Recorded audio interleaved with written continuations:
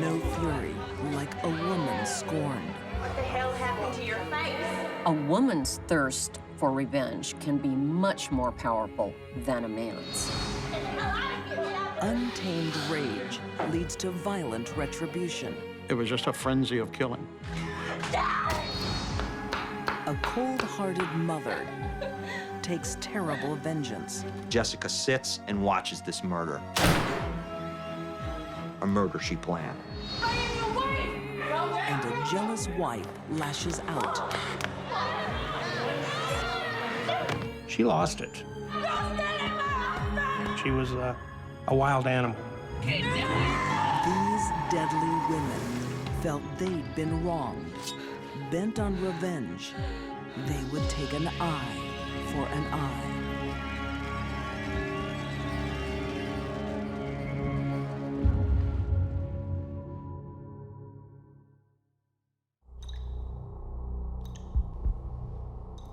Few of us will know exactly when we'll die. This woman does. It's at 6:45 p.m., February 3rd, 1998. She's taken a life. And now the state of Texas will take its revenge by lethal injection. She had joy and peace in the midst of it. Being with her, it was the most incredible experience of my life. She lived her life and made it count for other people. She was just a mean, vengeful, evil person. Her life story shocks a nation. Her execution divides it. Just who is Carla Faye Tucker?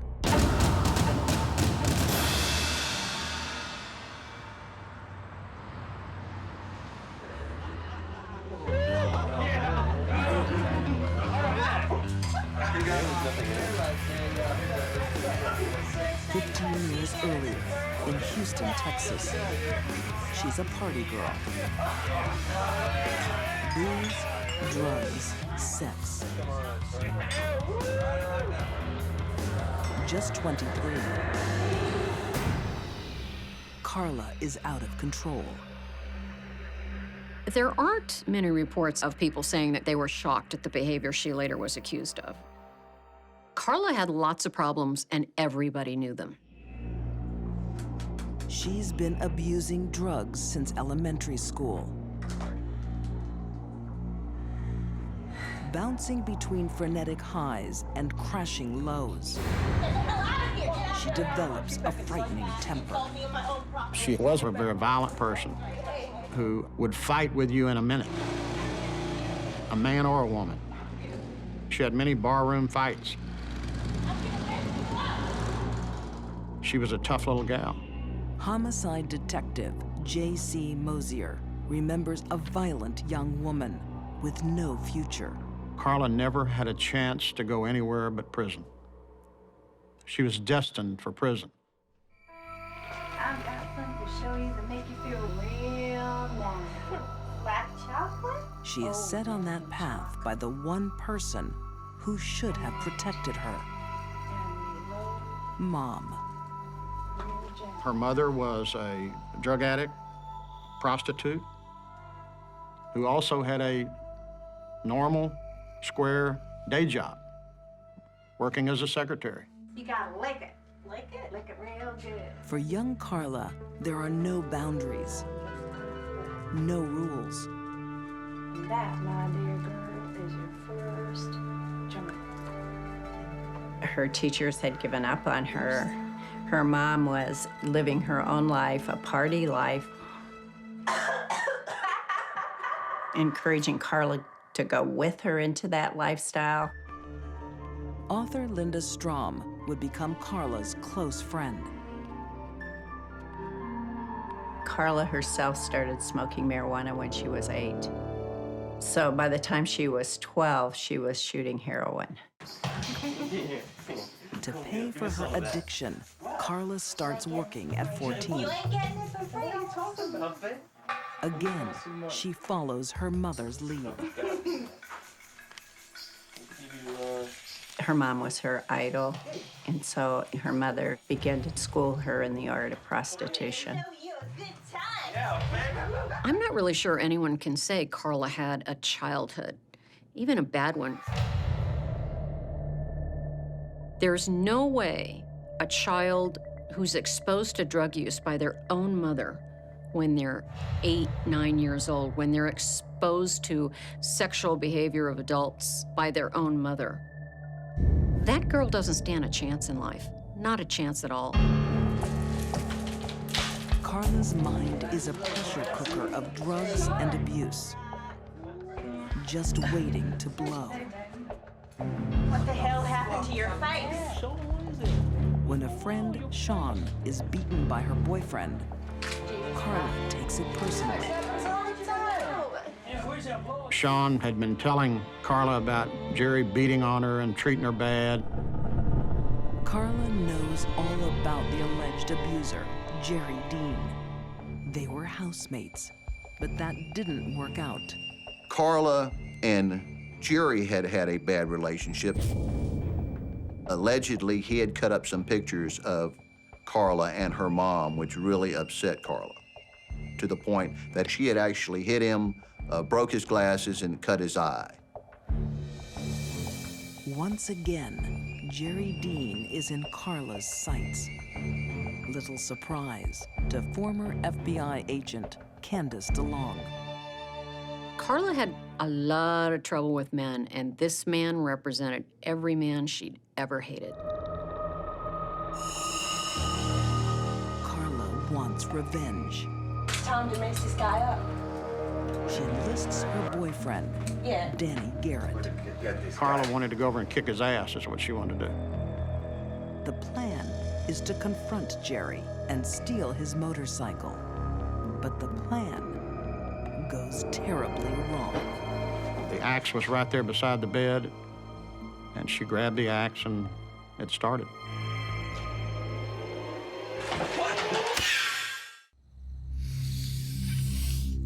After a wild 3-day party of booze and drugs, most of Carla Faye Tucker's friends have passed Gotta do out, something about it, Danny. Gotta do something about it. He's gotta be taught a lesson. but not Carla and her boyfriend Danny. Get it for you, baby. They're high and plotting revenge. Gonna do it? Let's get it, baby. Let's get him. She had so many drugs in her system, almost a dozen, which included things like methamphetamine, Dilaudid. She had uppers and downers. This is an enormous number of drugs. Forensic pathologist Dr. Janice Amatuzio says Carla is in an altered state. This cocktail would certainly have put her out of her mind. Their victim, Jerry Dean, has no idea of the approaching storm. He's clashed with Carla before, but this time will be the last.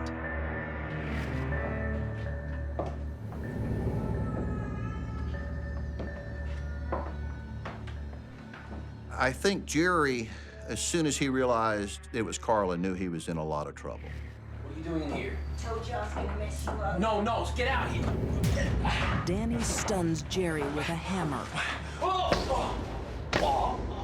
Get him, Danny. Get him. Get him good. They'd come to steal a motorcycle. Now, Carla decides on murder with a brutal weapon.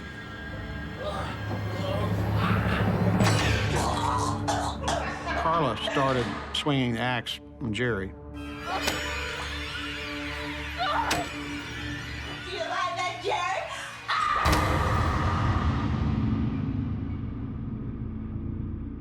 I just think it's an accumulation of booze and drugs and her intense hate for Jerry. A pickaxe is a heavy instrument. It is used to penetrate deeply, to deliver a large amount of force over a very small area. It's going to cause tremendous crushing injuries, fracturing of bones, tearing and ripping of blood vessels and nerves. Jerry was struck around 35 times, as I remember. Carla's frenzy might have ended there. But something moves.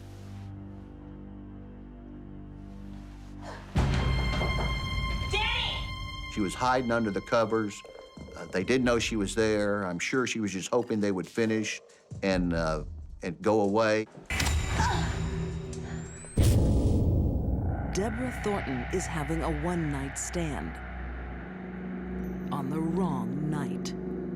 She was just an unlucky person being at the wrong place at the wrong time. The surprise witness must be silenced. Deborah first was screaming for her life, and then she was in so much pain, she was screaming for them to take her life. Deborah Thornton told them, please just kill me and get it over with. And Danny continued to hit her until she was dead. And they left the axe embedded in her chest.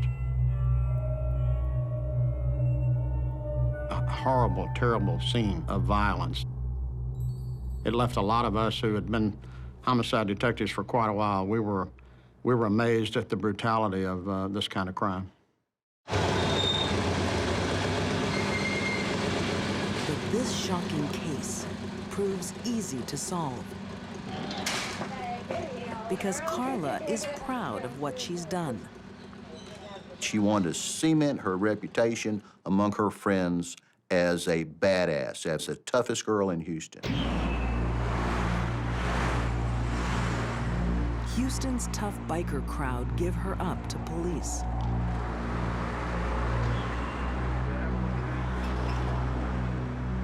You're like a fish in the ocean. If you open your mouth, you get the hook. Carla shows no remorse. She says in this eerie, squeaky voice, hell yes. That was her answer to whether she enjoyed the killings, and that was my answer to whether or not the jury should give her the death penalty. Convicted of first-degree murder, Carla and Danny are imprisoned on death row. And it's here that Carla's brutal life takes an astonishing turn. As she read the Bible, something hit her, and she realized for the first time what she had done. It's a genuine radical story of somebody who is like in darkness and walks into light. I think this was a real conversion. I think she really became a Christian, good person. He makes me lie down in green pastures. It was a metamorphosis from what she was to what she became. It was extremely amazing, and in my mind, really true. It happened. She did it. It wasn't phony. I don't think there was a phony bone in her body when she died. I want to walk arm in arm with you, Jesus. Save my sins. Forgive me my sins, Jesus. The tough, streetwise hooker becomes, in the eyes of some, an angel. Everybody loved her. I could introduce you to officers who, when they talk about Carla, will say, my life was never the same after I met her, after I had that encounter. I have to say that too. The governor is not convinced. After 14 years on death row, the state of Texas will have retribution. When she was getting ready to go to her execution, she said, I'm praying that my death will give those who can't forgive me the freedom to forgive so that they're free of this and don't have to spend their whole life dealing with what I've done.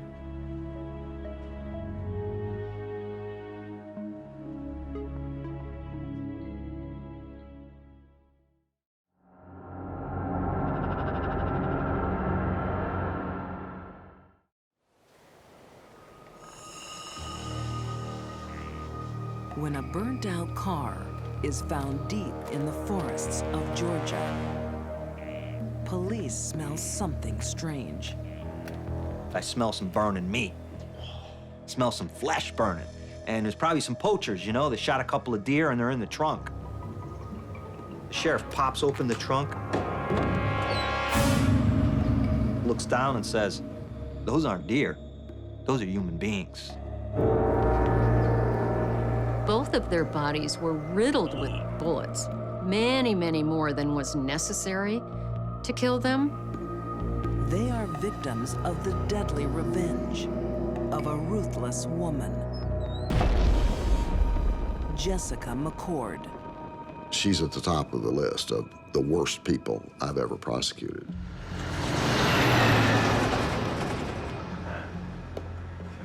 The first time Alan Bates kisses Jessica McCord, his life is set on a dangerous course. The easygoing boy from a good family has become her prey. Jessica sets her sights on this guy, and that's it. That's my golden ticket for life. There's my white picket fence, my long days on the couch watching soap operas while I'm having his babies. Jessica is soon pregnant. Alan decides to marry her. Hey, man. His family can't believe it. We never imagined that he would end up with someone like that. Never. To Alan's brothers, Kevin and Robert Bates, this looks anything but a perfect match. It definitely feels like she was controlling from the beginning. If you wanted me, you would have taken that phone call. What the hell's the matter with you? Don't touch me, I said. She definitely seemed to have, or seemed to assert, a certain control over Alan and his thoughts and what he would want to do and how he would spend his time. As the years pass, Jessica's behavior gets worse. Okay, y'all want to pack that up now and start your homework? We're fine. Jessica was really the instigator of the arguments and the fights. I said, pack the puppets away and do your homework. Alan continually wanted to work on things. Alan was a Christian. He was dedicated to this marriage. He was dedicated to raising a good family, no matter what she did to him, it seemed. I'll just go back to cooking the dinner like I always do. And you can sit down and But Jessica just couldn't be happy enough. you can go to your theater. These aren't just mood swings. She suffers from borderline personality disorder and narcissism. Quick to anger, self-obsessed, dangerous. Jessica is the wife from hell. A combination of somebody with borderline personality disorder and narcissistic personality disorder would be someone that would be almost impossible to be around on a daily basis. It would be the classic, it's all about me when it comes to that person. After years of heartache and turmoil, Alan can see only one way out: divorce. What the hell? You're not leaving. Alan really is at his wit's end. He can't take it anymore. Not leaving. Yeah, you just watch me. You just watch me then. She's starting to get violent. She comes at him with a butcher knife one day. And she goes to stab him, and he slams the door, and she, boing, she stabs the door instead. Divorce is no escape. Instead, it triggers something far worse. People with Jessica's personality disorders are not the kind of people that are going to be able to sit down with a spouse and work out the issues of a divorce or separation and child custody issues. Not at all. Nothing will make her happy. When she gets what she wants, she'll want more. Vengeful Jessica declares war on Alan. The children are her weapons. Jessica really begins to torment this guy with his children, using these children really as pawns in this game of chess. Author M. William Phelps says Jessica is a master of mind games. Visits would be planned with his children, and they wouldn't be there. He'd try to call him on a telephone. Jessica would say, you can't talk to him. Meanwhile, she turns around and tells the kids, see, he never calls you. He doesn't want to visit you. Ain't your daddy here yet? She's a narcissist, and she enjoyed that their life was her stage. And the players in this drama were Alan and those kids. And she had control over it all. That's one thing that Jessica loved to have, and that's control. You said I'll be able to see the kids. When a court gives Alan access, she ignores it. Well, I don't know, maybe next week? You know. Nothing that the court said was ever going to influence Jessica's decision to even let him see the girls. I want to see the kids. She went as far as to try to change their names and put them in a different school. And then when we found out where they were, then she pulled them out and homeschooled them. And it was all in a kind of a desperate attempt to hide them from him. The court will not be defied, and Jessica is briefly jailed for contempt. She makes a terrible promise. Someone has to pay. Whatever Jessica wanted, Jessica was going to get. And if it required murder, that was fine.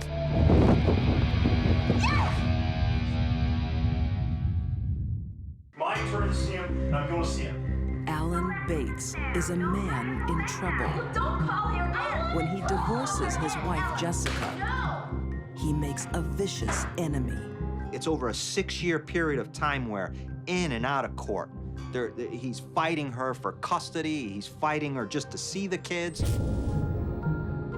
Alan makes a fresh start with new wife, Tara. I definitely feel that Tara was Alan's soulmate. She brought new life back into Alan when she came into his life. Jessica, I'm sorry, I don't think I... Jessica has found someone too. Of course we can do this. I'm not gonna lose my girls, okay? I'm just not. In That's it. Jeff McCord, she once again has a man she can control. You know what to do. We talked about it. Jeff is the kind of guy who would, if he loved a woman, would believe anything she told him. Think about it, think about it. But Jessica isn't getting on with life. You're not gonna hang. We talked about it. She's getting revenge. Do it for me. Alan was gonna ultimately get those kids away from her, and she could never allow that. She could not allow him to win. Is this what you want? Huh? She has a wicked plan. Nah, I mean it. Jessica goes to her husband, Jeff, and she says, Jeff, you gotta help me do something. The only way we're gonna get rid of him, because he's such a nuisance in our lives, is if you kill him. And Jeff McCord, a cop, he's a cop. His job every day is to save lives, keep justice, and stop violence. Says, well, we gotta come up with a plan.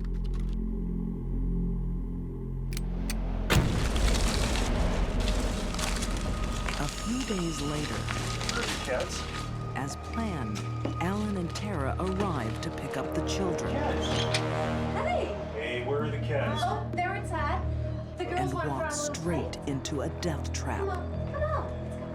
Come on, man. Come on. Alan knew Jessica's violent history. She tried to stab him with a knife one time.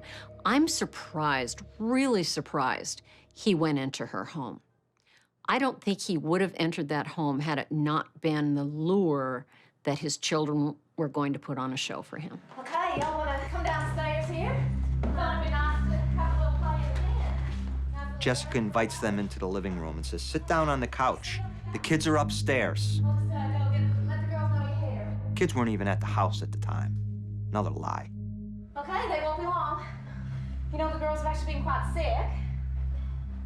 Really? Yeah, so I don't know if it's a good idea to be going out in this weather. Look, we gotta get going, so... And Alan is impatient. We gotta catch a flight, we gotta go. What's all this hospitality all of a Well, sudden? Sam's actually been having trouble with her nap. Ain't she? So Jeff just walks up, pulls the gun out of his back. She falls to the ground. Alan gets up. And he just fires at Alan 4 times.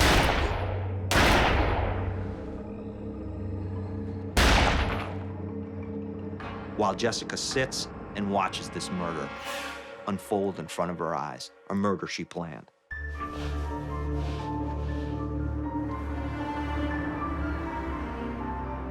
According to Chief Deputy District Attorney Roger Brown, the seeds of her appalling crime were sown years before. She grew up in a broken home. Her mother and father were divorced, and her father was abusive, physically abusive to her and to her mother. He wound up killing a woman in Tennessee. I don't necessarily believe in the bad seed, but maybe she got it.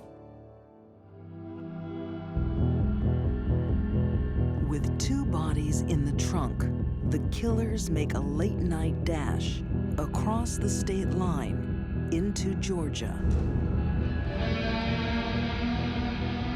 They pull the car into a field. They pour the gasoline around the car. On the car, in the trunk, open the trunk. They pour the gasoline on the bodies. They pour the gasoline on the seats of the car. Jeff goes over and he lights a paper towel and he throws it in the car. Nothing happens. So then Jessica goes over and takes care of it herself. She lights another paper towel, puts it in there, and it kind of... This car was just engulfed in flames. Jessica's arrogance will be her undoing.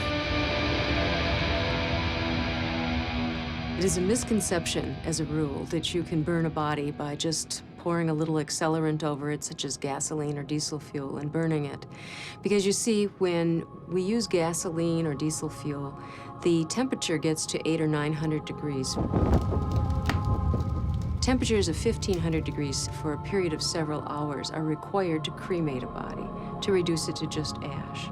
And most individuals do not tend to fire for that length of time. The bodies survived the blaze, along with a bullet and a scrap of paper towel with a distinctive design. Retired Detective Laura Brignac says police find another vital clue. Fortunately, during the fire, the license plate fell off of the car. And so immediately it was traced back to the Birmingham airport where Tara and Alan had flown into and rented the car. When investigators find out where Alan and Tara were supposed to be, they close in. They go to Jessica's house under a search warrant. They find paper towels that match that paper towel. And inside the garage, it came through the wall, they find another bullet that matches ballistically to that bullet find at the Georgia crime scene. Even under arrest for murder, Jessica McCord is coldly defiant.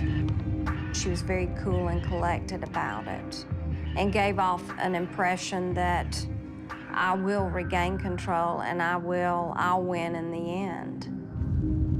Jessica McCord is one of the most vicious, cold-hearted criminals that I've ever dealt with. I prosecuted hundreds of murder cases, some very mean and bad people. Jessica McCord is at the top of the list because she's truly evil.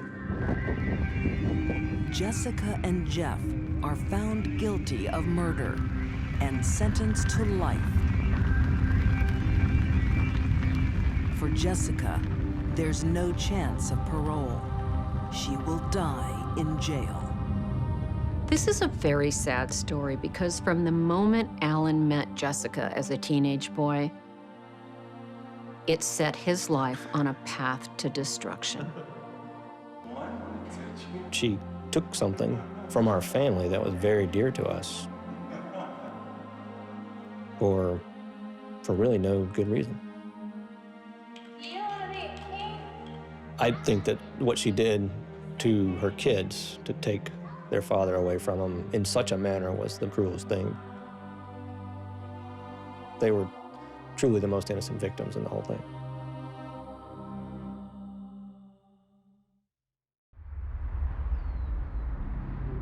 For some women, the burning desire for vengeance is a dangerous emotion. Revenge is the #1 motivator of murder. It's a very powerful force. And deadly revenge can be taken anywhere.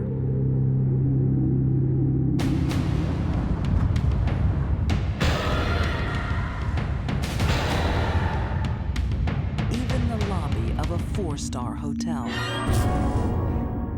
Clara Harris, by all accounts, is a really wonderful human being.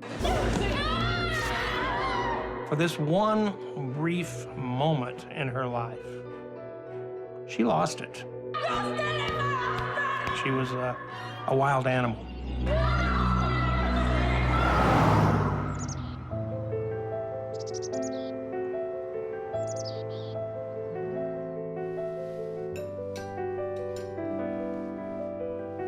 Clara Harris emigrated from Colombia and found the American dream. Oh, hey, girl. Hello. Looks good. College education, marriage to a wealthy dentist, a lavish home. But the dream has a fatal flaw. Her husband, David Harris. What's this? It's a salad. I made it for you. Yeah, but I don't like rocket in my salad. David Harris was a self-indulgent, egotistical clod. Everything about David was have the best of everything, have the best looking woman, have the best car, have the best house on the block, which they did. Texan author Stephen Long says that while David Harris seems to have it all, he still wants more. He wants his receptionist, Gail Bridges. Gail Bridges is a little cutie. She's a pretty good-looking woman herself. So it was a situation where David just wanted it all. For months, David cheats on Clara Harris, barely covering his tracks. The affair became quite obvious to the employees in David's orthodontics office.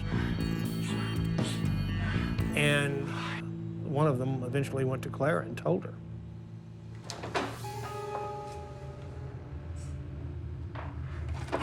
David's affair will become his death sentence.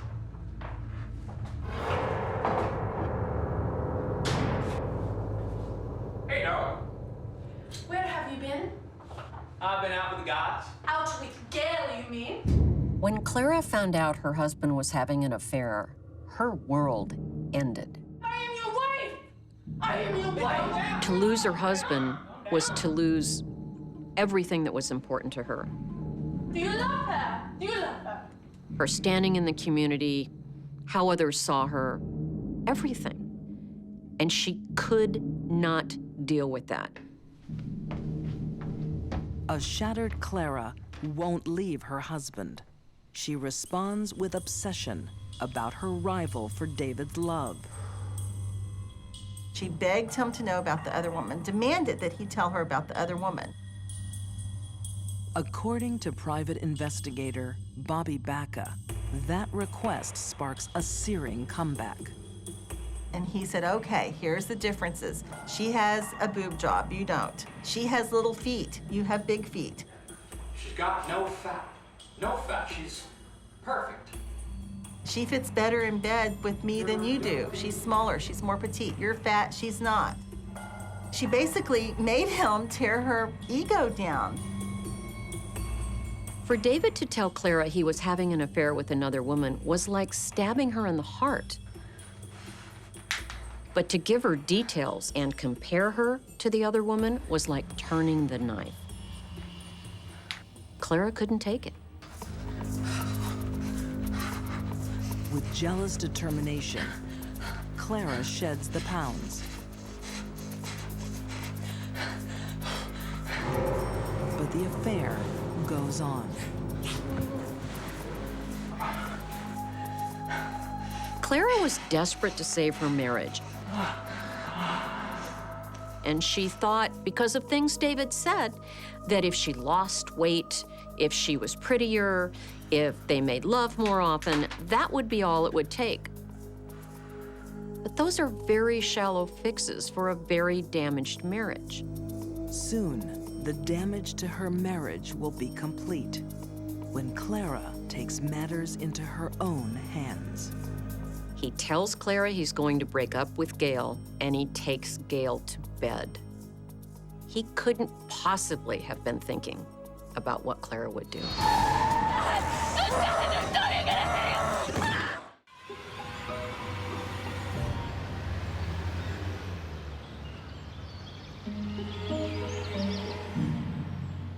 On an upscale Houston street, in a lavish house,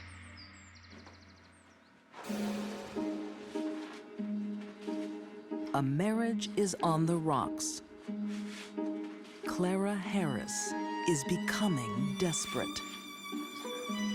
There's no evidence that Clara has any kind of psychiatric disorder. She had cheating husband disorder. For her, big problem. Dentist David Harris has been caught having an affair with his receptionist, Gail Bridges. His next lie will turn this once loving wife into a killer. David told Clara that he was going to meet with Gail and break off the relationship once and for all. But Clara doesn't trust her husband anymore. She goes to private investigator Bobby Baca. She said, here's all the case information. He's going to meet her tonight. If you can get close and get recordings of what they're saying. She wanted that.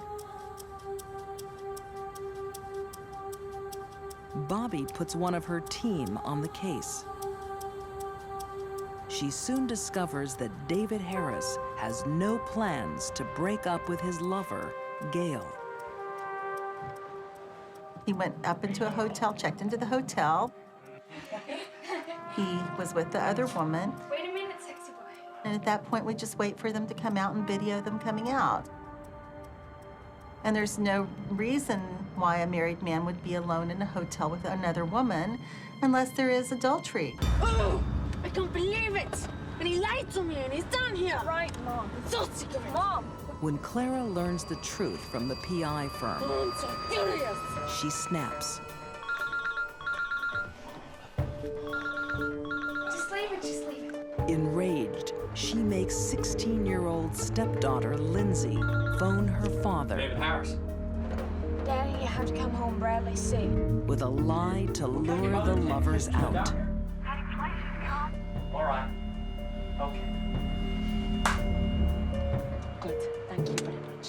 And that is where our story really becomes incredibly violent, because she saw them come downstairs, get out of an elevator, hand in hand.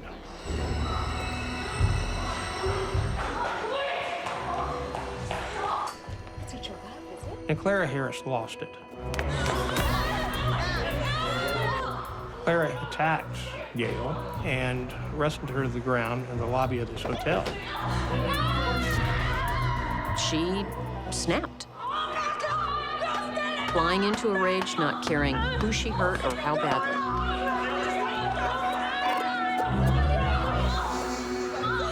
It's more than just a struggle.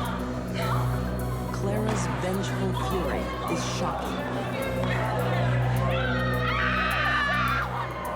The fact that Clara attacked Gail, and then once she was pulled off, went back and bit her, she's acting like an animal.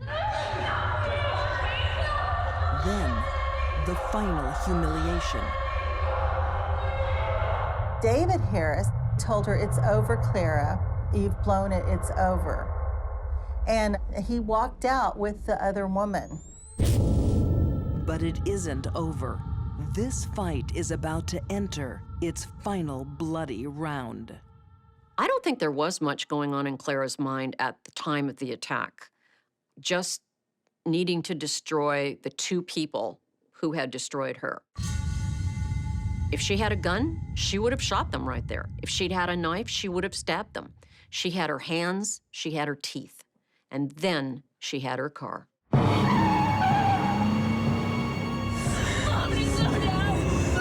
Clara guns the car. In her blind anger, she's racing through the parking lot. She came around. That's when my PI first saw her. David is escorting Gail around the hotel to the back.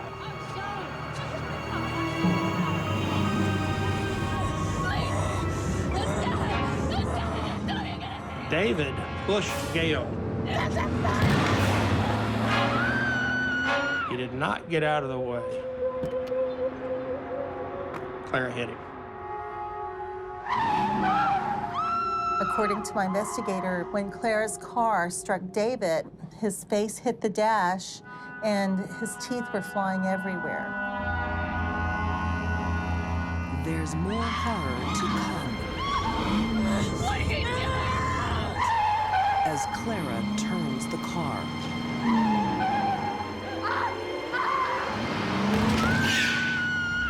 And then began this circuitous route of her coming back around to run over him again and again and again.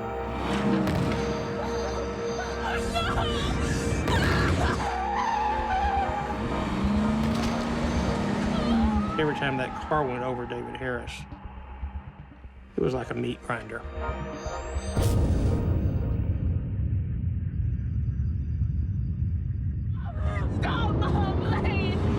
From the passenger seat, Lindsay Harris is forced to witness her own father's death.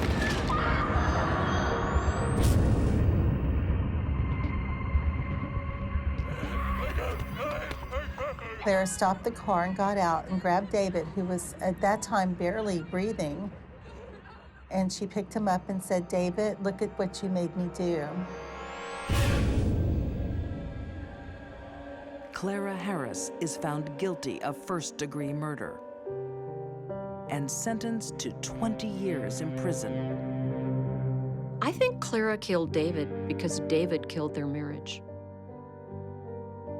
After years of belittlement and an ongoing affair, Clara could not be pushed any further.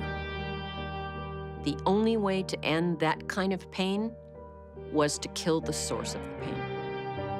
It's lucky that Gail wasn't also killed. The problem is that Clara Harris loved David too much. She loved him to the point that she was willing to kill to keep anyone from having him. Unfortunately, it was David who she was willing to kill.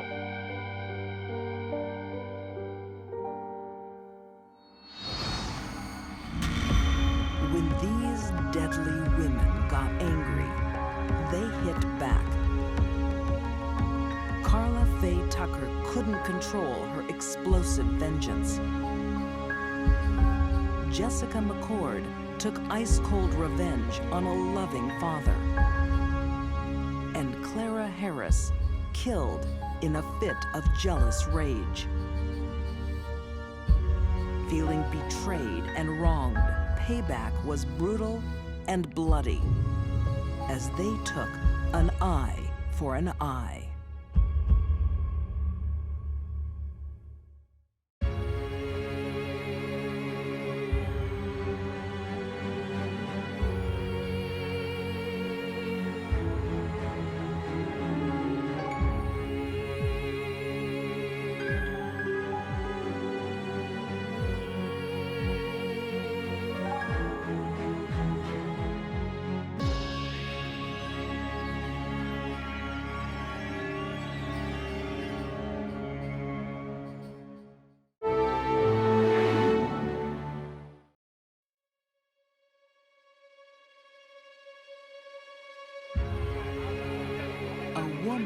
Chooses a life of crime can become a monster.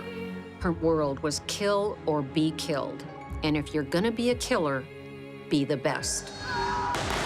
A ruthless ruthless drug lord sends every rival to the grave.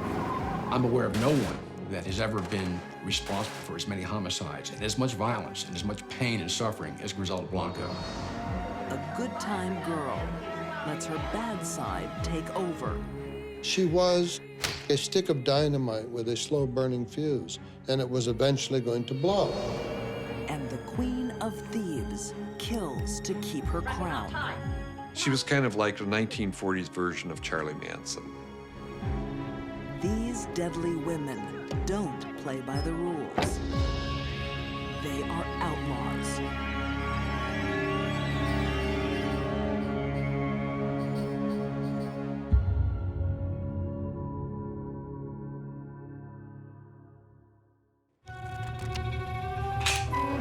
Doing business with an outlaw can have hidden costs. If you owed her money and you couldn't pay her, you didn't want to pay her, she would kill you. If she owed you money for drugs and she didn't feel like paying you, she'd have you killed. Anyone that got in her way, anyone that insulted her. She just didn't care. I'm thinking if someone accidentally bumped into her on the street, they could be dead too.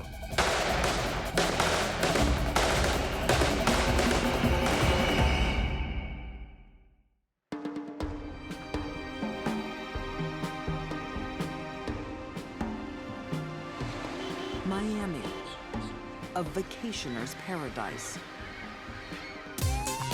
But in the early 80s, the city is riding a different wave. Money, Cocaine, cocaine, $50,000. it was all money, money, money. It's the hub of a billion-dollar drug industry They just couldn't spend it fast enough.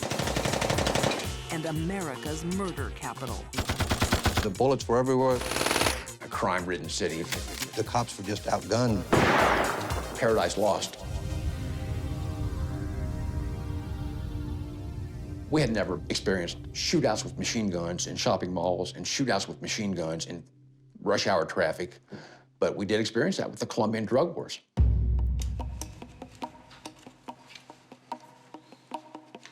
Al Singleton lived through those wars as a cop in Miami's homicide division. Our homicide rate in 1980 went from approximately 300 a year to 600 a year. So life changed dramatically in the early 80s in Miami. Across the city, ruthless men battled for control of Miami's cocaine trade. But the meanest, richest, most powerful drug lord of them all is a woman. Griselda Blanco, the godmother of cocaine.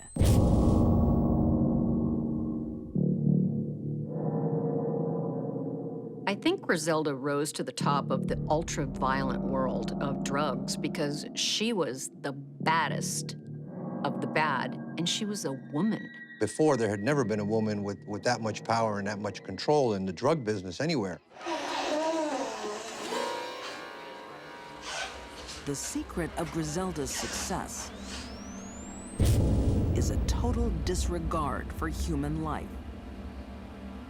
Over 100 people are murdered by her hand or her order. Hey, look, come here. How did you go? Okay. Don't mess with me. How did you go? For every killing carried out by her assassins, she demands gruesome proof. There you go! You did good. Very good. She had to prove her stature. She had to prove her ruthlessness. But Griselda does the most personal killings herself. What are you talking about, Griselda? She gained the nickname of the Black Widow because she had some of her husbands killed when either they disagreed with her or wouldn't do things she wanted. It was not a wise decision to be married to Griselda Blanco.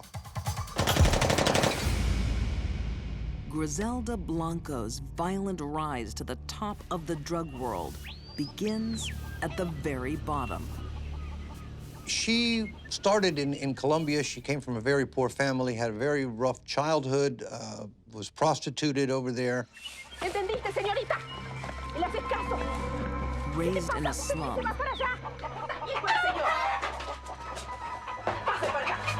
She's treated as a commodity to be bought and sold.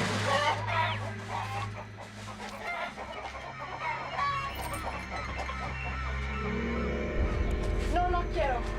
Váyase, por favor. Váyase, por favor. No, no, no, no, no. Age 16, she uses forged documents to escape to the United States. She decided to stop being the victim and become the victimizer, and that worked out well for her. It didn't work out for very many people that met her, though. Watching Griselda's rise to infamy was Miami cop Nelson Andrew. Things just fell into place for her, and she became the number one in South Florida and Colombia.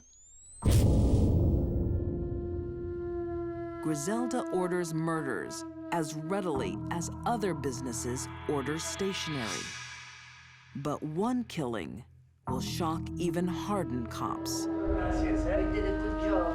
It begins when Griselda puts out a contract on one of her own hitmen, Chucho Castro. Once they determined where Chucho had been living, they surveilled the house. They saw his car leave the garage of his home one day. They decided to follow it. But the killers don't know that Chucho is not alone.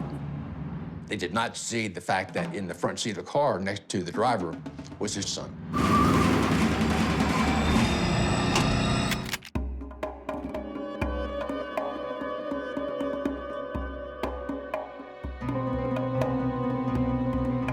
Miami, 1982. A city under siege in the cocaine wars. Working Friday and Saturday nights was the hot time. It was going sometimes homicide to homicide. And the greater majority of them were drug-related.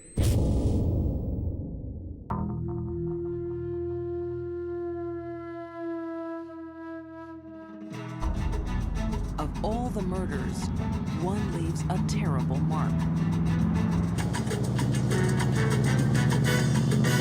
Chucho Castro is taking a drive with his son, Johnny.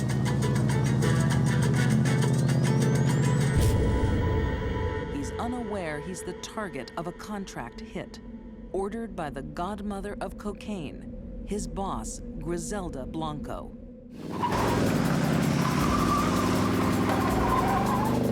The van pulls alongside of them. They slide the door of the van open,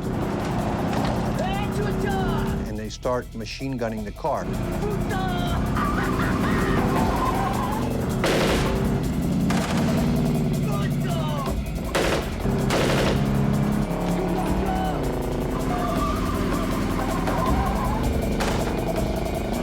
Incredibly, the bullets miss Chucho. His son Johnny is not so lucky. He, of course, was hit, and that's how Johnny Castro was killed.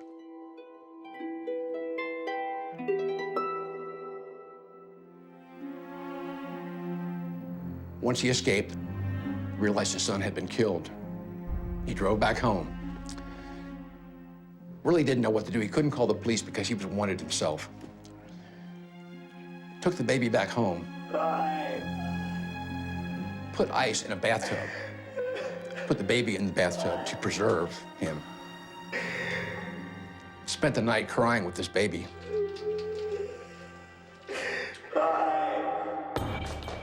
Meanwhile,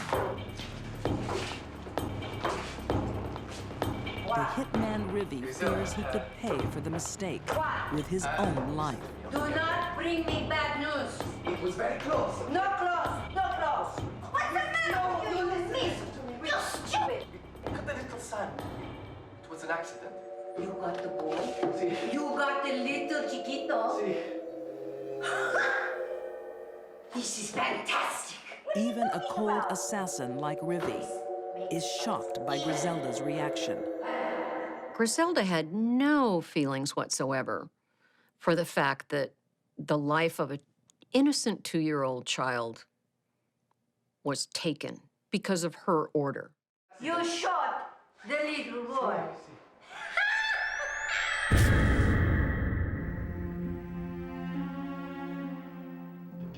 I don't understand.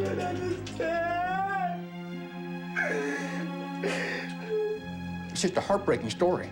And when you think about what a shame it was that this baby had been killed, and the glee that Griselda took in the fact that they were successful in killing this baby, you know, words can't describe how evil this is.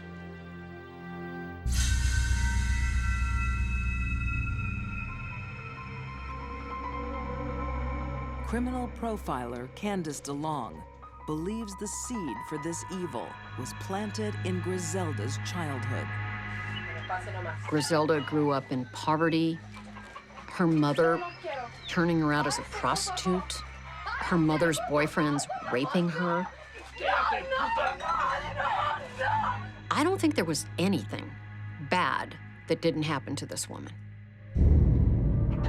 Cruelly abused as a child, Griselda grows up to become the cruelest abuser of them all. Griselda's upbringing was extremely violent, neglectful, and depraved. That ended up being the very world she became queen of. But in the mid-1980s, Griselda's empire comes crashing down. At your job! Her hitman Rivi is arrested and decides to testify against her. It looks like the godmother is headed for death row. But Rivi is deemed an unreliable witness, and the woman linked to dozens of murders takes a plea bargain in return for just 20 years in prison. There is no one that deserves to be on death row more than Griselda Blanco. The fact that our case fell apart because of witness problems, to this day, enrages me. Griselda Blanco is released in 2004 and deported to Colombia. Today, her exact whereabouts are unknown. The fact that she has not been killed in retribution by some of her enemies, I will never understand. But that's apparently the situation, and that's just the way it is. And apparently she's living large in Colombia as we speak. Griselda's world was kill or be killed. And if you're gonna be a killer, be the best. And she was.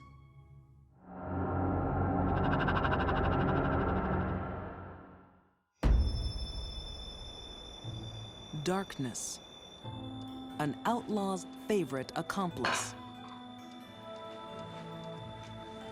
A time to stalk the unwary and the vulnerable.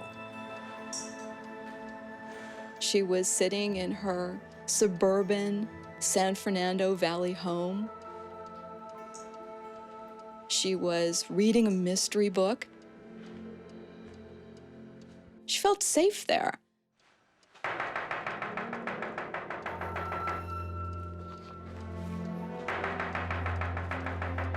Tonight, lonely widow Mabel Monahan will become a character in a real-life murder mystery.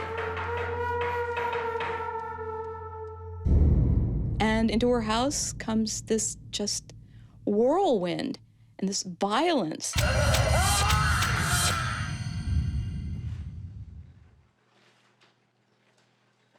Well, this was the most brutal offense that I can recall in my 30 years of tenure. In 1953, Detective Harry Strickland was called to this house in Burbank, California. What he found has haunted him ever since. An aged lady laying on the floor, beaten about the head, her hands tied behind her back, and blood everywhere. Hard to believe that anybody could do that to an old lady. Mabel Monahan is dead, her home ransacked.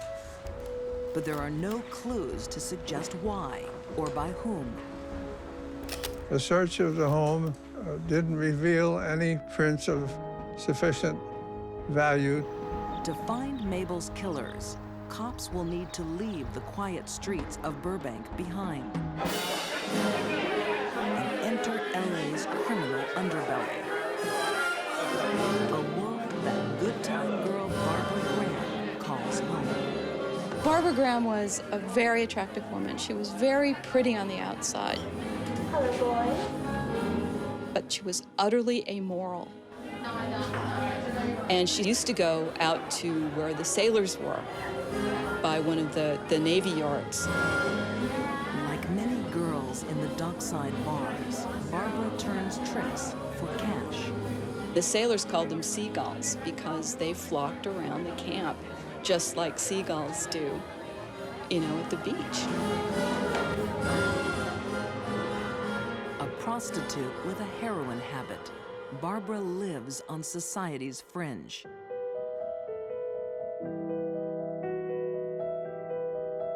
She's never known any other life. Well, Barbara was an outlaw from the very beginning. She had grown up very tough, very unloved. Her mother, Hortense, was such a venomous, vitriolic, horrible woman. As a young girl, Barbara is abandoned by her mom.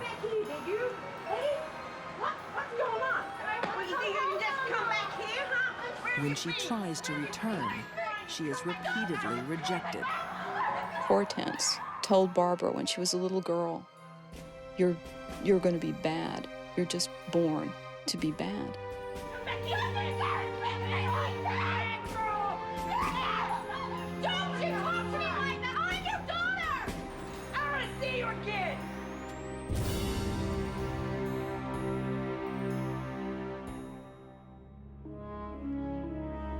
LA crime writer John Gilmore believes Barbara's abandonment sealed her fate as an outlaw. I mean, she was deserted from when she was a child. Literally, figuratively deserted. Barbara grows up to be just what her mom said she would be. A bad girl who's about to get even worse.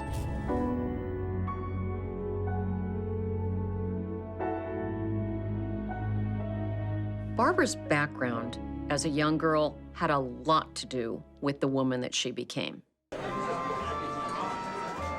Barbara keeps the scars from her childhood well hidden, but they are looking for a way to get to the surface.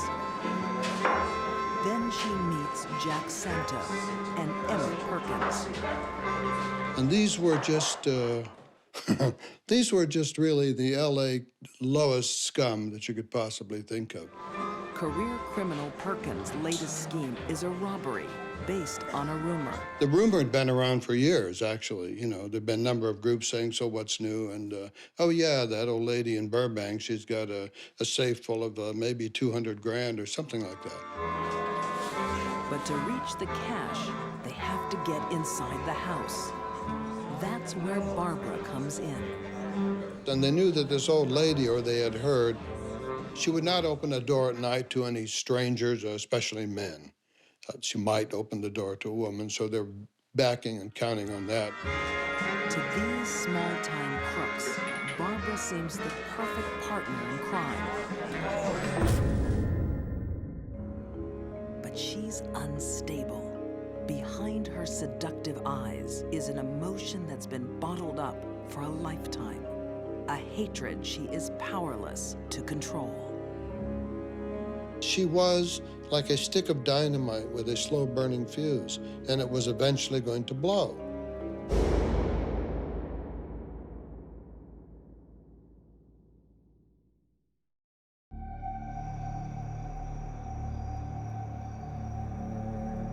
In 1950s Los Angeles, an outlaw emerges from the shadows.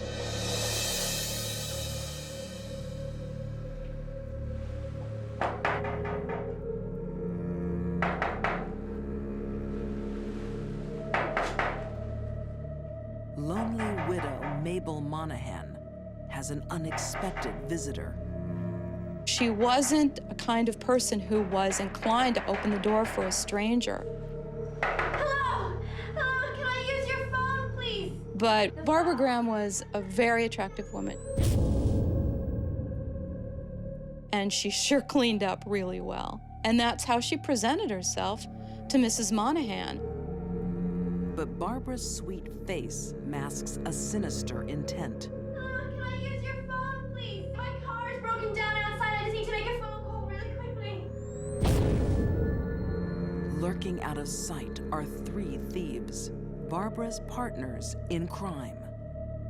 Mrs. Monahan was still not immediately convinced, but she finally relented and let Barbara in. I'm sorry, I don't like the dark very much.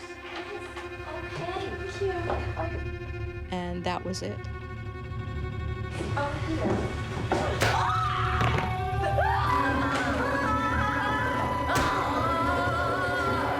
I don't think that Mabel Monahan had any chance whatsoever. Barbara pistol whipped her. That could not possibly have been necessary.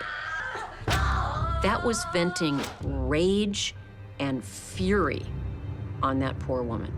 You are a terrible mother! I hate you! The rage is born of a hatred for her abusive mother, Hortense.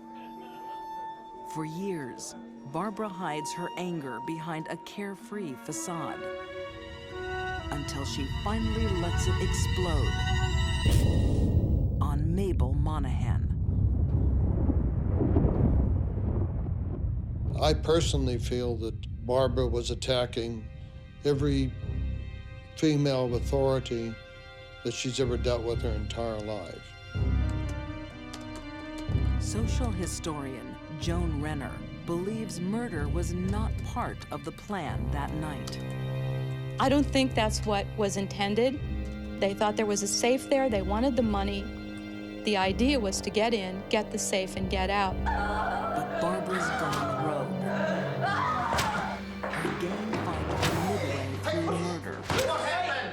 What's it say? She was not supposed to have done that. That wasn't part of the plan. What the hell's going on? Shocked, Perkins and Santo begin a panicked search for the safe. They ransacked the entire house, pulling everything out of everywhere. Find this. Find it. Look everywhere. Meanwhile, the old lady was on the floor bleeding and her head cracked open. She wasn't dead yet, so Barbara ran into the other room and got a pillowcase.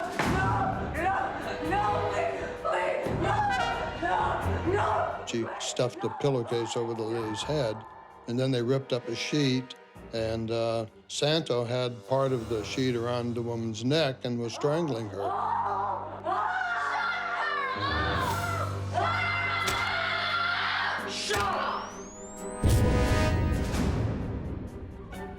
The noise alerts the fourth member of the gang, safecracker Baxter Shorter. What the hell? Baxter saw Mabel Monahan on the floor, bleeding profusely from her head. He could see her bleeding through the pillowcase. And he said, this is bad. This is not good at all. This wasn't supposed to go like this. I don't want any part of this. We have to get help. The rest of them were not interested. They just wanted to get out of there. There's no safe. We're out of here. We're out of here. We've got it. Well, hey, you get out. Before he leaves, Shorter grabs a utility bill containing Mabel's address so he can call her an ambulance. He went to a phone booth, he called it in, but the dispatcher got the address, but Baxter Shorter was so upset that he didn't say that the house was in Burbank. And they couldn't find an address like that in LA. And so no one went out. And her body wasn't found until a couple of days later. With no fingerprints at the scene, police have no leads.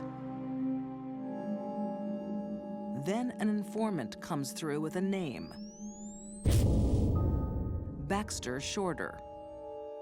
Well, Baxter Shorter had decided that he would come clean if he got a good deal, if he, to let him go. Baxter gives up the names of the gang to save his own skin. It will have the opposite effect.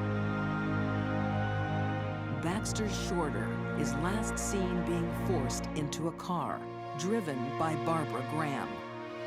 He was taken out somewhere in the desert, never to be seen again. They never found him. Not a trace, nothing. He was declared legally dead 7 years later. This second murder doesn't cover the gang's tracks for long. Within days, they are arrested at their LA hideout. In court, Barbara's pleas for mercy fall on deaf ears. She even said at her trial, she told the prosecution, "Haven't you ever been desperate? Don't you understand what that is?"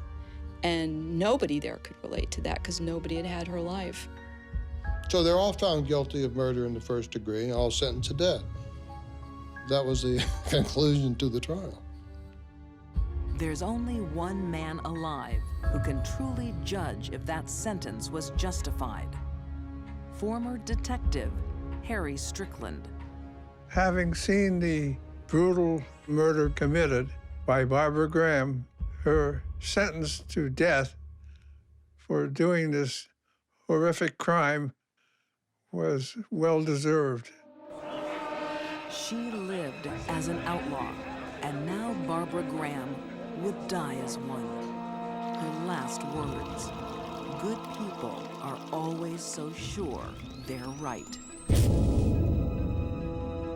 Barbara's last comment shows her contempt for that part of society and how apart from it she was.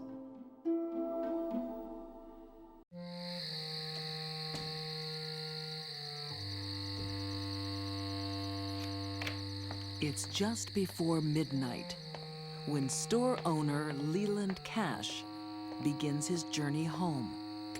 It was closing time for this little hamburger shop that was by Golden Gate Park.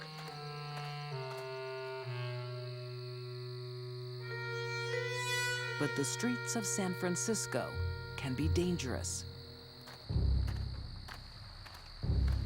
Stop. What's in there? Give it to me. Give me the parcel. Give it to me. The gunman is Albert Ives, the driver of the getaway car, Bobby Sherrard. They believed in robbing gas stations, barbecue carts, small restaurants, rolling drunks. They're totally petty crime. Tonight's target reacts in an unexpected way. Give it to me. Give me the parcel. Give me the wallet. The proprietor, he reached into his pocket. Albert thought he was going for a gun. And shot him in the stomach and left him to die in their parking lot outside of the hamburger shop. Leland's dying hand doesn't hold a weapon. It's a hearing aid.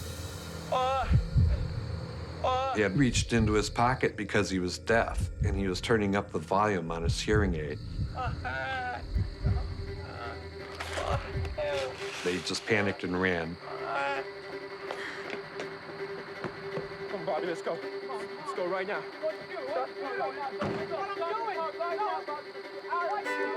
For these panicked crooks, a bad night is about to get worse. I was there in the car, and he was meant to go rob the guy, just like you said.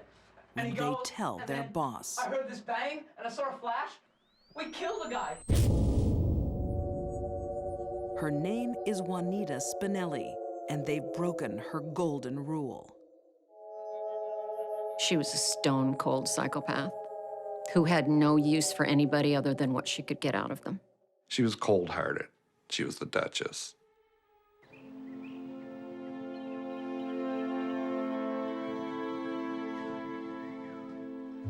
In Depression-era San Francisco, a woman provides a home for the downtrodden and the desperate. They were all juvenile delinquents. They were all pretty young guys, came from broken homes. Head of the household is Juanita Spinelli, the woman they call the Duchess. You want some liquor, boy? Go, you give him some liquor. Oh, what about me? You wait your turn, boy. Sit down. Juanita was a mother figure to these men, even to a point of cooking the meals like Mom would cook at the stove for the family, cleaning, very much as if she was their mother. All right, you are going to steal this. This is not Juanita a toy dispenses to be more loaded. than motherly Now, care. I'm walking down the street, a little lady, you're going to take it without me feeling a thing. Funny, you fool! I felt every moment of that. Miss Spinelli ran a crime Take school you over here. You show them how to stop. Be patient. so that she basically produced professional criminals. I'm a walking down the street, I'm a lady. These were crimes to make money. She smiles at me, she takes the watch. Do you see how that's done? The Duchess's rule mixes authority Get over here. with Pay feigned attention. affection. Gypsy, my sweetie, you did that just right.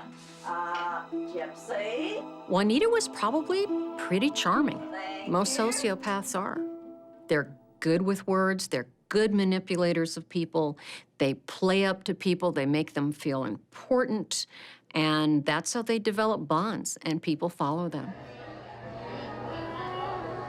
The gang's secret weapon is Juanita's daughter, Gypsy.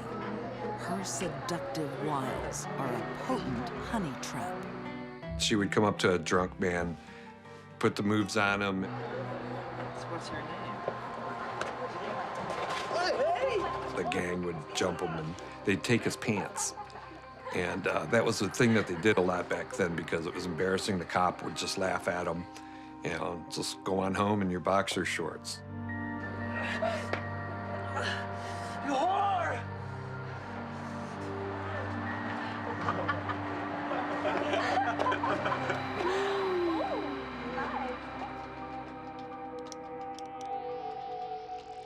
Crime writer David Kolchak says while the gang took all the risks, Juanita Spinelli reaped the rewards. She was able to trick these young men into doing her dirty work, Watch it. Everybody. handing over cold hard cash Albert, over here, boy. What'd you get? instead of keeping it themselves for a $10 a week allowance. What else? Come on, you must have something more. A wallet. Let's see what he's got in here. The Duchess rules using just one law: no serious crimes. She didn't believe in pulling off big crimes, like robbing a bank or a jewelry store. She believed in nickel and diming. She said that they'll never get caught if they nickel and dime. Murder is no petty crime. Killing Leland Cash breaks the Duchess's golden rule. We killed the guy. The Duchess was furious that there was bloodshed, that violence happened, and that she knew that the police were going to be in on it now that somebody was murdered. He could have been bleeding there for hours. He could still be there. And this career criminal can spot another danger. But he didn't have to die. And what are the police gonna say, huh? Bobby's But he didn't loose have to die. lips. He could still be there, bleeding and dying. Right? Robert Sherrod was only 18 years old, and he was just basically a kid. He was a kid that should have been you know, at the soda shop stand with his girlfriend in his dad's borrowed car. But instead, he was in this life of crime. And he got in way too deep. What's gonna happen? I don't want to go to jail. I don't want to die. The youngster's conscience is killing him. Juanita saw him as the weak link in the group and feared that because he wasn't handling the robbery very well, that he might shoot his mouth off to the police and expose all of them. And she couldn't take a chance on that. The Duchess knows her outlaw family is threatened. Okay now, Bobby. To keep it together, she'll do the unthinkable.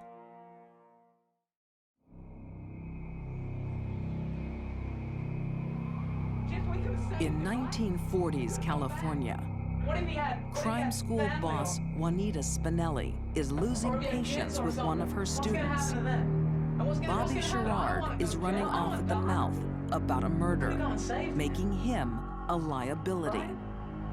The Duchess was afraid that Robert was going to go to the cops. Pour Bobby another drink. I don't want to go to jail. I don't want to die. Bobby.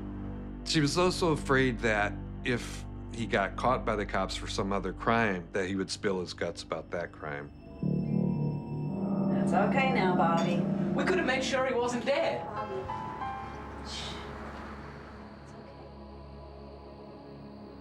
So she decided that he had to die. The Duchess flips from mother figure to murderer, mixing whiskey with a powerful chemical, chloral hydrate. It's a drug familiar to forensic pathologist Janice Amatuzio. Chloral hydrate is a prescription medication, and it's usually used to cause people to go to sleep. Sometimes individuals will place chloral hydrate in alcohol, and this is called a Mickey Finn, also known as knockout drops. The Mickey Finn was invented in San Francisco in bars. They would give them to sailors that just came off ships, and then they would Shanghai them. In high doses, chloral hydrate can also kill. What do you mean, no? He only shot him in the gun. Relax, Gypsy. The trust Bobby has for his boss is about to be supremely betrayed. Have another drink.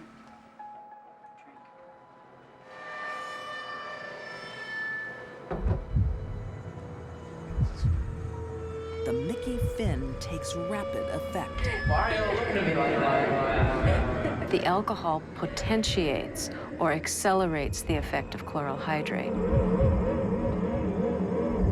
An individual may know that something is wrong in five minutes or more. Why are you all laughing? They're going to start to feel sleepy. What's happening? And then they'll start to feel excessively drowsy.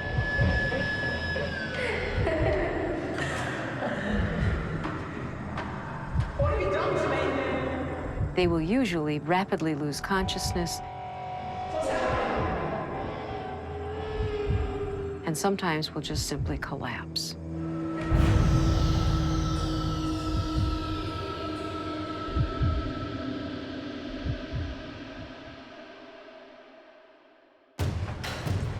So immediately, the gang beat him up while he was unconscious. They just totally jumped him and just wailed on him. This is what we does to squealers. If that was out of pure anger because he was messing up with the plan or they were just all psychopaths, no one knows. Get that over here! Come on! First, drop him! Get him in! Come on, hurry up! Good! Witness!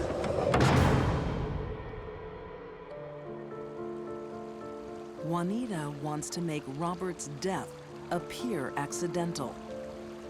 They took him to a river, took off his normal daytime clothes, placed him in swimming trunks, and then took him up on a bridge and threw him off the bridge into the icy waters below.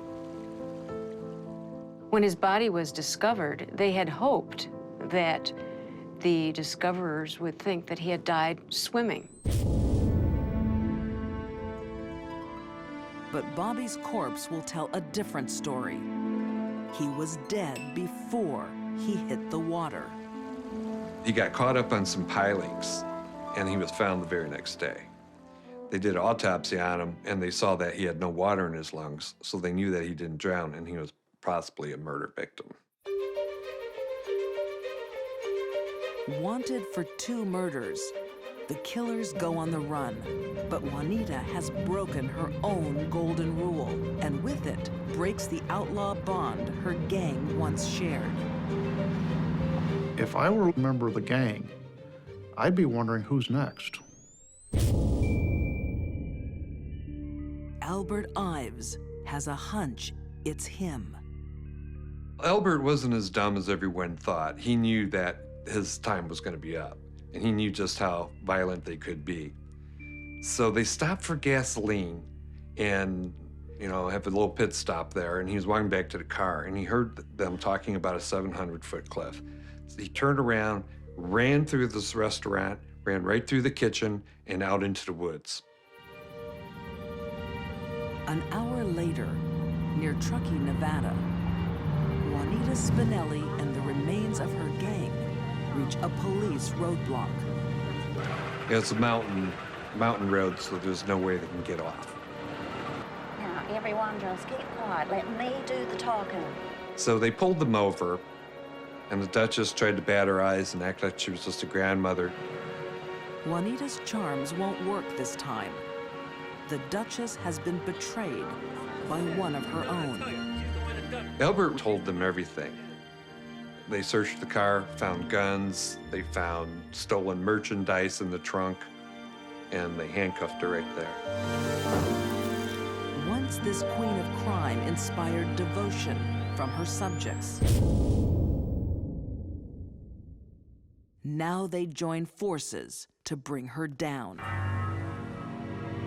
When the gang members go into the witness stand, they end up pointing at Juanita Spinelli, saying she was the one that came up with the idea. She is the one that came up with this murder. She is the motive force behind this murder. She is guilty. And the Duchess was the first woman to be put to death in San Quentin's gas chamber. The cruel reign of the Duchess comes to an end with a bitter taste of her own medicine. The Duchess ruled her family with an iron hand, but the fatal flaw was believing that she could make no mistakes. When mom hurts a child, all the other children have nothing to think other than, well, if she did that to him, what might she do to me? Which is exactly what happened and what led to her demise. Bye-bye, Bobby. These deadly women scarred society with their lives of crime. Griselda Blanco made Miami streets a war zone. Barbara Graham betrayed a lonely widow's trust. And Juanita Spinelli turned needy kids into killers. They reaped crime's rewards, but paid society's ultimate price. Cast out or killed as outlaws.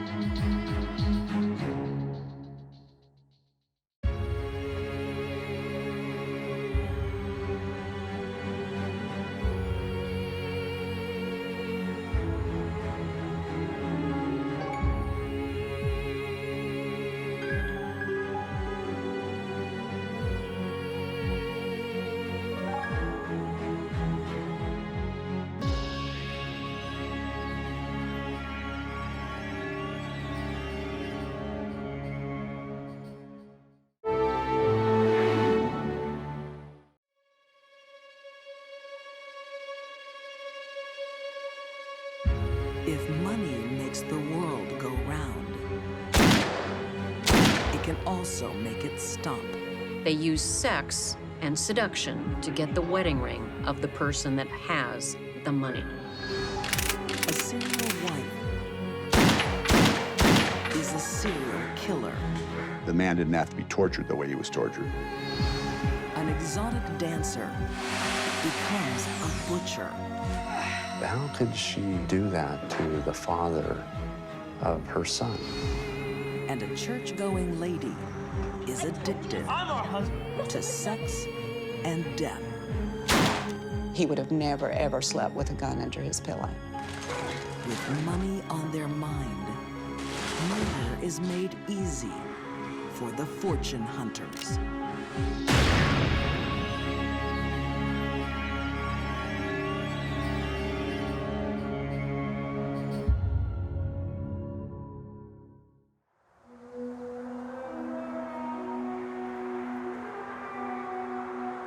In Steamboat Springs, Colorado, Halloween is still weeks away. But an odd couple are stalking the streets in disguise. She was seen a couple of times by different people wearing this same disguise. While it seems like a joke, the intent is deadly. Jill Coit is staking out a kill. It wasn't an easy death, and it was a very messy crime scene. It had to be horrific for him.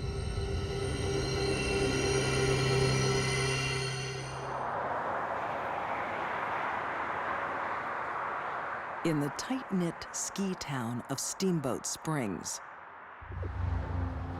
Jerry Boggs runs the local hardware store.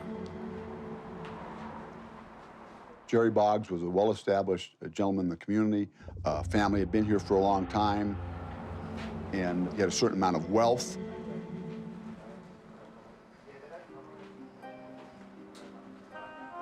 Single mother Jill Coit is new to town.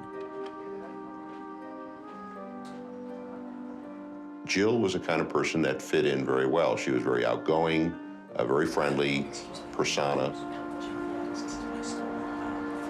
Jill and her sons are renovating a local bed and breakfast. She soon becomes a regular at Jerry's store. I think when Jill came along, she showed an attraction to him, and that was exciting to him,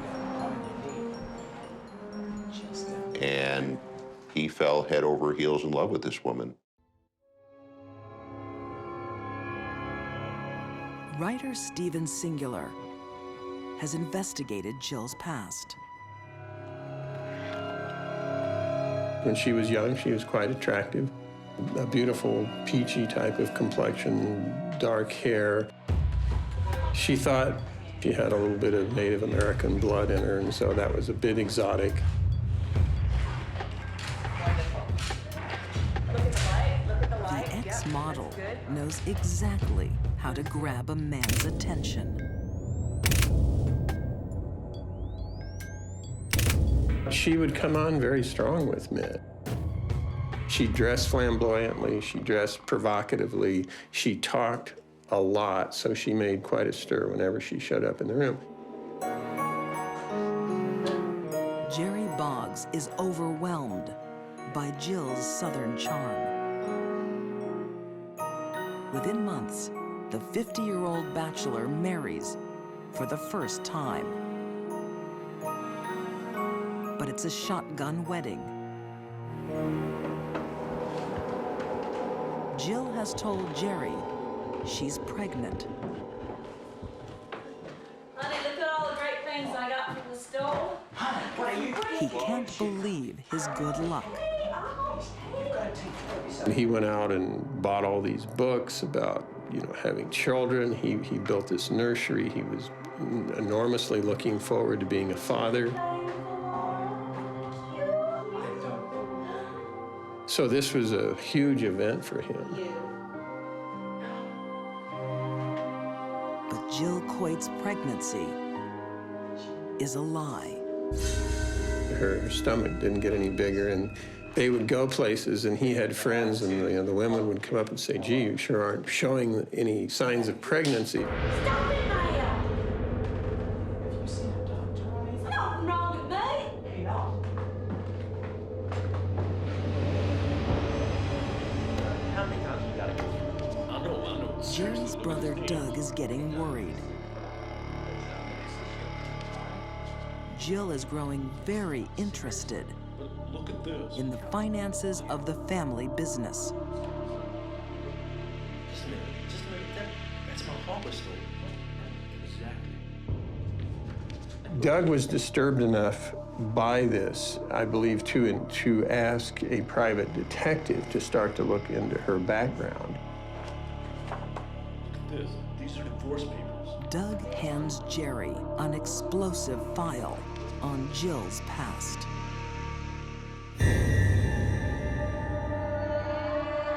Jerry had found out that Jill was a massive, massive fraud. Jill Coit has been married 11 times.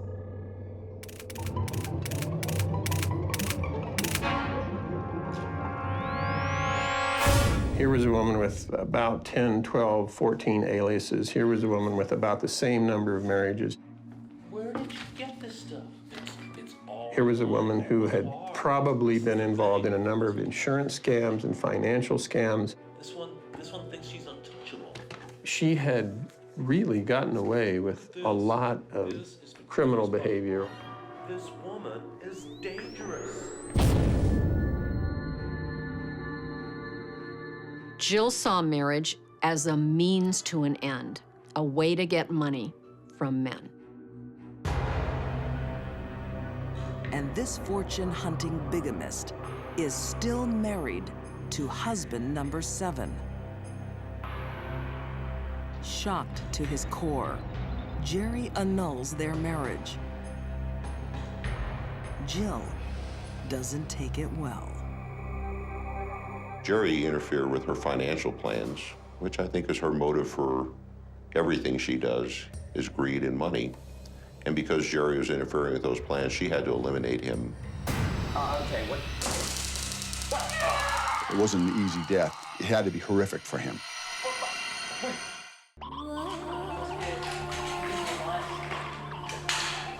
Jill Coit is an ex-model.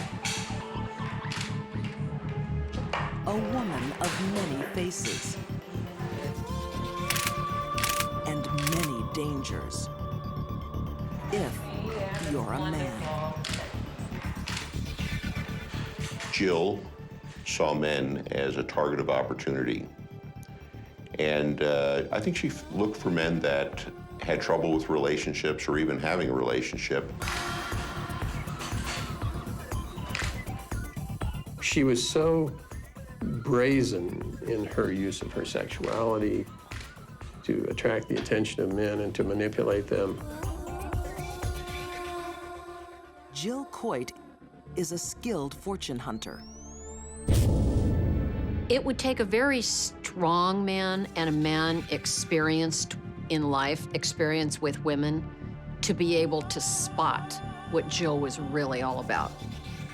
Most men couldn't.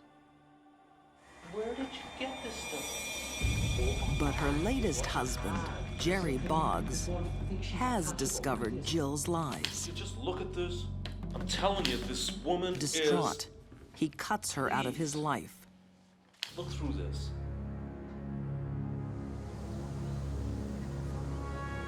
Now Jill wants revenge on Jerry. To get it, she tangles a new man in her deadly web. Michael Backus.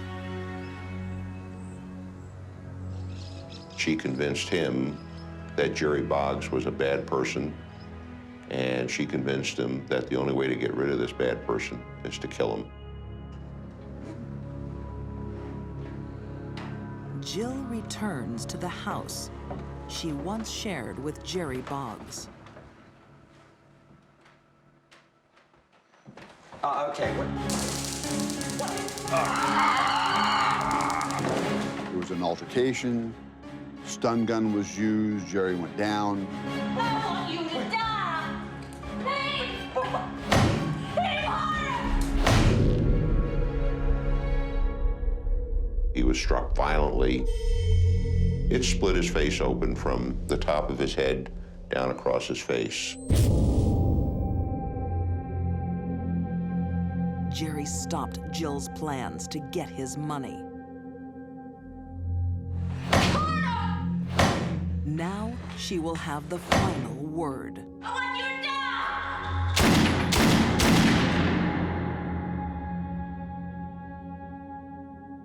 Jill shot him in the back with the .22 caliber pistol. This man didn't go easy. Jerry Boggs died a very painful death. The man didn't have to be tortured the way he was tortured. Let's go! Let's go!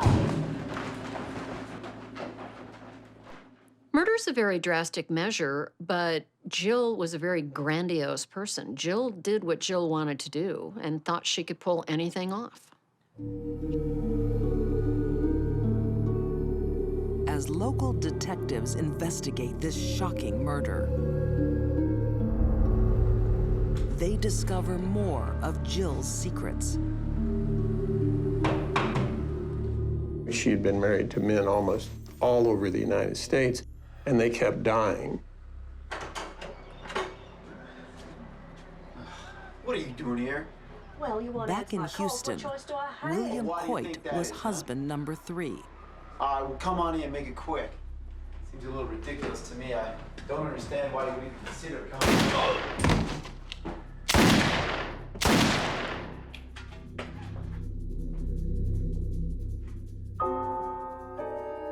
William Coit was shot very similarly in the manner of Jerry Boggs. He was shot 3 times in the back with a small caliber handgun and found at the back door of his house. While Jill is the prime suspect, William Coit's murder is never solved. The death of Jerry Boggs won't fade so quietly. Let's go! Let's go! After the murder, Jill makes a fateful phone call. Jill Coit called her son Seth at the bed and breakfast, and she made a statement. My baby, it's over, and it's messy. This time, his mother has gone too far. When he learned that Jerry Boggs was dead, was absolutely terrified. The last thing he wanted to do was to be involved in this.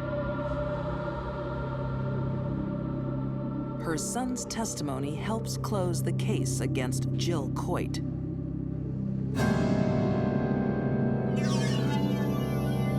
Found guilty of first-degree murder. She's currently serving life without parole. I don't believe Jill Coit to this day will even admit that she did this murder. She's a woman without a conscience, and I don't think she's lost a night's sleep over it. Whatever was in her that keeps the rest of us civilized was not there. She is a cold-blooded killer. And if we didn't catch her, rest assured she would have killed again. I'd say she's a bad girl.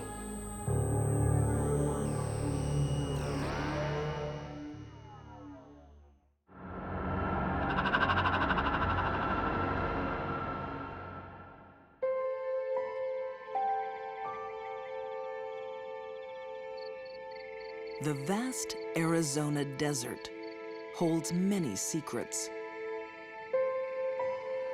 Not all of them are meant to stay hidden. It was very hot, dusty. You could smell the odor in the air. just a rotten, putrid smell.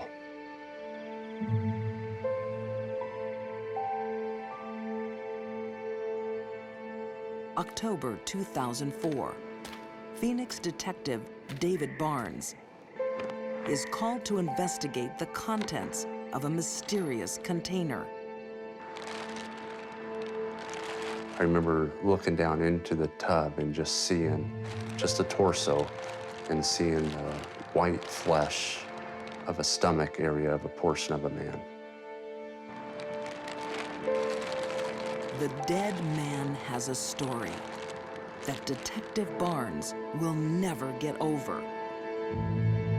How could she do that to the father of her son? Nowhere. He'll be around this somewhere. There he is. He's the cowboys who At age 44, Jay Orban thinks he has it all. Gotcha. His business is booming. He has a beautiful son, Noah, Okay, come on. and a glamorous wife, We'll just have a chat. Marjorie. That's right. Okay, you just... Jay Orban absolutely adored Marjorie. He had a ring designed for her with a large diamond in it. He had bought her a new car. He certainly wanted to ensure that she was living the lifestyle that she wanted. From the outside, Marjorie seems like a devoted housewife. She cooked, she baked, she cleaned the house, she did home improvement projects, she cared for her son. As journalist Shanna Hogan investigates Marjorie Orban's story, she finds a surprising past. She grew up with ambitions of becoming a professional dancer, and along the way, her life took an X-rated detour, and she found herself stripping.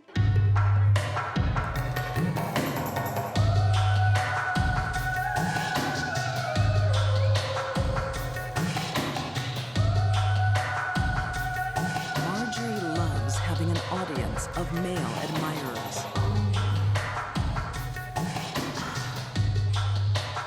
One of the things she cared most about was being physically desired by lots of men. Manipulating men is her real skill in life. She comes across as an attractive lady, very charming, very nice, very sweet, but very manipulative. She was very good at using others to get what she wanted. But Marjorie is getting older, and something in her life is missing. She was able to convince people to give her things, but the one thing that she could never have was a baby. Then, one night in Vegas, a man from her past appears.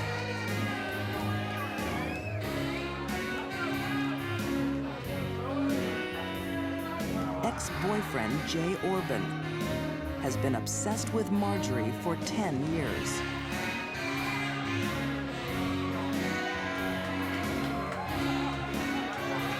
Jay was a businessman. He was a wealthy entrepreneur. And every city he traveled to, he looked for Marjorie. Desperate for her love, Jay makes Marjorie an offer she won't refuse. Marriage and the baby she wants so badly. But with Marjorie Orban, nothing comes for free. She made him a bargain. If she would come to Arizona and live with them for 2 years, and if after those 2 years she wasn't pregnant, then she would leave him. For Jay Orban, it will become a pact with the devil.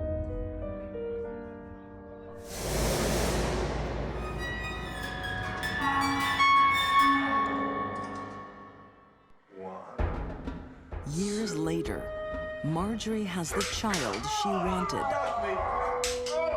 while Noah is the apple of his father's eye. My birthday boy. Mom controls his every move. Marjorie had to have complete control over her son, from what he did to what he looked like. And from an early age, she was actually bleaching his hair blonde to match hers. You had a great day, didn't you? Yeah. Yeah. She didn't like him to have any resemblance to his father. Marjorie has gotten all she ever wanted from her husband. She doesn't need him anymore. Marjorie was always talking down about Jay.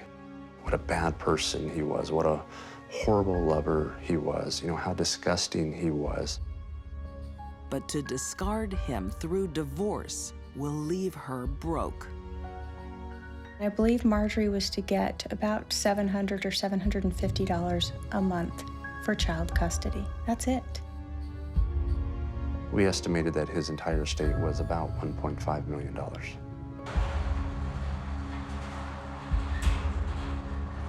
To his beloved wife, Jay Orban is worth more dead than alive. On September 8th, 2004, Jay Orban came home early from a business trip. It was his 45th birthday, but he never made it inside the house.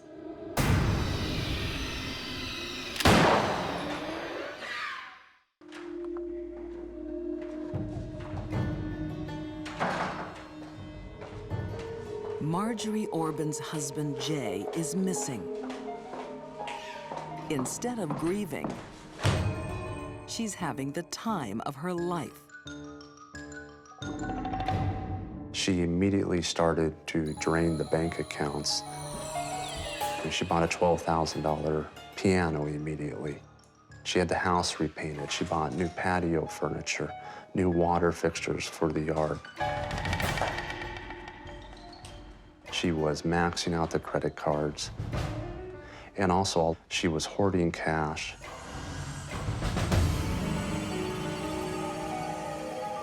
That's not all. Within weeks, Marjorie moves on to a new man, Larry Weisberg. They were living like a family. Like, they had dinners together, they watched movies. She even convinced her son to call him Dad. She believed that she was going to seamlessly take her husband out of the picture and put this new man in her life. Airbrushing one husband away for another is nothing new for Marjorie. Marjorie was married 7 times before the age of 34. She lived her entire life perpetually in the honeymoon period of every relationship. She was in these very brief relationships that lasted about 2 years, and when she became bored or dissatisfied, she moved on to her next lover. Former FBI profiler Candace DeLong has seen this pattern in female fortune hunters before. Number one, they're above average intelligence, and I do believe Marjorie is of above average intelligence. And number two, there's a certain amount of arrogance about them. They actually believe they can kill their spouse and get away with it.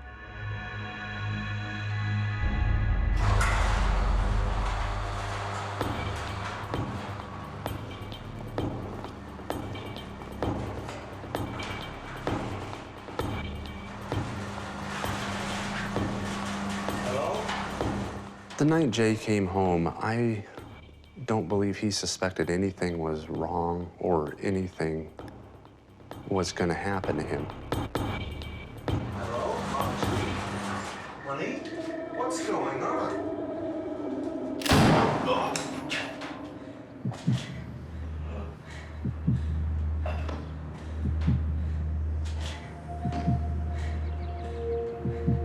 Jay was taken by surprise and he was killed instantly. Now Marjorie's plan turns macabre. She freezes Jay's body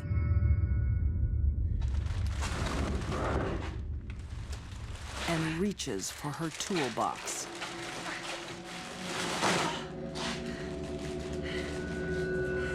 She actually was a woman who was very well versed with tools. Her neighbors would say that when they heard a saw going, they would joke, "Oh, there's Marjorie again with her saws."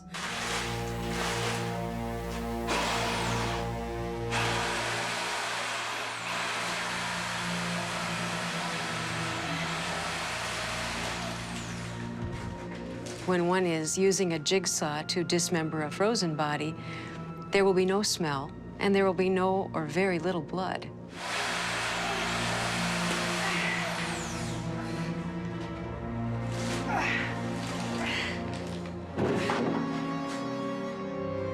When one is cutting frozen tissue, it's like going through wood. To me, this shows an utter disregard, total contempt for the man that he once was. He meant nothing to her. His remains meant nothing to her.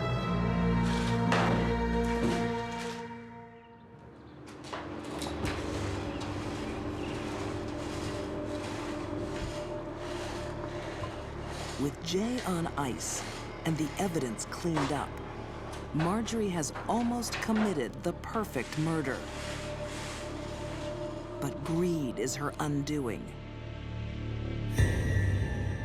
She discovers that with no body, there's no insurance payout for another 7 years.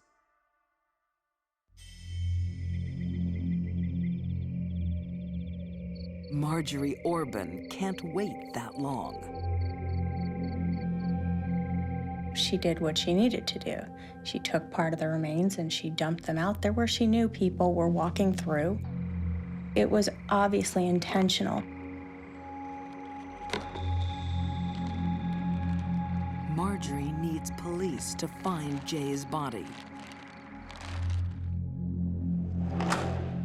But to a forensic pathologist like Janice Amatuzio, a dead body holds many clues.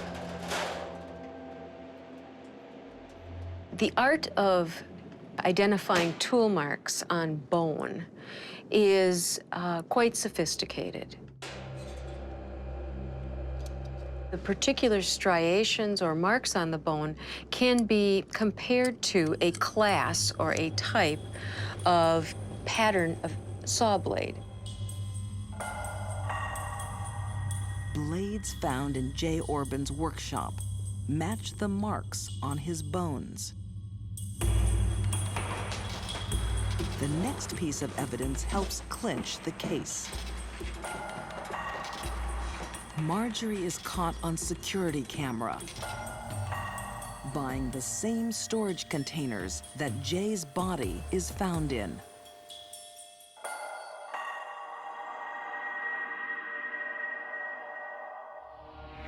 Marjorie Orban is found guilty and sentenced to life without parole.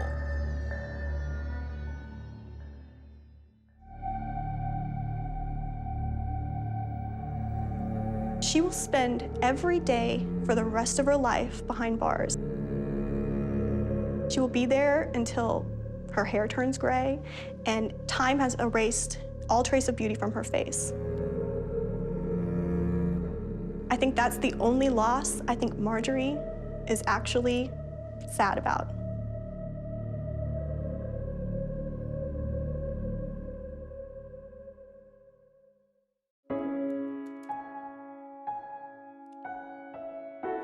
A few years ago, I had to get a post office box because a lot of our mail. Russell Stager is a man afraid. Seemed to be disappearing when she got home first. Afraid of his own wife. Now, here's my question.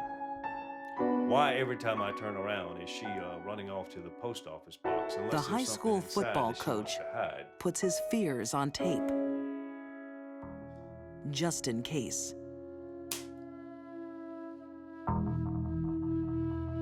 But what kind kind of monster has her husband running scared.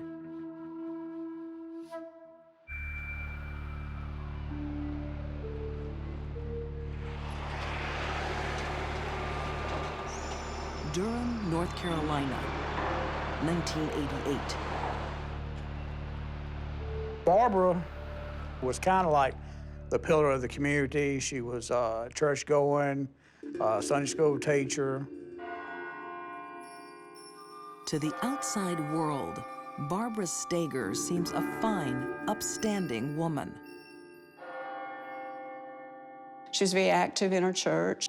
She was the first one to show up with a casserole or a cake when someone was ill or if there was a death.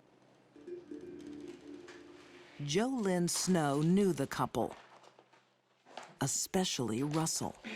She was his first wife, and they stayed close. Russ was so full of life, and he loved kids. He loved coaching. That was his real calling in life, was reaching the kids. Russell's hasty remarriage comes as a shock. We were divorced on one day, and he married Barbara the next day. So I was a little surprised that he moved that quickly. But he seemed very happy, and I really hoped it would work out for him. I'm all right. Barbara Steger is not who she seems. Darling, where are we going to get the money for all this? When you're dealing with public, you never know.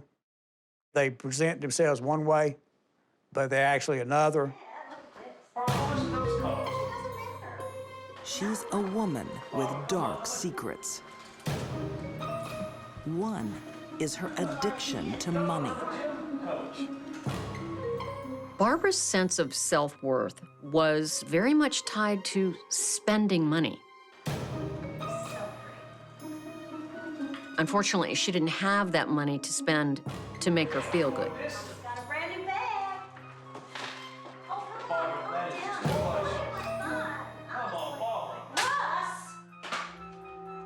Russell can't control his wife's spending.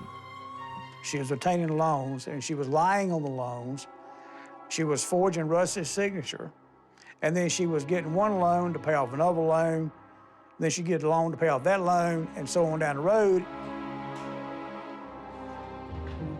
Lying and stealing aren't Barbara's only sins. In Russell's fearful tape recording, he describes another vice. When I was coming back through the parking lot, I saw our other car sitting there in the parking lot just alone by itself. I could see two people in the car. Kind of thought that it was my wife, but I couldn't really see that much, so I got closer to it, and sure enough, she was in the car making out with some guy. Yeah, what's going on? Who is this guy?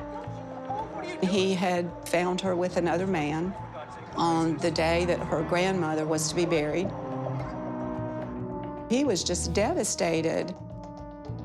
When she turned it around on me, she said it was because I wasn't giving her enough affection. Barbara loved men. She was having affairs when she was married to Russ.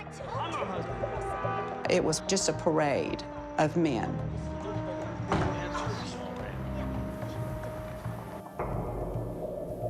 Barbara is addicted to sex.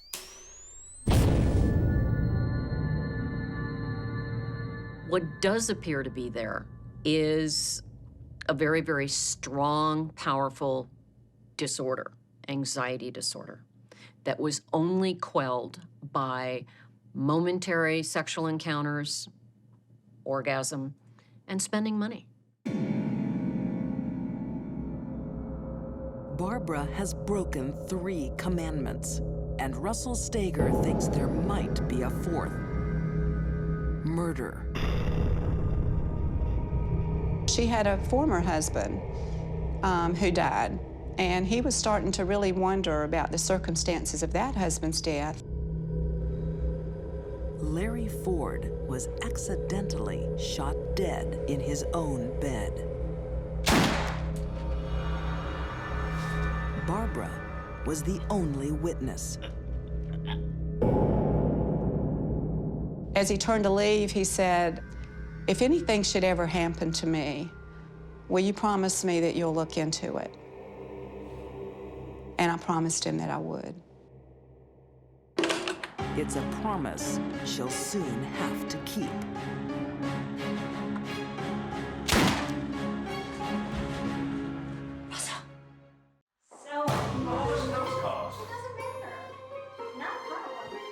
Russell Steger's wife, Barbara, is out of control. She has lied to him, stolen from him, and cheated on him. He was really questioning who this person was. Who was he married to?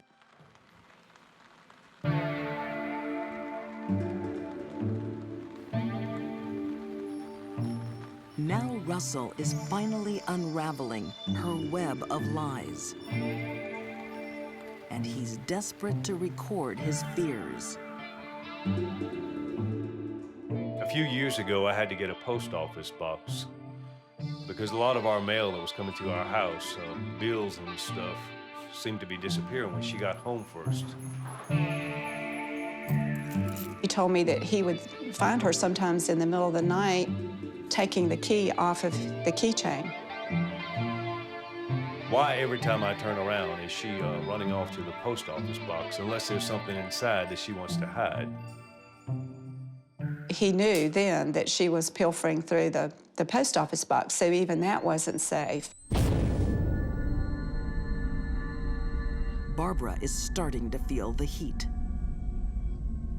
She was about to be exposed for stealing and spending excessively once again, and she didn't want him to find out. But how far will she go to keep a secret?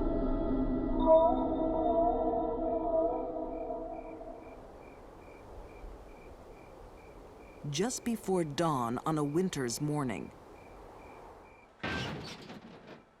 Barbara is woken by a mysterious noise.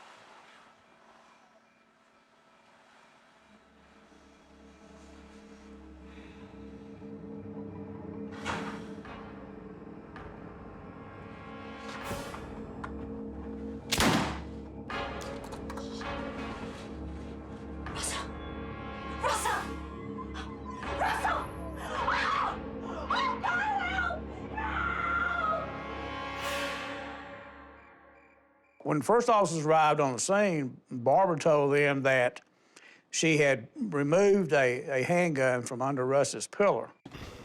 What's happened here, ma'am? And that while she was removing it, it accidentally discharged. And it just went off. It was just accidental. And I've said to him... The problem is, it's an accident she's had before. And then so I got Russell's gun. Well, you know, he keeps it under the pillow, and I just dragged it. With her first husband, Larry Ford. And, you know, went off. When we learned about Larry Ford's death, that sent off a lot of signals, particularly when we learned that he was killed under similar circumstances. Same kind of weapon, at his house, happened in the middle of the night, just like Russ. So that raised all kinds of flags. It's just accidental. Something about Russell's shooting just doesn't add up. In the house, because, you know, they're really dangerous and everything. Russ was an expert in firearms. He was in the National Guard. You know, sometimes they just go off. He was an excellent marksman. He was a safety fanatic. I knew that he would have never, ever slept with a gun under his pillow. The police are also skeptical. The gun, it had two safeties on it. It has a real small trigger guard. It was not a hair trigger. In order to fire that weapon, you have to intentionally insert your finger in the trigger guard and pull the trigger.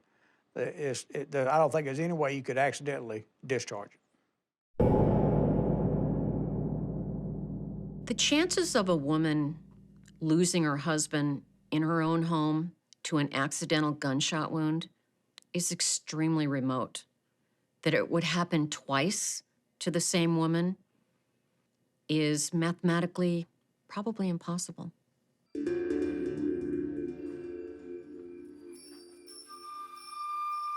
Barbara's story is falling to pieces.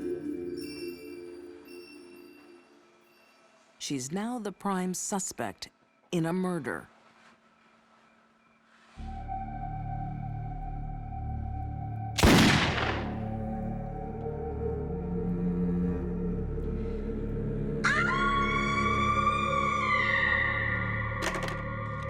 And the evidence is tied together by a voice from beyond the grave. This is Russell Steger.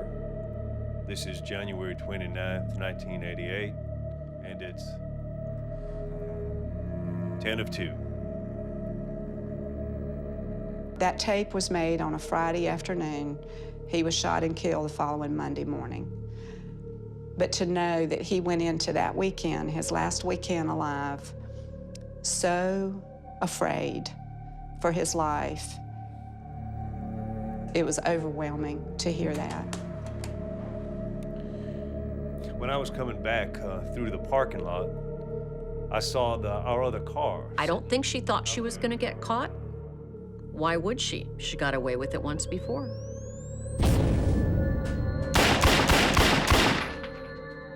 Barbara Steger claims innocence. A jury finds otherwise. Convicted of murder, she's sentenced to life in prison. I think we've saved a third man, because I think she would have married again, and she would have reverted back to the same thing, because Barbara is a greedy person. She's all about the dollar. When the trial ended, I spent a day and I went to all of the places where we had lived. And at that point, I said my goodbye to Russ. I still carry him with me. Sometimes I try to enjoy things 2 times, once for me and once for him.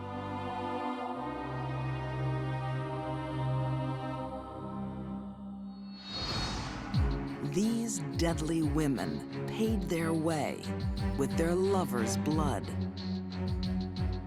Jill Coit left a trail of husbands and bodies. Marjorie Orban repaid love with a gruesome death. And Barbara Steger hid a world of lies with murder. In their cold eyes, men were just money, the ultimate prey of the fortune hunters.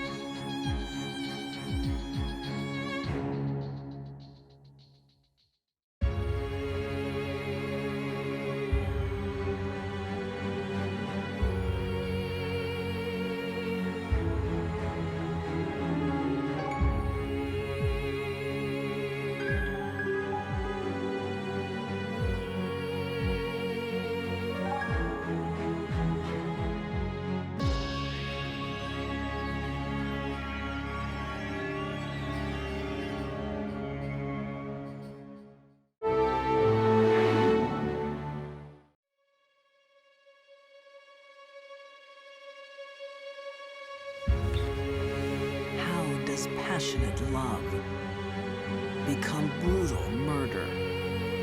Dangerous couples feed off of each other. The results can be explosive. A teenage crush ignites a wild killing spree. She was even, in some ways, more violent than he was. Husband and wife share twisted cravings. He was looking for a schoolgirl. And a love-struck girl becomes a deadly puppet. She met Satan. She met the ultimate evil.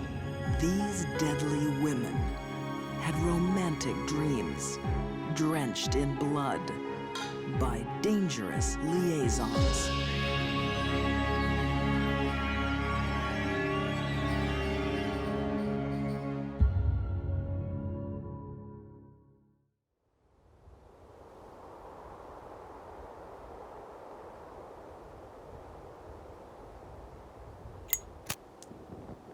On a lonely highway, a killing spree is over. 11 people are dead, and 2 teenage rebels are under arrest. One of them is a 14-year-old schoolgirl, Carol Fugate. He kidnapped me. I had nothing to do with killing them people. Carol Fugate's story consistently has been that she was an unwilling hostage and not an accomplice, and she claims that to this day. Is she truly an innocent hostage, or was her finger also on the trigger? There was a term for her, high-tempered and easily angered and violent. I just think that once wasn't enough for her.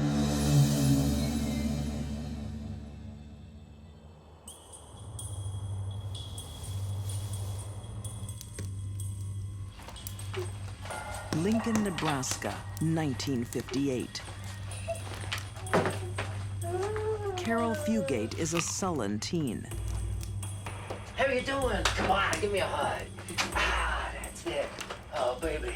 People said that she was a little snip and unevenly tempered. Go and clean your room. I want you to make your bed now, young lady. I won't say it again. Who cares if I make my bed? I do. Now go and clean your room. She didn't practice much self-control. You know, she did pretty much what she wanted to. She's just been a naughty girl. She didn't like her parents very much, but that's not so unusual for a 14-year-old girl. What is unusual is her choice of boyfriend. Charlie Starkweather is 19, a loner who worships James Dean. What he liked about James Dean was his sense of James Dean having a solitary, lonely existence and didn't fit in with the world. By the time Charlie was in his teen years, he hated society. He has said that he would like to live in a world where only he existed. It's a dangerous liaison with a deadly secret.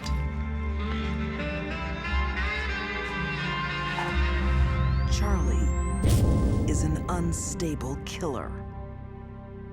He just had kind of a wild look. Something about his eyes that seemed to frighten people. He shoots a man in a gas station robbery and gets away with it. He felt good about killing. It made him feel powerful, and his self-esteem went up. Author William Allen says Charlie and Carol became a frightening combination. They both felt that they had met somebody who was like themselves. She was a dominant female, very aggressive and hostile. I think when two dominant people bond like that, they become so much bigger and more dangerous than they would be alone. Carol's family is now in danger. The truth about what happens next depends on who you believe. Charlie got in an argument with Carol's mother, and she said, "We don't want you to ever come back here anymore." He started arguing with her, and she started slapping him around. Where is he? Where is he? Where is he? Get out of the way! Get out of my house! According to Charlie, he kills Carol's stepfather, with Carol happily at his side.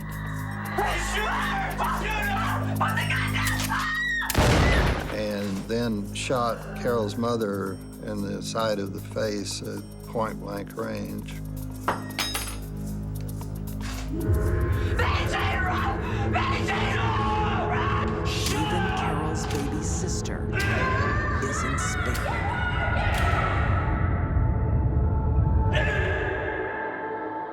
Betty Jean, she was 2.5 years old, and Carol hated her, was jealous of her, because she was treated better than Carol had been treated. Carol Fugate has a different story. She says she came home from school that day to find her family missing. Charles told her he and his gang, as he described it, had taken her parents and half-sister hostage, and that they were going to, I believe, rob a bank or something, and that her parents would be released after they accomplished this. So that's how he was able to keep her in the house for this approximately about a week. For the next 6 days, the couple stay holed up in Carol's house. A simple note keeps the world at bay. Charlie Starkweather has created his own paradise. Charlie is known to have said that the 6 days following the massacre of Carol's family, where he and Carol drank soda pop and threw knives for practice and made love all over the house, were the happiest days of his life. What does that tell you about this man's life? Fearing the police, Charlie finally takes Carol out of the house, onto the highway, and into a cross-country murder spree. I think once Charlie started killing, he couldn't stop. It will make him more famous than his hero, James Dean, and put Carol in the middle of a mystery. Is she a hostage or a killer? She was willing and able to do anything that Charlie wanted to do. She was even, in some ways, more violent than he was.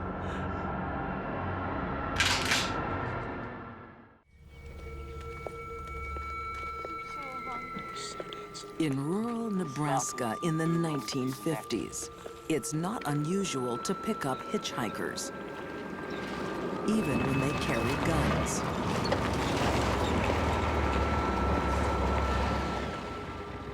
Hey, I was just wondering if we could get a lift about 5 miles down. We were just doing some hunting about a mile back, and... Charlie Starkweather has just shot the owner of a nearby farm. Victim number 5. Carol Fugate is his hostage. Young sweethearts Bob Jensen and Carol King have made a terrible mistake. They were the polar opposites of Charlie Starkweather and Carol Fugate. They were honor students. He played football. They went to church. Get out of the car! You too, sweetheart! Honey, Tim, you first! They were the ideal teenager of that period, and they became the victims. Just get out of here! Move it downstairs! Take the car! Take it! I have to do this! The fate of Bob Jensen and Carol King still haunts former reporter Del Harding. I arrived with the law enforcement officials looking down that storm cellar, and here's this half-naked body of Carol King and the bloody body of Bobby Jensen. I can close my eyes and see that just like it happened yesterday. Turn around!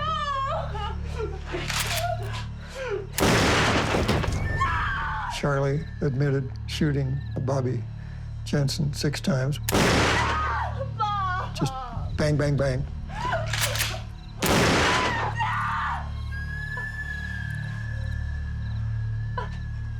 But with this murder, something came out of Charlie that hadn't been seen before, and that was an aggressive sexual nature. Charlie took Carol King down into the cellar, and he was down there for 15, 20 minutes, something like that. When he came back up, Carol was furious. What the hell have you been doing? Because she thought he was having sex with Carol King. You raped her, didn't you? What happens next is still in dispute. I can tell when you're lying. Charlie Starkweather later swears that Carol goes into the cellar alone. He heard a gunshot from the cellar. Carol came back and told him that Carol King had tried to run, so she had to shoot her. When her body is found, it has been horribly mutilated. Carol Fugate supposedly took a knife and carved the private areas of Carol King. And it was a savage, savage attack on her female anatomy. Usually when we see that, where it is a male and female couple killing people, that's often an indicator that the female partner did that, and she did it out of jealousy. But is Carol Fugate's hand really on that knife? Is she an accomplice or a terrified hostage? She stayed in the car. She had no place to go. She was out in the middle of nowhere, middle of winter, and she was just frozen with fear. She thought she was going to be the next victim at any time.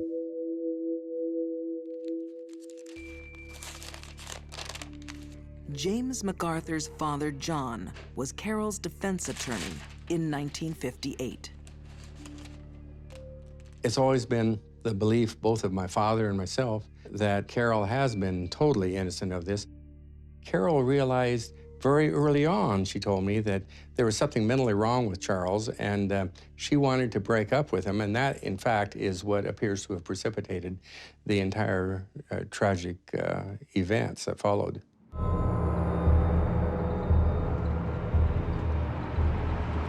It's Carol's rejection that sends an unstable teen over the edge. Dragged along for the bloody ride, she's too terrified to escape. Carol, 14 years old, she was with a person that she realized was a madman that she had seen was able and willing to kill somebody, literally at the drop of a hat. It certainly wouldn't be unusual for a person taken hostage by a killer to remain with them because they were afraid they'd be killed. That's totally understandable. I'm not at all sure that's what happened in this case. There are too many discrepancies, and there are too many statements from Carol that are quite simply unbelievable. It's only when Charlie surrenders to police that she runs to safety. You kidnapped me. I had nothing to do with killing them people. By then, there is a trail of 11 dead behind them. Charlie Starkweather pleads guilty and is sentenced to death. He also implicates Carol. Found guilty of first-degree murder, she gets life in prison. I felt the same way as her jury did. She was a willing accomplice.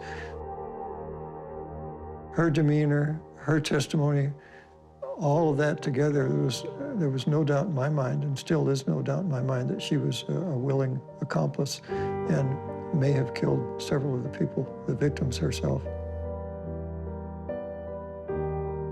Carol was a very frightened person when I first met her, and she obviously felt that she was being wronged, that people didn't understand her. When I talked to her, and I was almost her same age, that seemed to be her strongest thing that she wanted to get across, that this was a terrible wrong that was being done to her. In 1976, Carol Fugate is released on parole. She still maintains her innocence.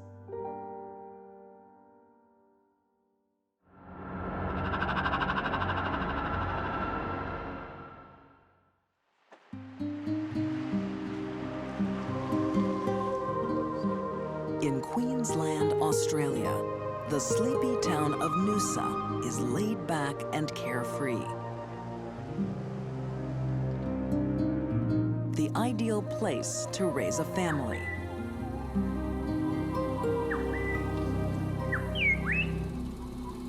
Today, that serenity will be destroyed. 27th of November, 1987. Will last in my mind forever, till the day I die.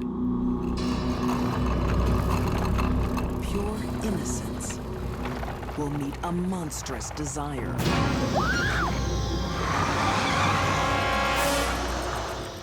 The last hour of Sean Kingy's life would have been absolutely horrific.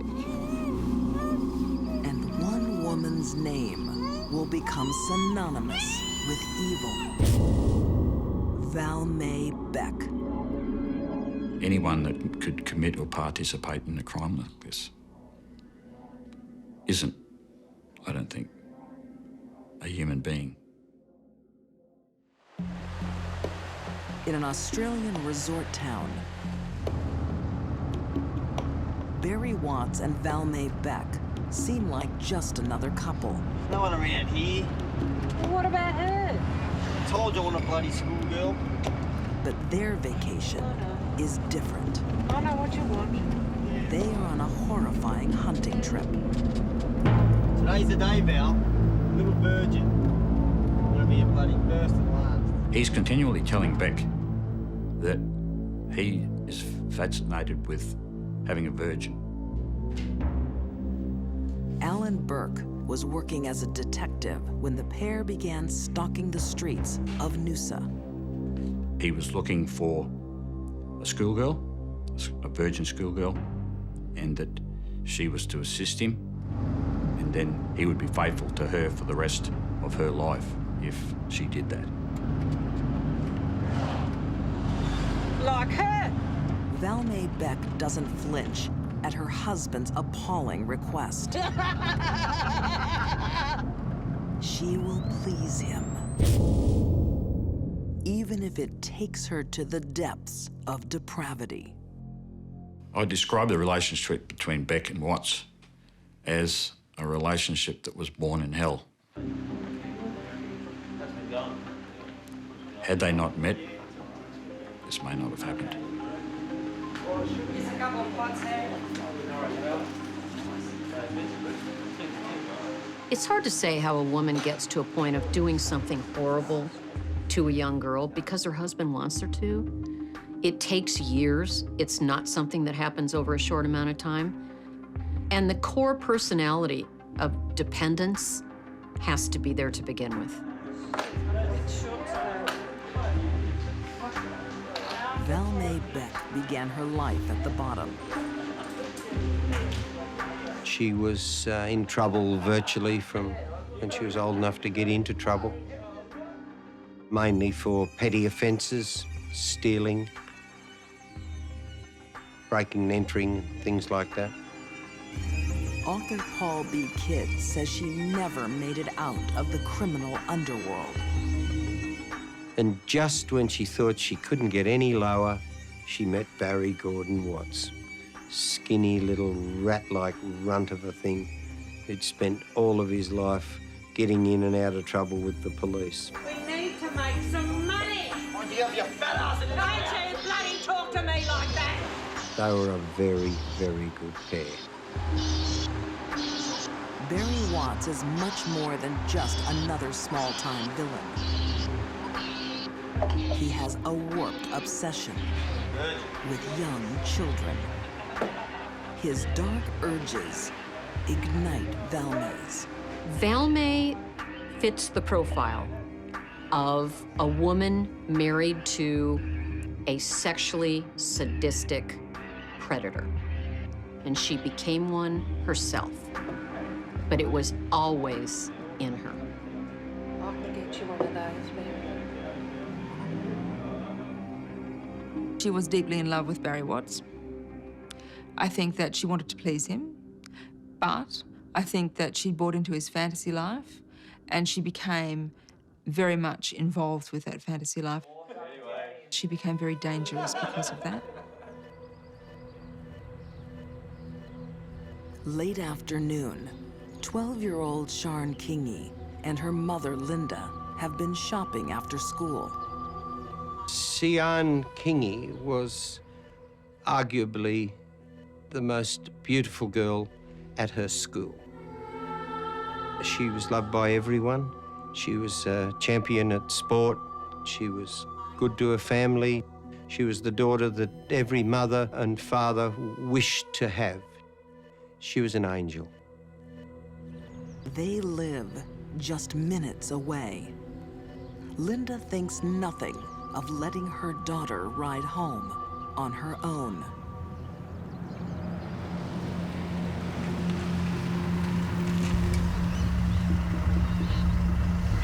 Barry Watts and Val May Beck wait on the other side of the park. Don't you worry, somebody belongs. This wasn't all Barry's crime. We know that the day it happened, it was Val May that said to Barry, "Today's the day." She's the one who chose the victim. She's the one who got her. You said today? Settle down, all right? Just settle down. At one point in Val May's life, she was a little 12-year-old girl, and yet she had no empathy for what she was about to do to another little 12-year-old. Shut up! Keep driving!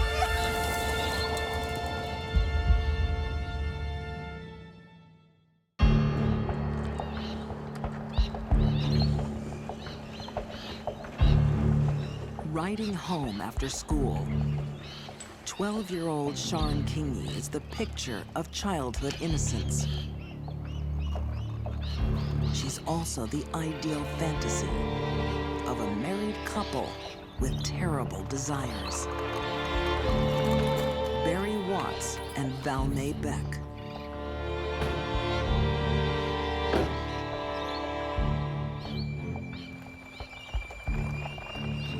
Watts has spotted her and said, "Here's one now."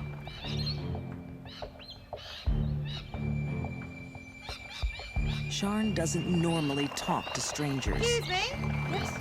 You haven't seen my little dog, have you? No, I haven't seen it. But this homely woman seems harmless. I'm not worried about her. You can't find anything. If you saw Beck in the street, you would think she was just another middle-aged woman, grandmother. You would never pass her off as a killer. Oh, you're a good girl.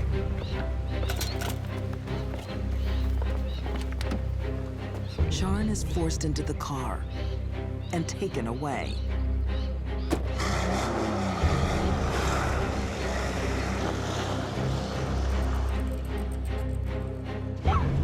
Don't kill me! Minutes later, her mother comes looking for her. Mom?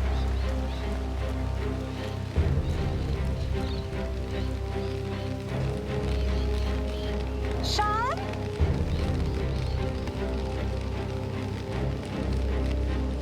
Something is very wrong.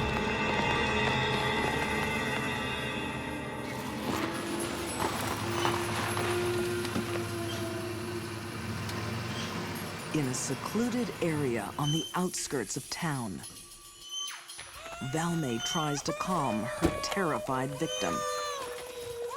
She did say in her interview that the little girl was whimpering.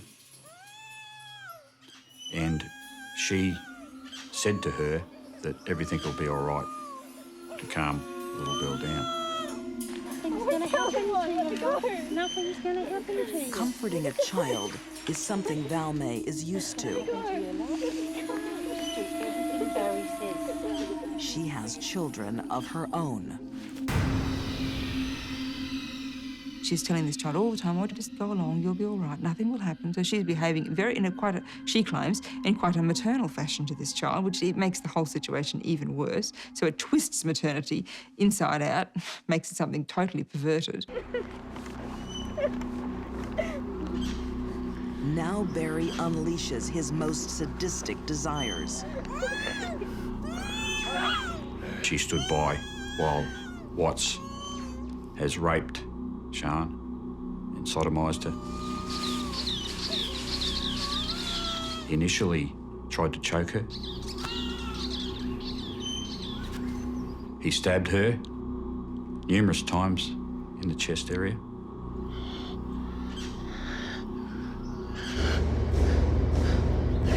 And then he cut her throat. As Barry takes a 12-year-old girl's life, Valmay stands by her man. I don't believe for 1 second that she was frightened of him. I think that Valmay Beck had a choice from start to finish, a choice she chose not to exercise, which was to stop this murder. She could have stopped the murder at any point.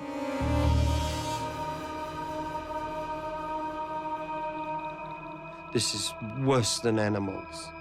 And she stood by and let it happen so that he would love her more. Do you think she's not evil? Valmay does more than help her husband. She shares his twisted passion. On Beck's word, they've celebrated the incident by having sex themselves. That's beyond me. You know, I just can't believe that a woman could do that. You know, it's beyond description. Valmay probably got as much of a thrill sexually and psychologically out of this crime as Barry did. 1 week later, Sian's mutilated body is discovered. A community is shattered.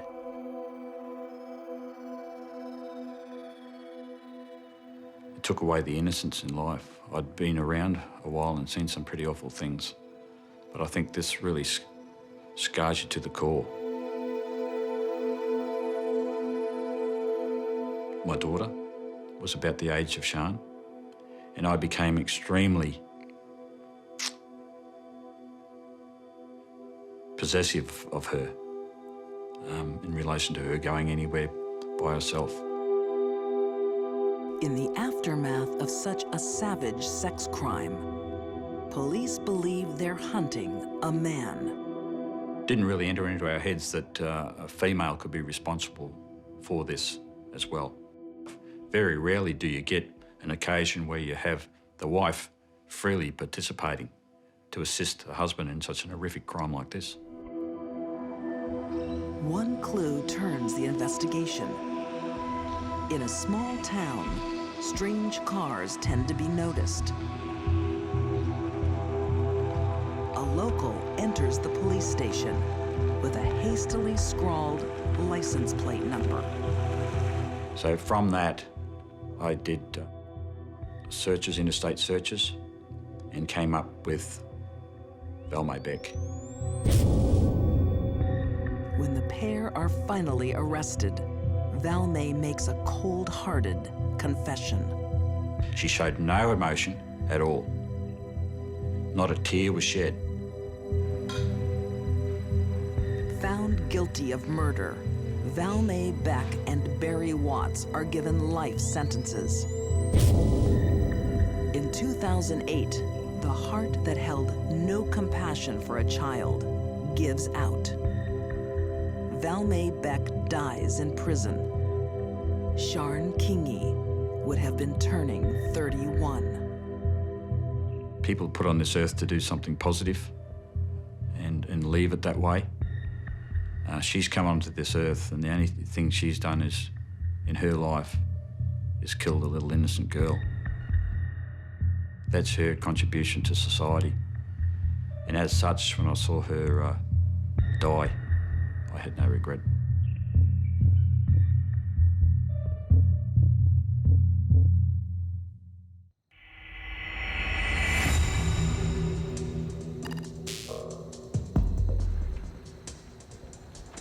It's a warm Florida evening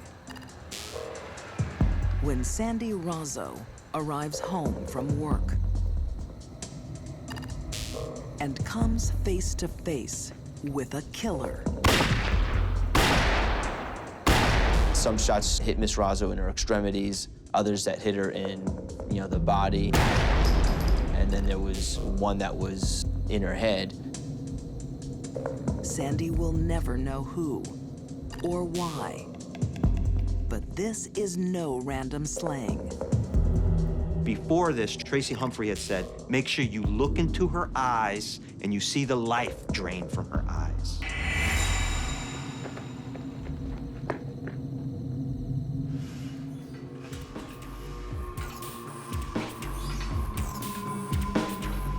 When 19-year-old Ashley Laney walks into a new gym in Tampa, Florida, she's intimidated by the hard bodies. Ashley's only recently left home. She's shy, lacking confidence, but immediately attracted to hotshot instructor Tracy Humphrey. He's nearly 20 years older than her. He's an authority figure, and she immediately falls for this guy. When you first meet Tracy, he gives you the impression that he really knows what he's doing. He's very confident and seems to really want to help people. Toby White trained with Tracy at the gym, watching him move in on Ashley. She was very bubbly, innocent. I started to feel protective of her. I could see how naive she was, how innocent she was. Weeks later, Ashley's whole life has been transformed. She has a new body and a new love. But she's made a mistake. She's in the clutches of a monster. Tracy Humphrey's background is littered with violence against women. He had a very lengthy criminal history, spent time in prison. There were previous cases of him battering women in the past.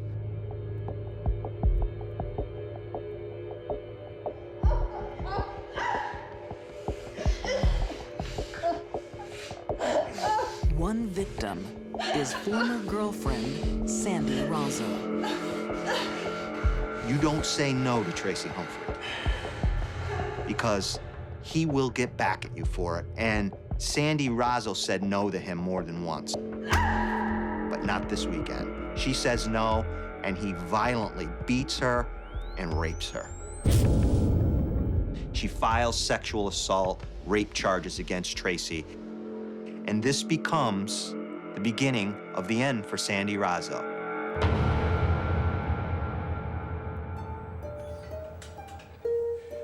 Tracy's new girlfriend, Ashley, isn't putting up a fight. He's not only training her physically, he's training her mentally. According to author M. William Phelps, he wants total control of Ashley. He understands her, he reads her well right away, that this is a girl with zero self-esteem. And all I have to do is tell her what she wants to hear, and she's gonna be my puppet. She's gonna do anything I want. He's chosen the perfect target. Ashley craves the control of a powerful man. The men in Ashley's background were hardly stellar examples of what a man should be. Her father spent most of Ashley's life in prison. Her brother was in and out of juvenile facilities. Men who have a need to control women, to control everything in their life, would not be attracted to a strong, independent woman. Look at me in the eye. They are attracted to women who are looking for daddy. One more. This is for us. Look at me. That's exactly what Tracy wants. he needs a puppet to take care of some deadly business. Tracy's rape case is looming, and he cannot let his victim, Sandy Razzo, testify. Tracy Humphrey had made a deal with himself. He would never, ever go back to prison. And he knew that a sexual assault case, a rape case, could put him in prison for 10 to 15 years, maybe 20 years. Naive, vulnerable, Ashley will do anything for her man. To make sure she does, Tracy seals the deal with a wedding. Tracy and Ashley get married inside the gym, go out for Chinese food for the reception, and for the nightcap, Ashley's gonna commit murder. Ashley was only dangerous to one person in the world, and it was the person Tracy wanted her to kill.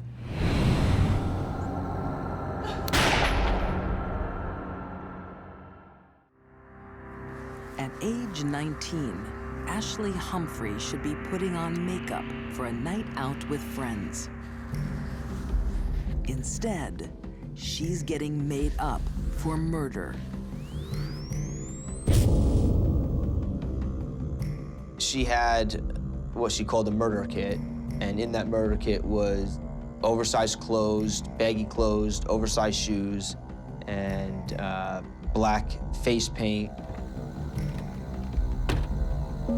He figured witnesses, if they saw her, would think, it's just a black guy. They would describe the killer as a black guy. And that's what he wanted, to throw off the scent. From the safety of his couch, Tracy Humphrey will commit murder by remote control. Yeah. Okay, put it on. Put it on your hands. No. I want you everywhere. I want you to look like a black man, okay? Tracy is a violent rapist, up on a serious charge. Ashley's job is to silence the only witness, Tracy's victim, Sandy Razzo. Ashley agrees to murder her for Tracy. And the reason she does this is simple. She wants his love. She wants his love. She wants everything he's promising her. Tracy and Ashley's relationship can, I think, be pretty well described 2 words: master and slave. On Tracy's orders, Ashley follows Sandy home from work.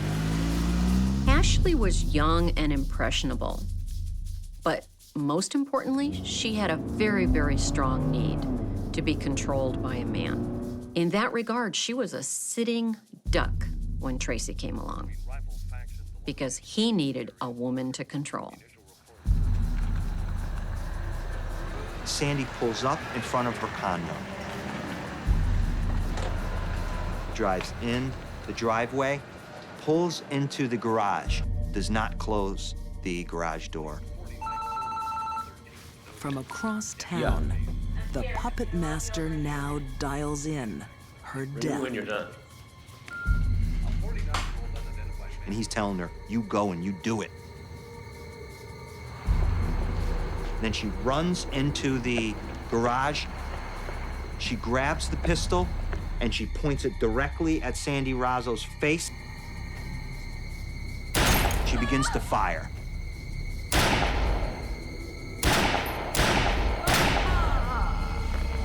Sandy Razzo was shot 8 times. It was not the first shot that killed her. There was an apparent struggle. There were some shots that hit Miss Razzo in her extremities, others that hit her in, the body, and then there was one that was in her head. It would be a horrific way to die. Before this, Tracy had said, make sure you look into her eyes and you see the life drain from her eyes.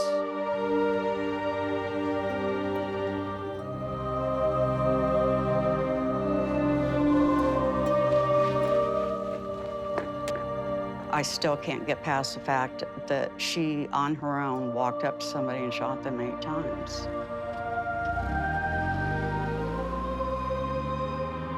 I think for Ashley, killing Sandy was a pretty easy thing to do because it was just one thing she had to do to keep Tracy in her life, and that was the most important thing. Tracy thinks he's pulled off the perfect murder. His accuser is dead. He has a rock-solid alibi. But Tracy's need for control will bring him undone.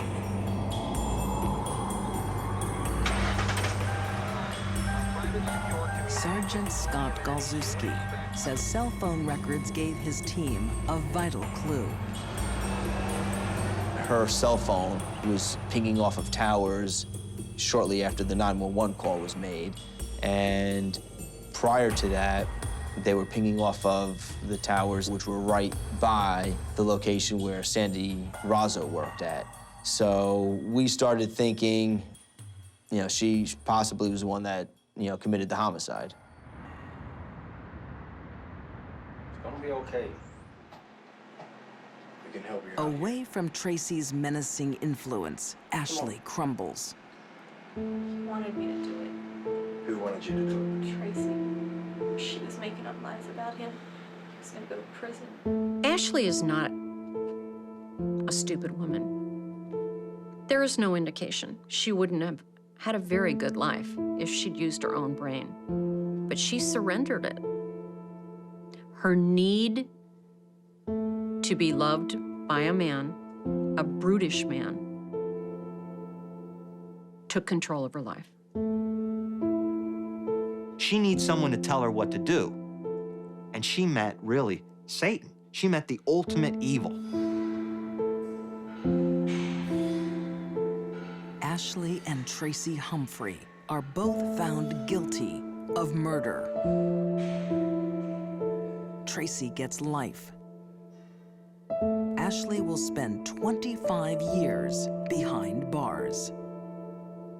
Ashley ended one life and threw her own life away because she thought she needed a man. I really believe had Ashley never met Tracy Humphrey, she would have never killed anyone in her life.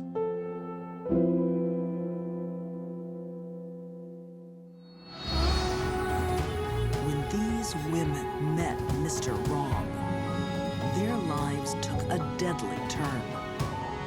Carol Fugate's first love sparked a savage murder spree. Val Mae Beck turned a sick fantasy into terrifying reality. And Ashley Humphrey became a puppet assassin. They were partners in crime who destroyed lives in a dangerous liaison.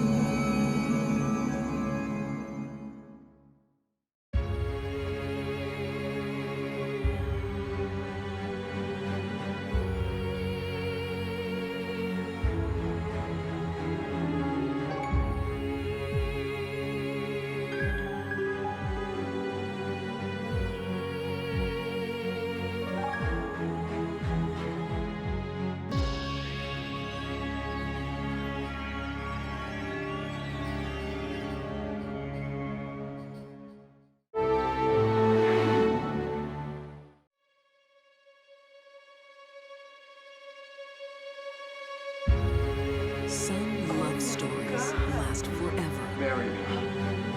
Others are over in a heartbeat. Fortunately, it's not very common for women to kill their husbands.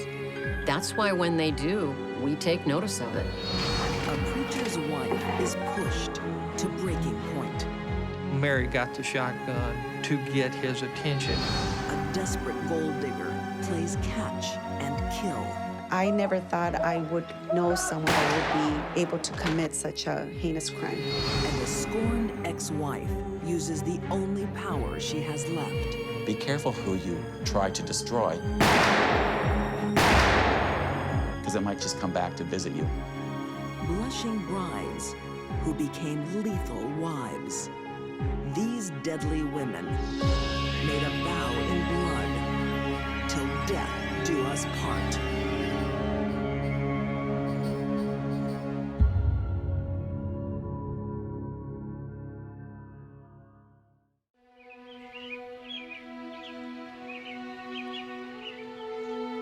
It's early morning in Selmer, Tennessee.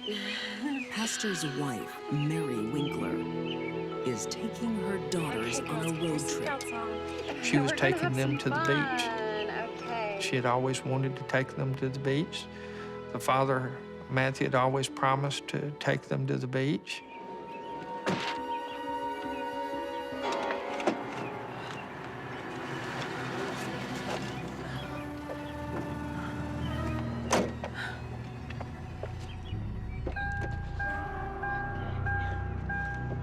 Okay, girls. Who wants to go to the beach, huh? Me! Okay, who wants burgers? She wanted to take her girls to the beach to enjoy one last day before their lives as they knew them ended.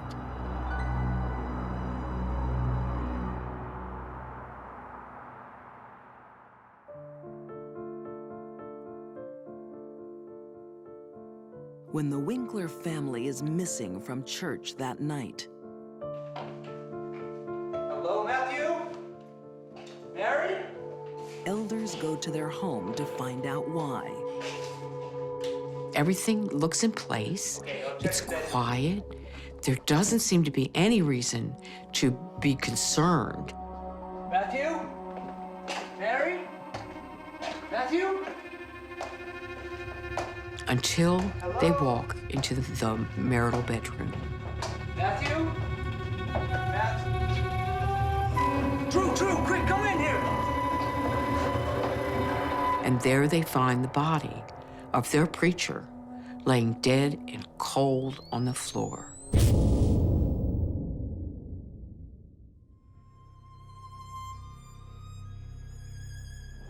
When Sergeant Roger Rickman attended the murder scene that day, he had no idea of the storm that was brewing.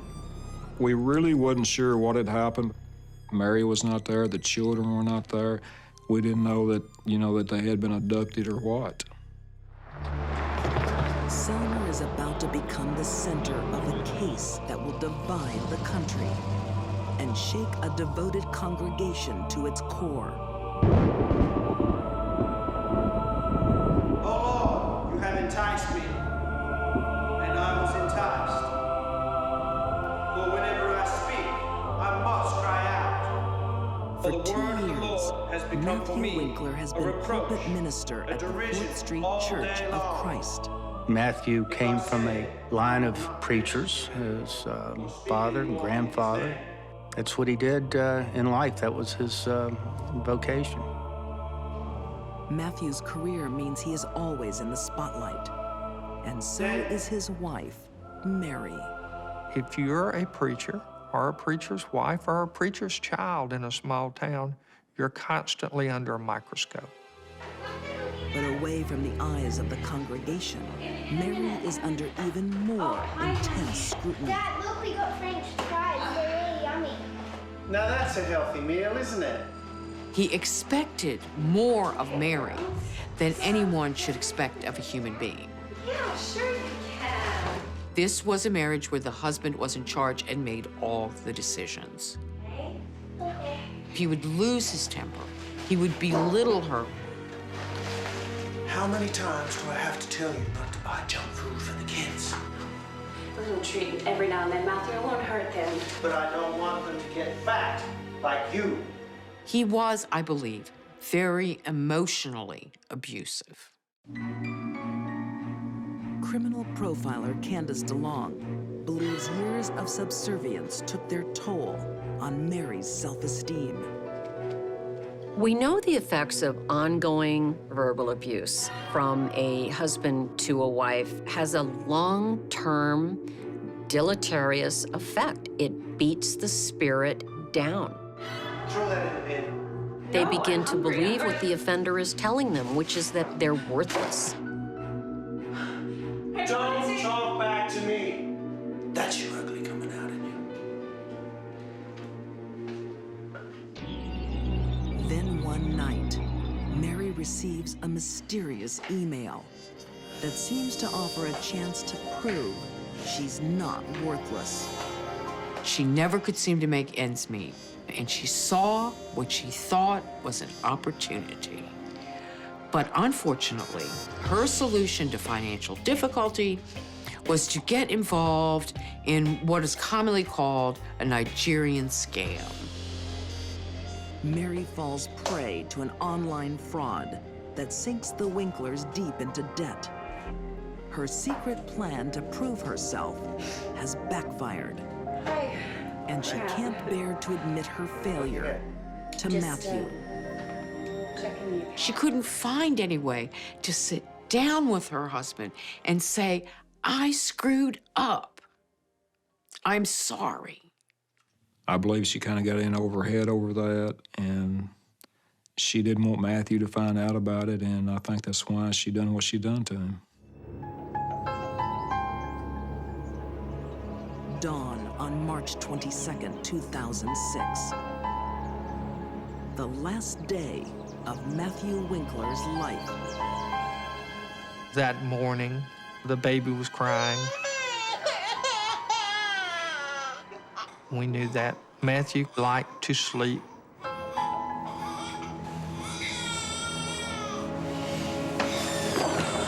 He kicks her out of the bed, go make the baby shut up.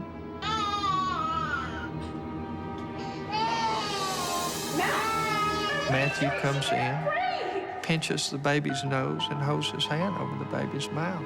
Matt, stop it. She can't breathe. Horrified, Mary's protective instinct takes over. Mary said that he suffocated the baby. That was Mary's choice of words. A momentary squeeze like that I would not call suffocation, but Mary did. And I think that raised up some internal rage. Mary is seething. She wants to confront Matthew. I think she was at her wit's end, and now she wasn't the one being punished. Her children were being punished. But Mary knows her husband won't listen to her. Unless he's not given a choice. She said that he always said that a shotgun like the one he had would make a hole this big in you. And that made her think that a shotgun would get his attention. Get up. Get up, Matthew. I want to talk. I want to talk.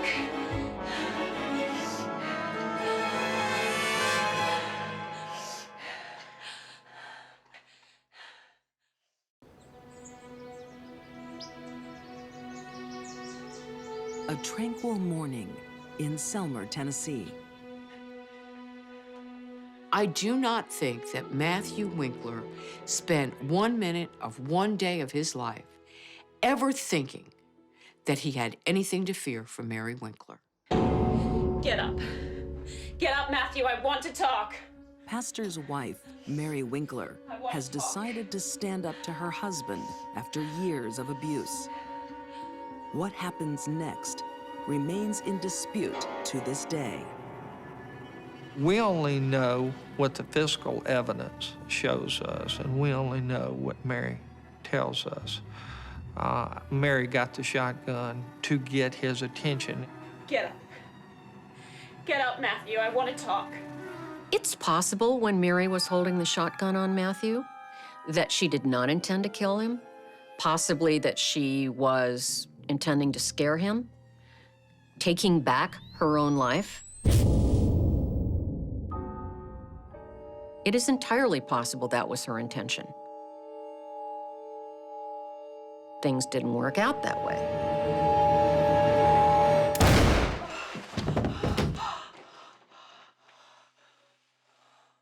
She shot Matthew in cold blood while he was sound asleep.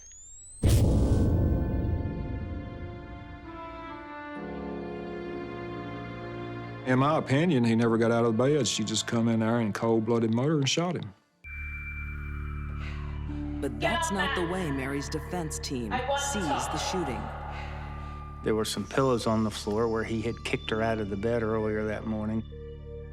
And I believe that she lost her footing. Get up, Matthew, I want to talk. Finger was on the trigger and it went off unintentionally.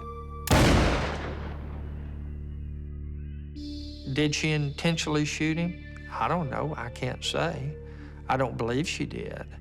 I believe that our theory was that she either lost her balance standing on some pillows that he had kicked off the floor, or she went into some type of catatonic state and shot him and doesn't remember shooting him. Investigators later find the telephone disconnected. The telephone had been unplugged from the wall, in my opinion, to keep him from calling 911. Taking the shotgun, Mary leaves her husband to die. Then she took her 3 little girls, packed them into the car, and hit the road. For 2 days, America holds its breath, fearing the worst for Mary and her kids. The search for them ends in Orange Beach, Alabama. There was no one holding Mary. There was no one threatening her girls. It was just Mary and her 3 little girls at the beach. It was time for Mary to answer for what she'd done. Just place your left hand on the Bible and raise your right hand. Put on trial for her husband's murder.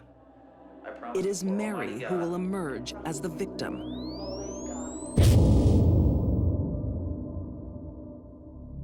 Mary painted a picture of a horribly victimized woman on the witness stand.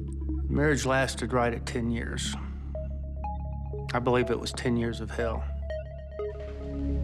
Mary's defense centers on 3 kinds of abuse she claims to have suffered at the hands of her husband. Emotional, physical, and sexual. She said that Matthew forced her to commit sexual acts that she didn't want to do. He made her dress up in tarty shoes and wear wigs and wear slutty skirts. He made her do oral sex. He made her do anal sex. And this was outside of prescribed behavior for Christian couples in her mind. That's what Mary claimed in that courtroom. According to author Diane Fanning, many of Mary's claims lacked proof or substance.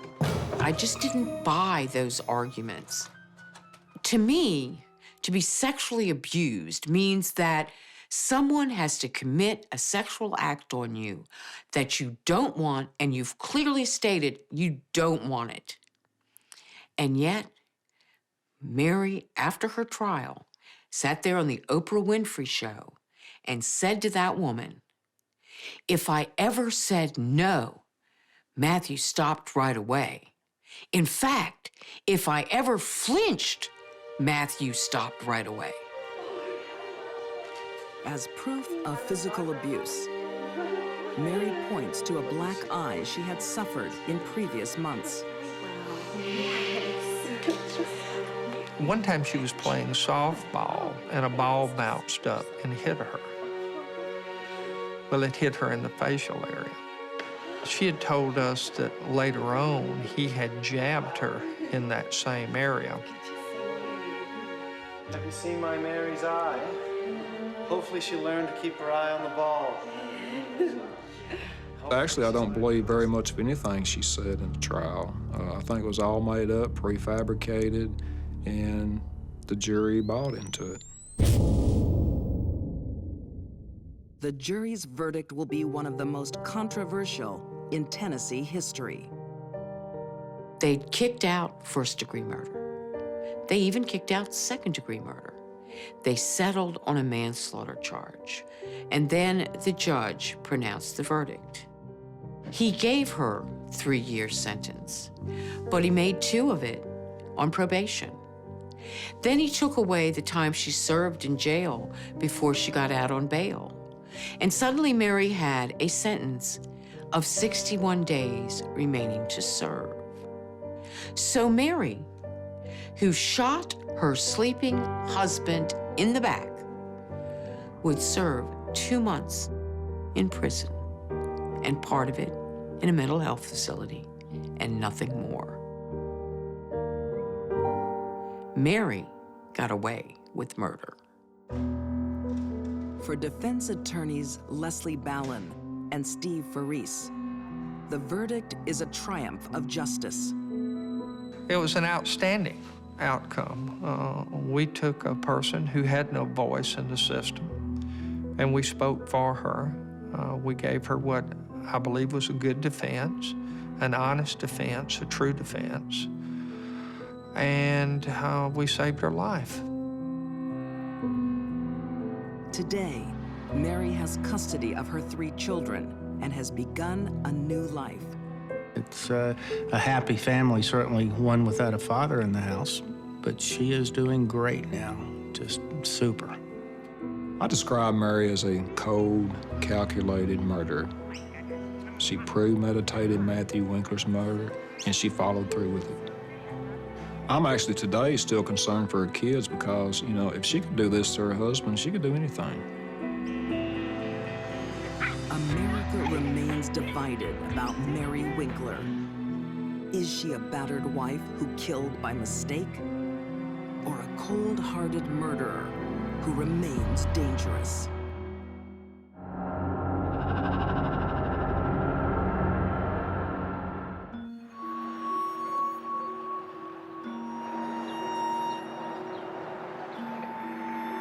Death can occur in the most ordinary of places.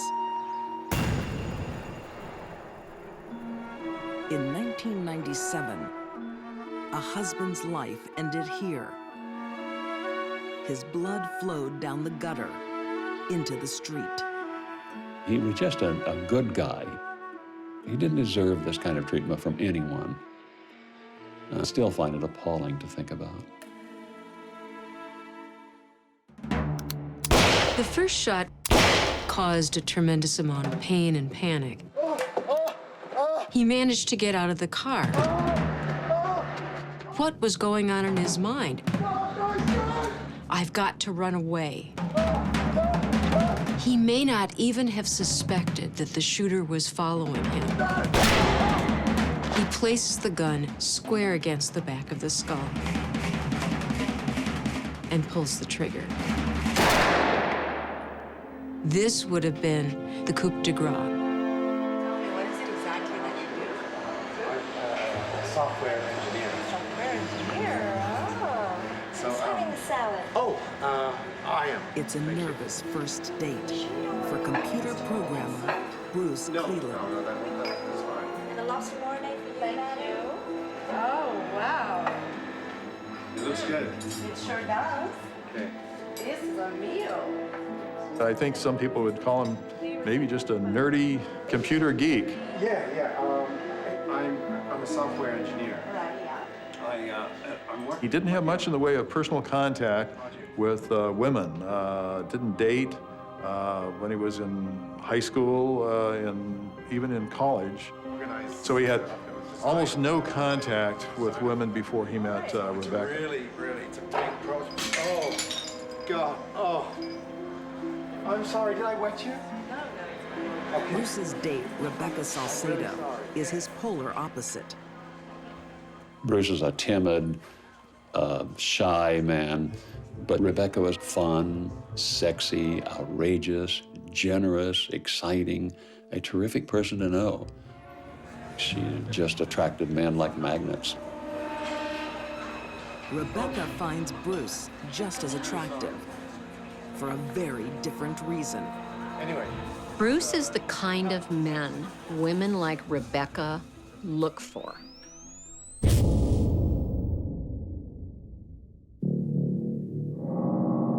He didn't stand a chance.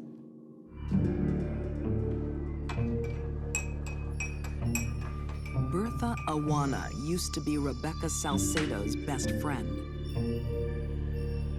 She remembers the night she discovered exactly why Rebecca was interested in Bruce.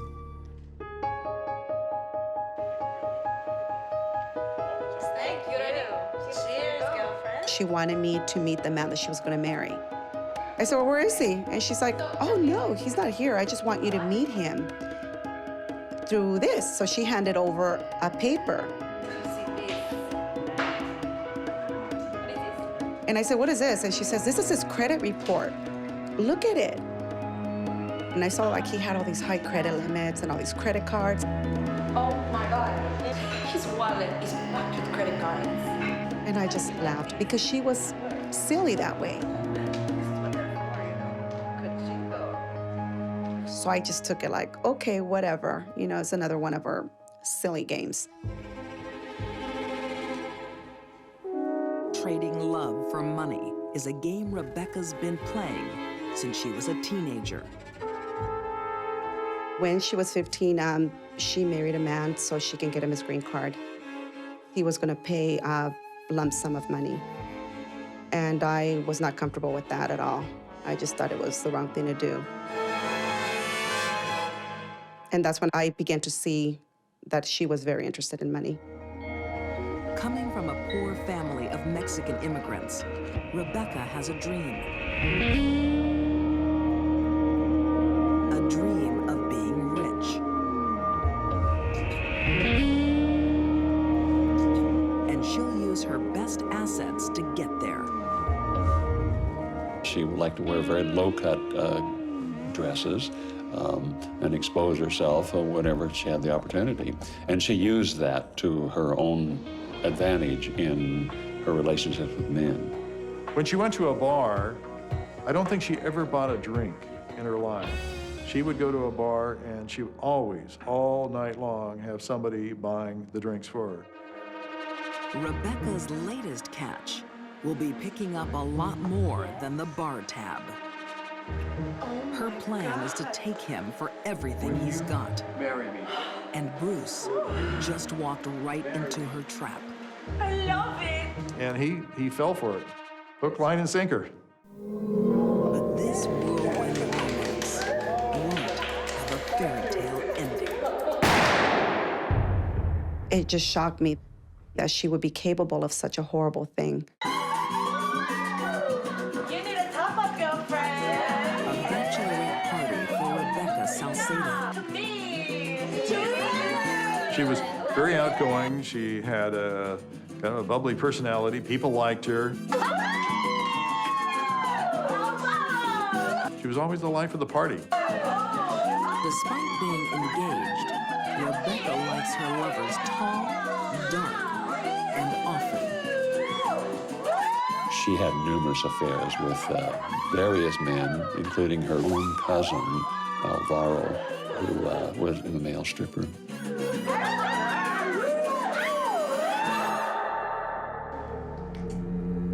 The only man Rebecca's not sleeping with is her husband-to-be.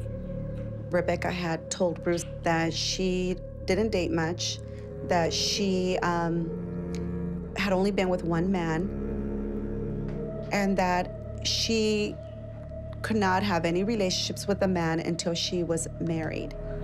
I'm not like that. I'm a good girl. I remember laughing about it, because she would tell me and I would laugh like, you gotta be kidding.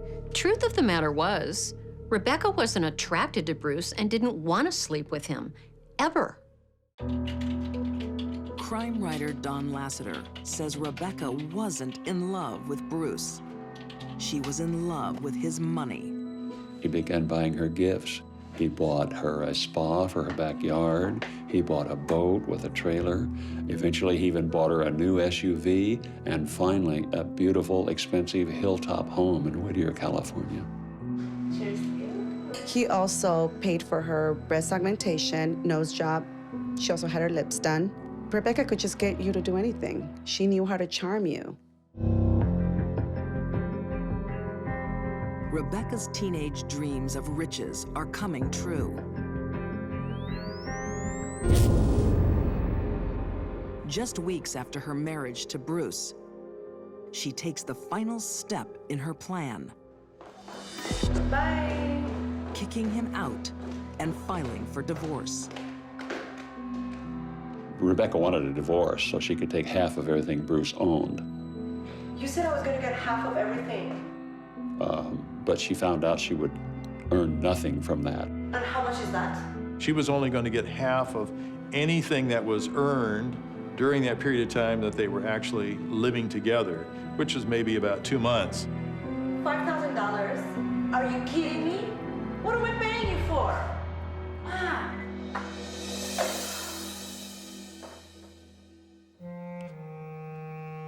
Prosecutor Ron Bowers believes this is where Rebecca's scheme went from devious to diabolical. Rebecca, who had had her sights on having a beautiful home, having the new car, having all of the furniture, she was going to lose that all. She was not going to get that in a divorce settlement. Rebecca refuses to give up on her dream and embarks on a deadly plan B. In killing Bruce, she would get the life insurance as well as she would get his estate. It is pitched as a night of reconciliation. Poor Bruce thinks that she cares and wants to get back together, put the marriage back together. Listen, we're gonna be there just after 1 o'clock. Don't be late. The entire time, And make sure she's you wait until I making reach the cell back of phone the car calls before you come behind his back. out. Okay, I gotta go. He's coming. And of course, in Bruce's mind, I think, well, maybe we're going to patch things up. Hi, sweetheart. Maybe things are going to work out. After a romantic dinner where Bruce is plied with alcohol, Rebecca pulls off the freeway. She claims that she suddenly notices that there's a red light on the dashboard telling her the back hatch of the SUV is open. Oh, honey, I'll just stop and get out and shut it. And suddenly a man lunges out of the brush and begins shooting at Bruce. The first shot shatters Bruce's jaw. The killer follows and continues shooting.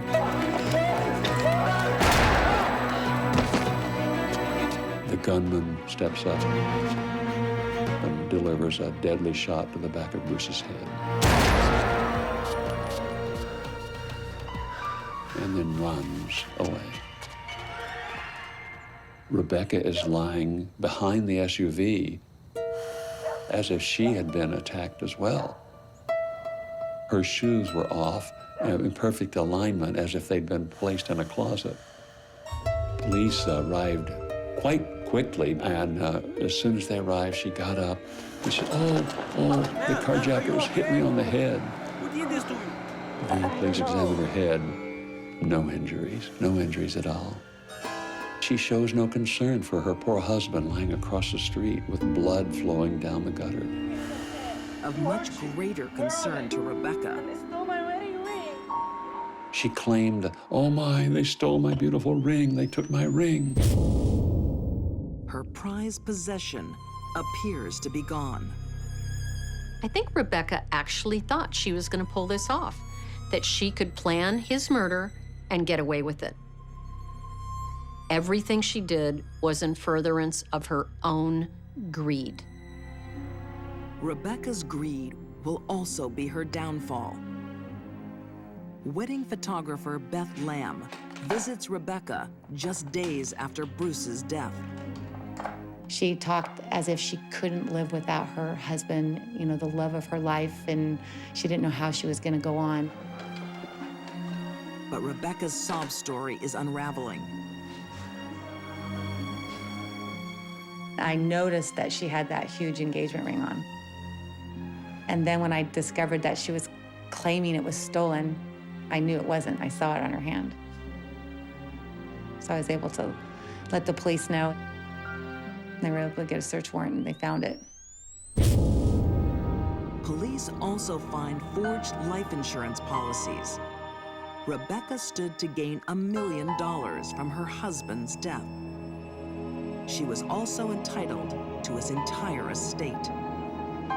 Pure evil to marry someone and kill them for their money.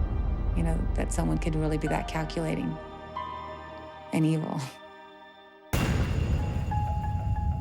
Cell phone records reveal the identity of the assassins. Rebecca's cousin Jose and his brother, the stripper, Alvaro. She really manipulated the two of them to do the dirty work that she wasn't capable of doing herself. Sentenced to life in prison, Rebecca's dreams of riches lie shattered. Her lifelong friendships destroyed. I never thought I would personally know someone that would be able to commit such a heinous crime. It still haunts me. Sometimes I dream about her and I just want to forget about her. It's just something that I want to erase out of my life. Be careful who you fight with. Be careful who you mock and who you try to destroy, because it might just come back to visit you, and it did them. What pushed this scorned ex-wife to breaking point and beyond?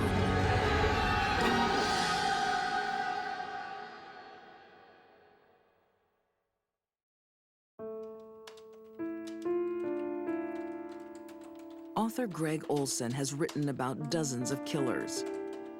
The tale of Betty Broderick captivated him like no other. What got all of us, and I mean all of Americans really interested in this case, was the idea of this attractive woman who was on the top of the world at one moment, and then when her husband dumped her, she became this caricature of evil and despair. And we all wondered how it got that way.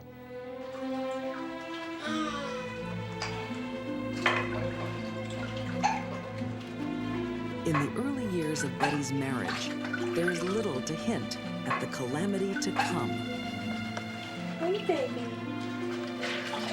She was the kind of girl, like probably everybody of her age, who dreamed of being a good wife and mother. That's really all she wanted out of life. She would like to find the right man, and she thought she did when she found Dan Broderick. How do I look? Like $1 million. That's the idea. Handsome Dan already has a medical degree from Cornell. Now his wife Betty juggles motherhood and part-time work to put him through Harvard Law School. Can we keep the toys in the basket? Sorry, huh? She looked at her job to be the background for Dan. She was the one that worked. She put him through school. So that's what she viewed her job to do, is to make it so he could be successful. Betty sacrificed a lot supporting Dan, and she just kept waiting for that day, that great day, when all the hard work would be over and they could relax and coast. 10 years later, Betty's hard work has paid off for her husband. While Dan's a high-flying San Diego lawyer, his success hasn't brought happiness to Betty. Dan was talking to Betty about how she didn't look good anymore. She was losing her looks. He was not coming home. She knew something was going on. He was accusing her of being crazy and of imagining things that weren't there. Betty is not imagining things. I think she always knew that he was a player, and she had seen signs of it over the years in their marriage. Behind her back, Dan has started an affair with his 21-year-old secretary, Linda Colcana.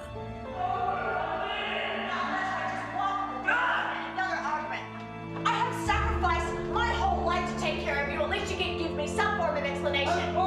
Betty can't believe all her hard work has been repaid with betrayal. I am your wife. You want the truth? Yes, I do. Old and fat. think she knew then that it was over. And she became completely unhinged. There's no question about that.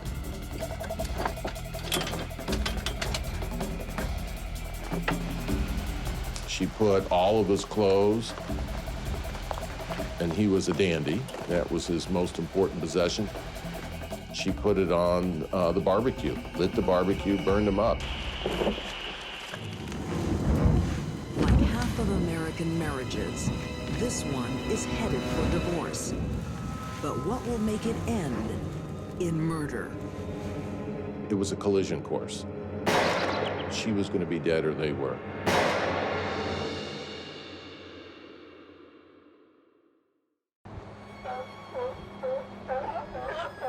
La Jolla, California, 1985.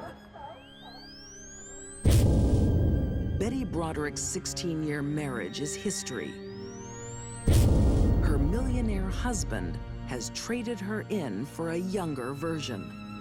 And I think that's the thing that hurt her the most, or the hardest to deal with, is just looking and realizing, okay, she's just being replaced. Defense attorney Jack Early believes when Betty's marriage ended, her world collapsed. Her dream was to set up the perfect marriage, to have memories, the photos, the grandchildren. That was Betty's dream, and that was what was taken away from her. This is only the beginning of Betty's torment. I was provoked, Your Honor. In the divorce court, everything that matters to her will be chipped away. He made over $1 million a year as a malpractice attorney, so he was doing great. And she came away with, I think, a little under $30,000 for 20 years of marriage, and a marriage that was built on her hard work, too. Kindly refrain from using that And kind of Dan will language. take something even more precious, something crucial to Betty's identity. Your Honor, I'd like to move that her visitation rights be withheld until she seeks psychiatric treatment. They batted around custody for quite a while. In the end, Dan did get custody, and I don't know that he really wanted the kids, but he didn't want Betty to have them, and that was part of the game. Very well. Custody of the children is granted to Mr. Dan Broderick. Case dismissed. Betty felt that her role was the mother. She wanted to be with those kids. And Dan, to stop Betty from having the kids seemed to be his goal. Divorce leaves Betty broke and alone. Now Linda rubs salt into her wounds. The woman who replaced Betty in her husband's bed, Linda, taunted Betty beyond comprehension. Sending her wrinkle cream ads and weight loss material. That was actually turning the knife after it had been plunged into her heart.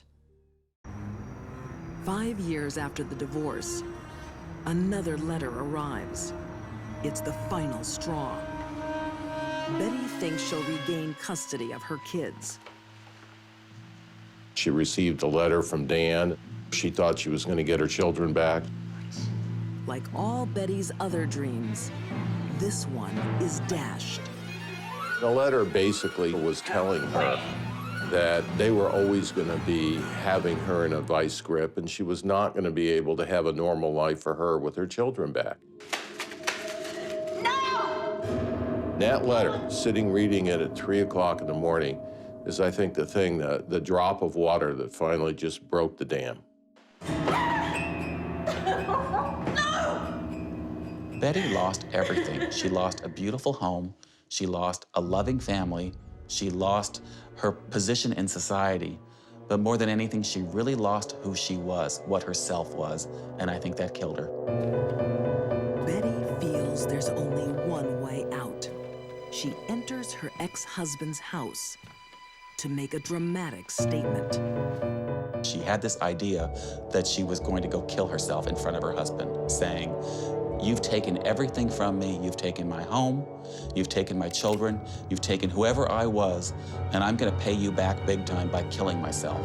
Right there, and you're going to see it. In the final moments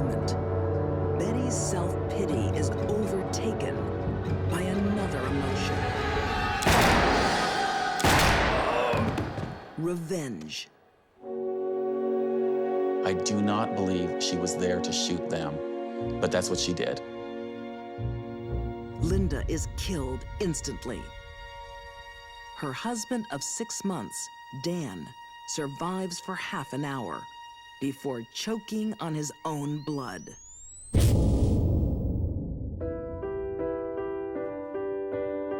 Betty was driven to murder because of uncontrollable rage brought on by being discarded and treated like garbage by the man she loved. She was destroying the people who had destroyed her. It was the only way to end her pain.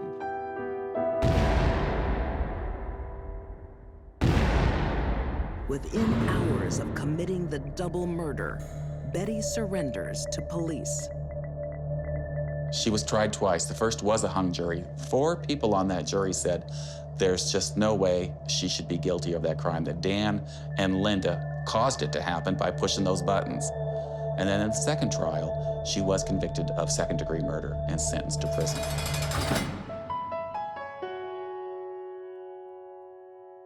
And the judge gave her a sentence of 32 to life, which in effect, under the law at that time, made her eligible for parole for the first time in the year 2010. Because Betty Broderick refuses to show remorse for her crimes, that parole is denied. I do feel kind of a unique sympathy for the killer. And I don't usually feel that way about people. I feel that people should pay for their crimes, go away to prison, and we should forget about them. But I think of her, and I think about what has been taken from her and how she reacted, and I think it's cautionary. We all better be careful that, you know, partners in this life that we try to create are equal and valuable, and she wasn't. She was treated like she was nothing.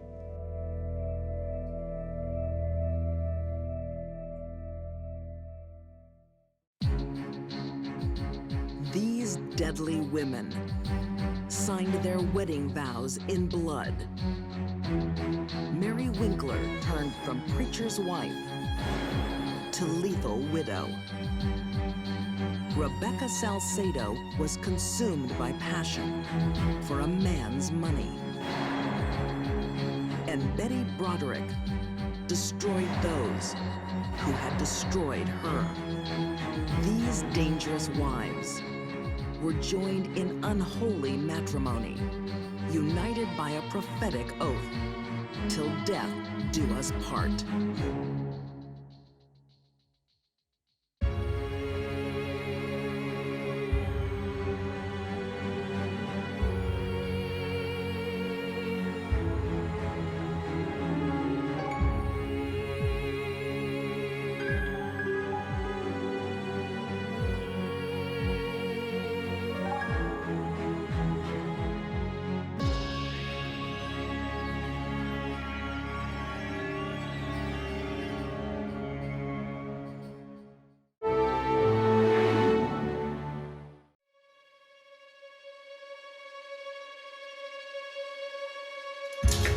Sex becomes a weapon. What are you going to shoot? The results can be lethal. She had an unnatural control over people. It was as if she got a gift from the devil. Bedroom plots leave 2 husbands dead. She's the most manipulative person I've ever encountered. A mother traps her son in a web of lust and greed. He blew a hole through the door. And it blew a good-sized hole through Norman. I'll see you soon then. And a young man meets a monster. My son. He just wanted to be loved. These deadly women use men as lethal tools. They are master manipulators.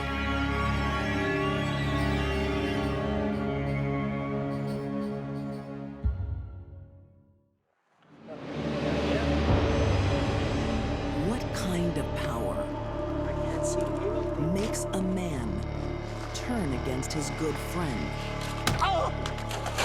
and fight him to the death. She was an oversexed, bed-hopping, trashy person who thought that she was the belle of the ball. The power of a deadly woman. Sharon's a typical black widow. Marries for money, kills for profit. I'll never understand how she could murder my dad.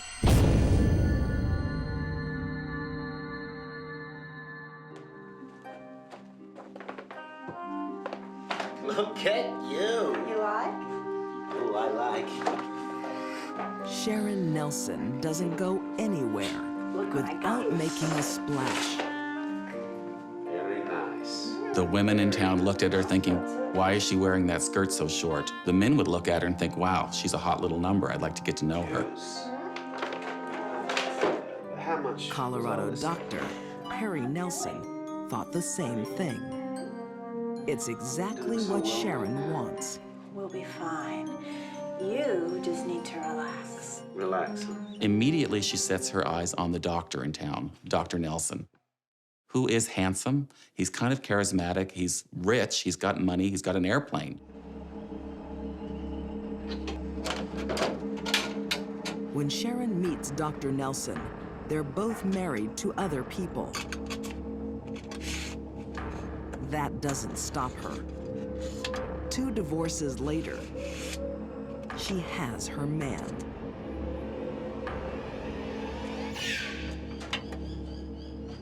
When I first met her, I was just a girl, and from my perspective, I thought she was a lot of fun. With a new husband comes a new stepdaughter.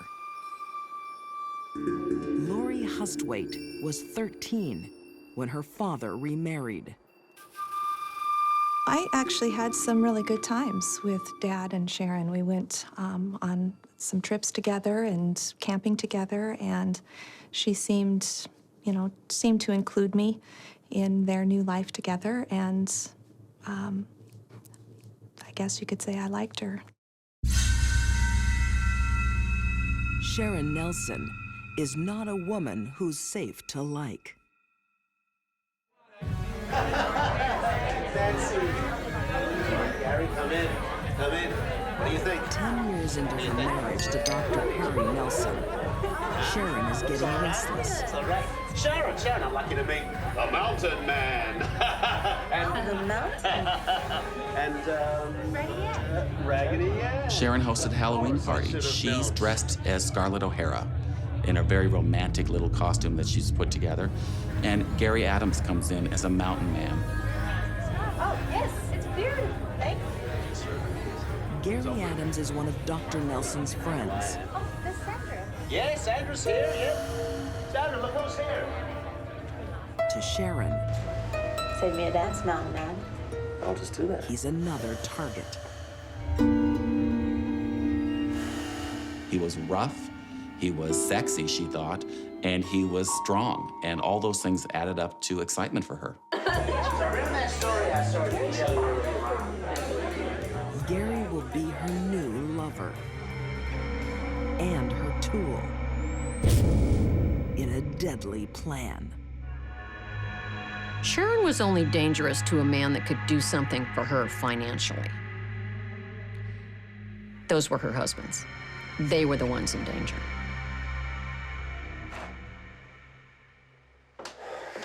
Sharon has a problem. She married Dr. Nelson for money. And now she's spent it all. What is this? A new car. The best way to refill her bank I account told you I needed a new car. is put a And I price told you on her we can't husband's afford head Yeah, but you always say that. with life insurance. Settle down. What is your problem? Don't tell me. Just She wanted the $200,000 in life insurance. like this. She needed that.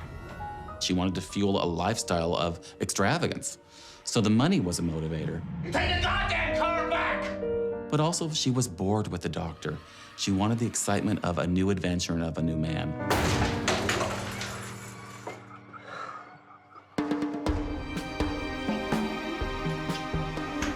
That new man is her husband's good friend, Gary Adams. Gary Adams was absolutely smitten by Sharon. He was pretty much a country boy, lived in a small home, did not have a lot of resources, and would have done anything for her. So Sharon sends Gary on a special mission. So you really do it? A road trip with her husband. How? Leave it to me.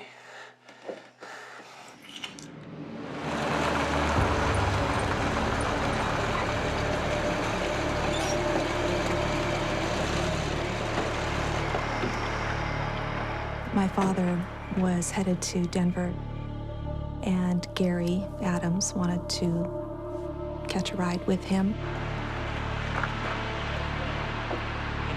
Gary had my dad pull the car over and said he had to go to the bathroom, and came back to the car and said he had dropped his wallet.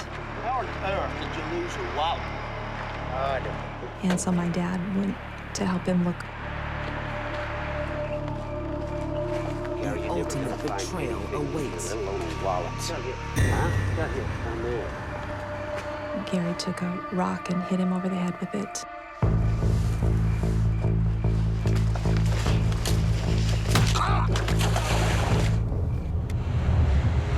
The murder isn't going to plan. Anybody who is struck on the back of the head by a 15 to 20 pound rock should lose consciousness. But the icy hand of the Colorado River is joining the fight.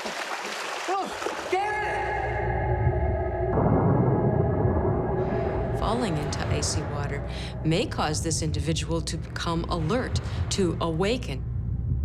This would have heightened the intensity of the fight. The icy water, the strength and the adrenaline of the victim were not the killer's friend.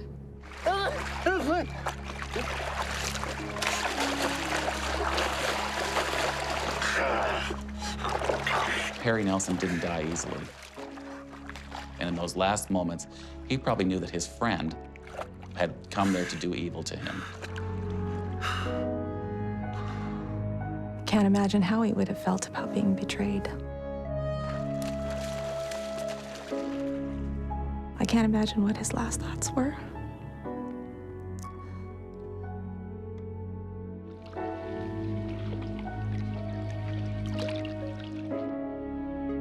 Sharon Nelson feels no remorse. This murder is just the beginning. The fact that she had one husband killed and then used the same man to have another husband killed was just absolutely astounding to everybody who worked on this case.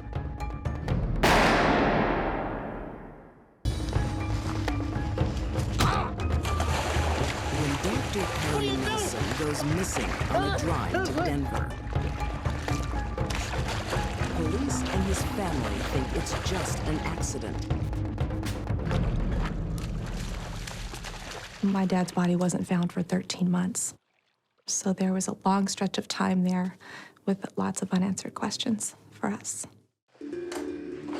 Look at you. Wow. Look The at answers you. lie with Dr. Nelson's I like wife, Sharon. How much was all this stuff? She ordered his death. Honey. Sharon Nelson was an extremely narcissistic individual. You just need to relax. A absolute cold and calculating person who had the ability to manipulate others. The killer is Sharon's lover, Gary Adams. He earns a bounty for his work. Shortly after Perry Nelson was declared dead and Sharon had received her insurance settlement, Gary Adams was seen driving around town in a new pickup truck.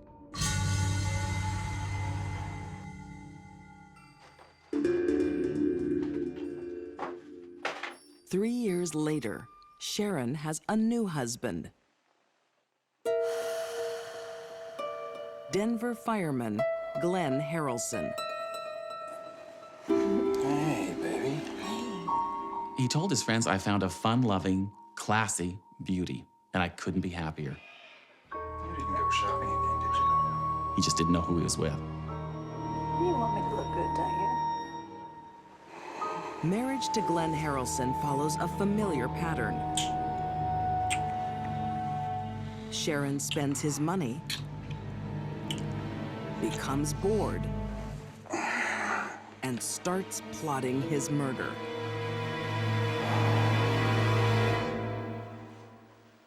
When she wanted her way out of something, she went to her go-to guy. She went to Gary Adams and said, Gary, I got to get out of this marriage. Desperately in love, Gary Adams is in Sharon's complete control. So how are you gonna do it? Well, fire and water are the only things that cover your tracks. Ready to kill for her, yet again. He said, well, we've done it once. She says, I know, we can do it again.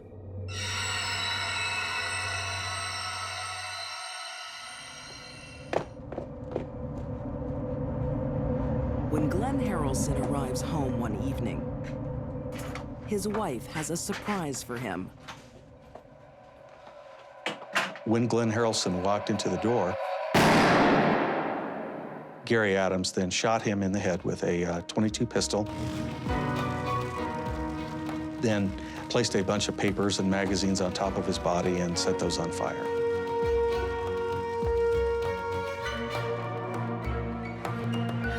Glenn's body is found in the burnt-out house with a gunshot wound. Detective Glenn Trainor has some questions for the grieving widow.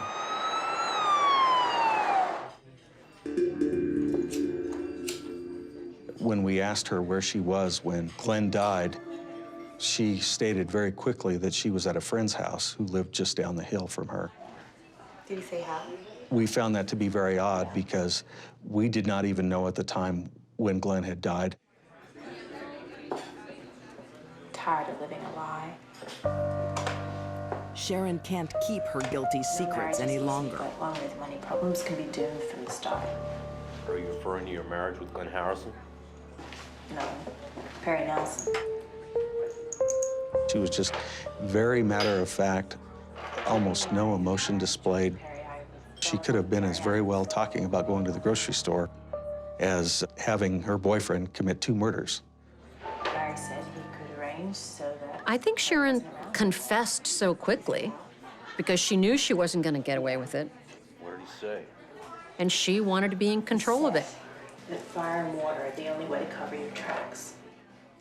She actually thought she could paint Gary Adams into the corner where he would take the fall for the crimes that she was very much involved in. We need you to come down to the station and make a full confession. It didn't work.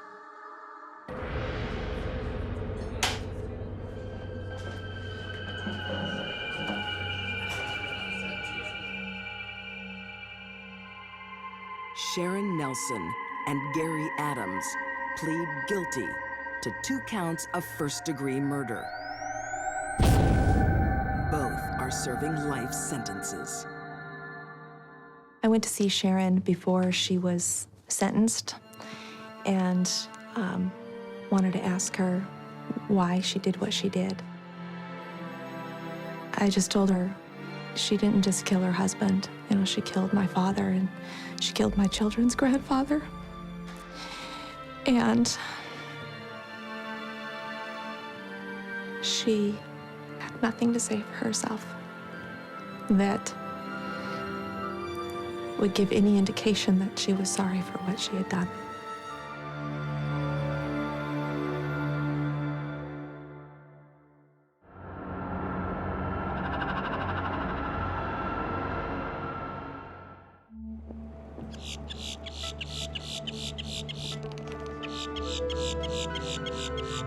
It's lunchtime in the seaside city of Edgewater, Florida.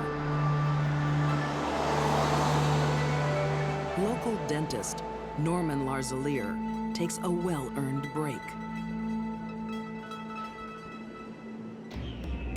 Then and lunch is cut short. He saw the assailant come up the stairs. He took off running. The midday murder of a dentist in his own office is something that you don't see too often. Behind this death is the hand of a woman who craves sex, money, and control. She had a black hole inside her. She was evil, as far as I'm concerned.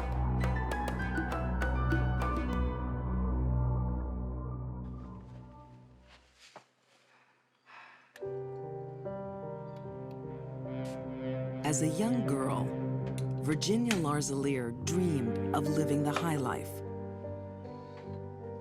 Now, married to wealthy dentist Norman Larzalier, she's made it. They lived in a large mansion. They were well respected. They spent money. They had nice cars, but there always was an element of somebody trying to work their way up.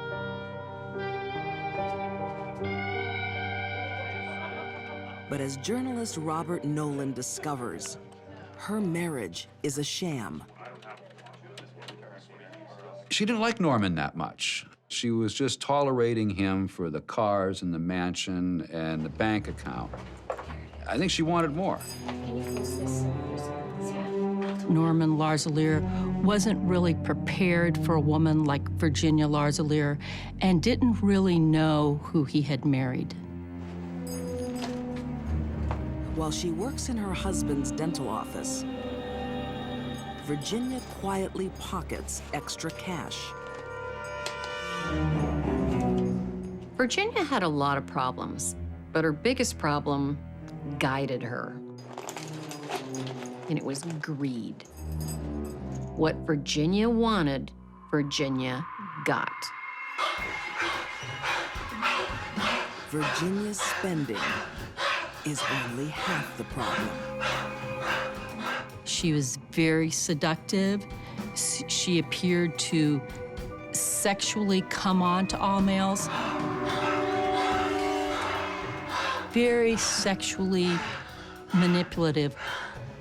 She evidently wanted to establish some type of sexual control in all relationships with males.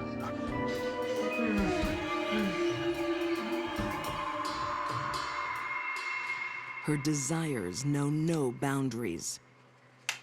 Seduction even extends to her own son.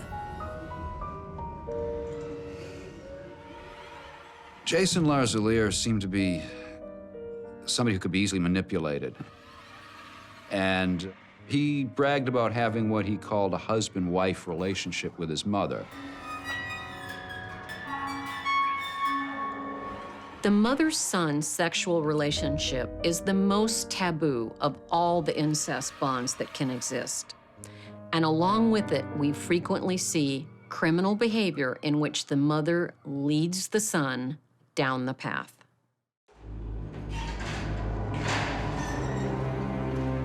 Eventually, Virginia's addiction to excess becomes too much for husband Norman. I want to know where the hell you have been. Take your hands off me! Jason is abusing me again! It appeared towards the end that he was becoming aware of her spending, even though a lot was still secret from him, and that he was probably trying to crack down on it. That's it. We're done.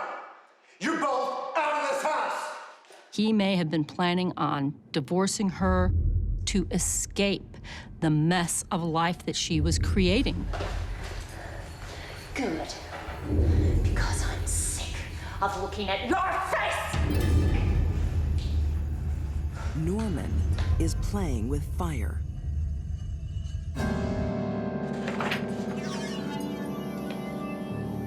Virginia has another secret. She has insured him for millions, and she's ready to cash in. She was calling up on one of the major insurance policies, making sure Kristen? that everything was fine, Tomorrow. that it would be payable. Good. Bye. She knows exactly what to do because she's done it all before. She's had 4 husbands. Everyone that we've talked to has been shot or almost killed. This time, there will be no mistakes.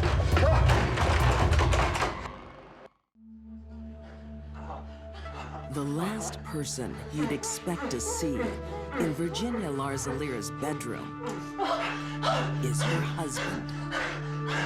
She was always sexually seductive to men, very flattering, and people liked it. Once she has a man, she likes to use him. And Virginia's husband, Norman, is no longer useful. Alive. With the insurance policy that Virginia had against Norman, he was worth $2 to $3 million to her dead. And if he was going to divorce her, that would dry up her lifestyle, too. It's good, isn't it? Oh, yeah. That was the motive, it was money. And she would try to hire people to kill Norman. Yeah. Virginia asks her lovers to do the dirty work. There's plenty more where that came from if you do that little job for me. But they won't take the bait. I can't do that. So she will find someone who will. Somebody just doesn't barge into a dentist's office, shotgun the dentist, and then run away. It was an assassination. It wasn't even a robbery.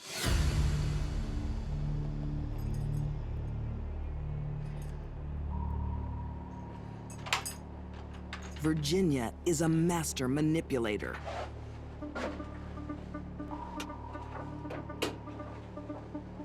And today she has the power of life and death. He saw the assailant come up the stairs carrying a shotgun. Norman Larzalier's quiet dental office is now a death trap.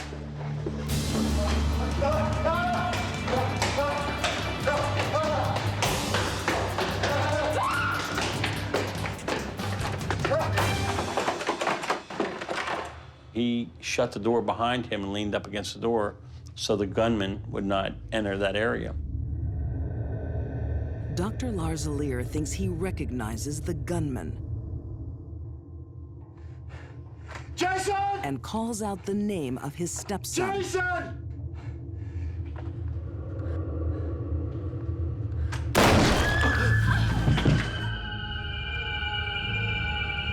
He blew a hole through the door.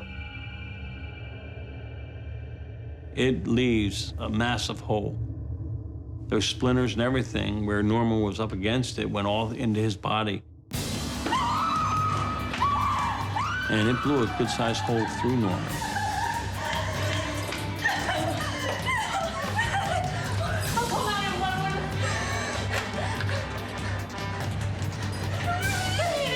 As Norman lays on the floor, his dying gasps are his stepson's name. What did you say, Norman? What did you say? Virginia Larzalier appeared to be giving him mouth-to-mouth resuscitation to prevent him from saying anything else after saying Jason's name.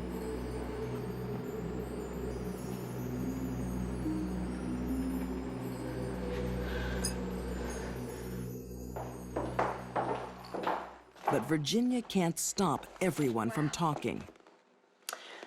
I need you to wipe the prints off. Okay. She tells her staff to help cover up the crime. They said that Virginia ordered them to encapsulate the shotgun in cement, dump it. And we had divers, and we ended up finding the guns. Her personal assistant later testifies against her.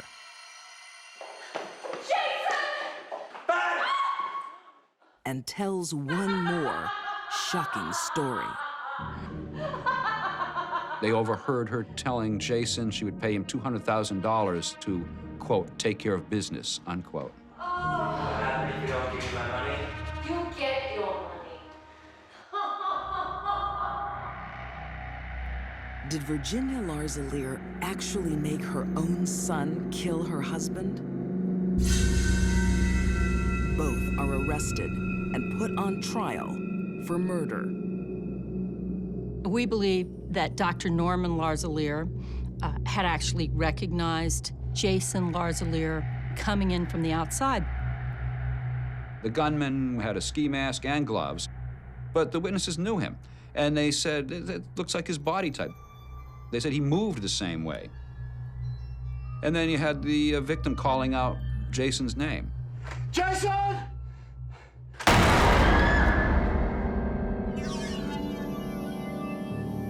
But there is a reasonable doubt over his identity. And the jury finds Jason not guilty. Virginia isn't so lucky. She goes straight to death row. Later, her sentence is commuted to life. Leopards don't change their spots. Virginia's personality is what it is.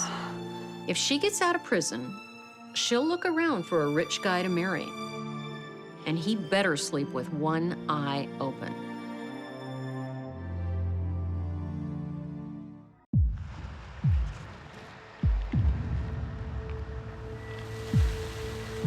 Deep in the woods, a lonely farmhouse holds a grisly secret.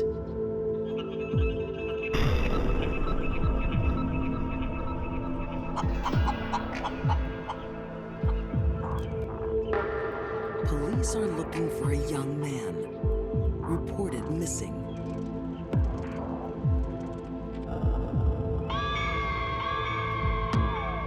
When they went to the burn barrel, they looked in to see what was there. Jeez, what is that? They found a bone with a glob of burnt flesh on the knob. It was obviously a human bone. It's the first clue to a crime whose horrors are beyond imagining. I went, oh my God. Oh my God. What did she do to my son? Sheila Labar is every mother's worst nightmare.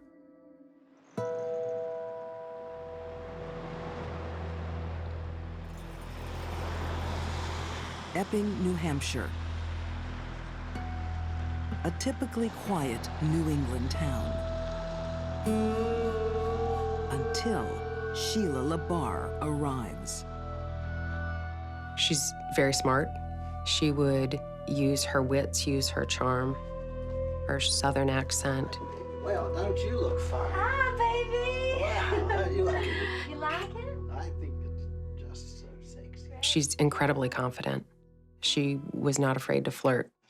I know it's a little bit delicate, but it's my favorite design. She uses more than simple charm to capture the attention of wealthy doctor Wilfred Labar. Thank you. It looks beautiful. Yeah, I think we... Wilfred Labar placed a Lonely Hearts ad in a magazine looking for some company. Sheila saw this ad and responded to it by sending topless Polaroid photos of herself.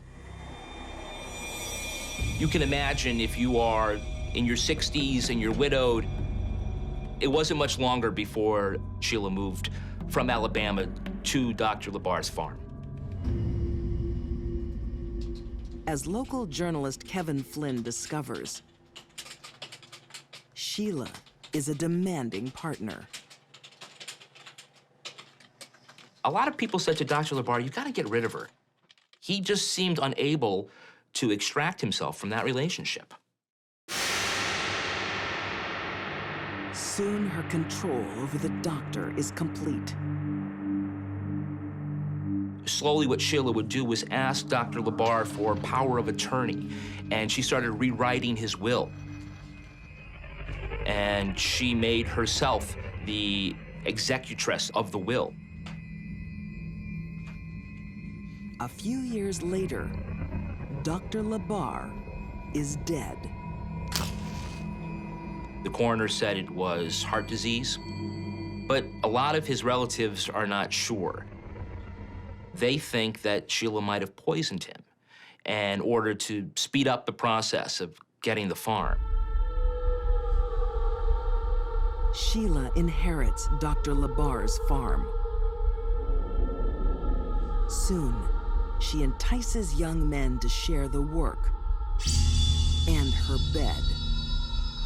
But living with Sheila has its price. We spoke to a number of neighbors that would see badly beaten young men sort of walking up the road from her house. District Attorney Kirsten Wilson says the farm became a sadistic playground. It's an isolated farm. I think it was all about control. You were supposed to have done this hours ago. Young men who Come on, get are either loners or mentally maybe incredibly trusting. It's all about controlling them. Oh, get to your feet, you pathetic pedophile! Sheila was just a really mean person. God, you're disgusting. Not you. No, you're beautiful. She had an unnatural control over people. It was unholy. It was as if she got a gift from the devil.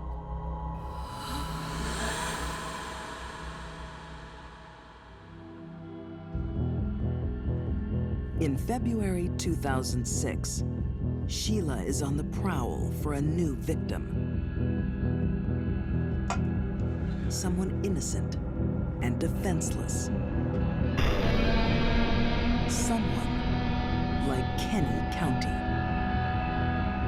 Kenny was a lovely, lovely boy. He couldn't do enough for you. Everybody was his friend. I was so proud of him. Carolyn Lodge is Kenny's mother. He never had a horrible word for anybody, and that was the problem. He trusted everybody. Kenny has a low IQ. His childlike trust leads him into a terrible trap. Hello? Oh, hi, Sheila. It's Kenny. Oh, hi, Kenny. How are you?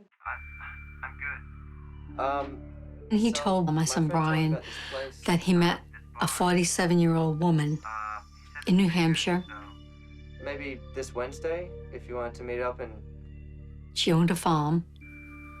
She owned a beautiful car. Kenny, I would love to meet you. And she was rich. You are in for a wild time. And he was serious about her. I think I know exactly what would make you happy. Oh. She chose that person. I think you should come over. Someone who was physically weak and mentally weak. I guess so. Yeah. And she did it because she could feed her sadistic fantasies that way. Great. Well, I guess I'll see you soon then. Okay. Bye. Bye-bye. She came down in her car and picked him up, and he never came back.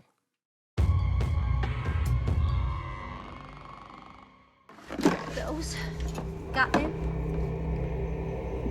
Sheila Labar is a woman with a deadly passion. Her prey are young men. She used her feminine wiles to get their attention, and then she isolated them from everyone else, and then began the torture, psychological as well as physical. Kenny County is her latest victim. Tonight, his mistress is taking him shopping. What the hell are you looking at? You don't see anyone in a wheelchair before? Kenny couldn't walk. He had bruises all over his face. His complexion was an odd color of green. The people who worked at the store were really concerned about him. Good afternoon, Miss LaBar. For weeks, Kenny has been in the clutches of a master manipulator. That's ridiculous. From who? You all right? Hey. You look off. Hey, don't talk to me. You don't have to Kenny answer. didn't ask for help. You don't have to answer anything. He was you under don't Sheila's spell, and that's what Sheila wanted. want. Now, if you don't mind, we'd like to leave. You okay? When they left that store that night, that was the last time Kenneth County was seen alive. Weak, defenseless, Kenny County is in grave danger. Late one night, Sheila makes a frenzied call to police. He's a pervert. He's a child molester. Kenny County. I can prove it.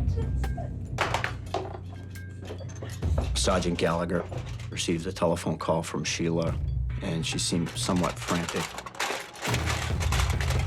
Sheila obsessively records everything she does.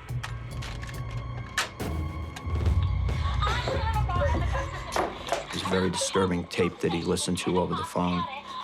Ken was being interrogated by her. On the tape was my son vomiting. Kenneth County is faking vomiting. Get up, Kenny! And she kept saying, he's faking, he's faking. Get up! You're an eating pedophile, aren't you, Kenny? Yes. Now he's a pedophile. Raping children, raping his brother. He's vomiting. When she was urged to kill, to make it easier for herself, she had to fantasize that the men she was killing were pedophiles. I think all right. Yes. The tape's all true. Every single Used bit to of her it. eccentric calls, police decide to investigate the next morning. What they don't realize is that Kenny County is already dead. What probably happened was that eventually Kenny realized he was in some sort of danger. And I think he might have lashed out in self-defense. You want to rape your mother, don't you, Kenny? Talk right, Kenny. Talk right. And I think that's what finally triggered Sheila into a homicidal rage. Don't you ever do that to me.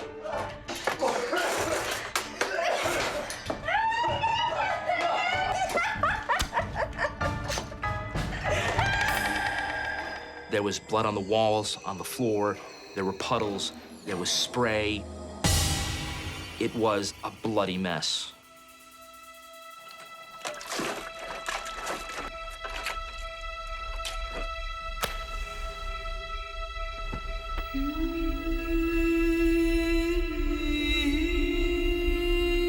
With her victim dead, Sheila calmly sits and watches him burn.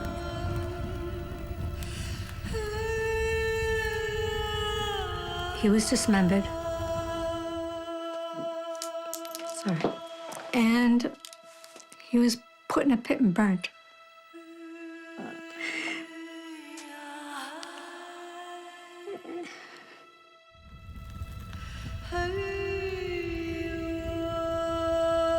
But my son, he just wanted to be loved. I can't imagine what he must have been thinking. Because he was so all alone.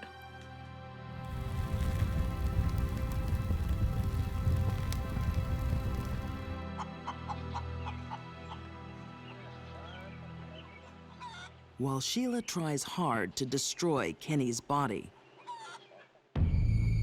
forensic evidence gives her away.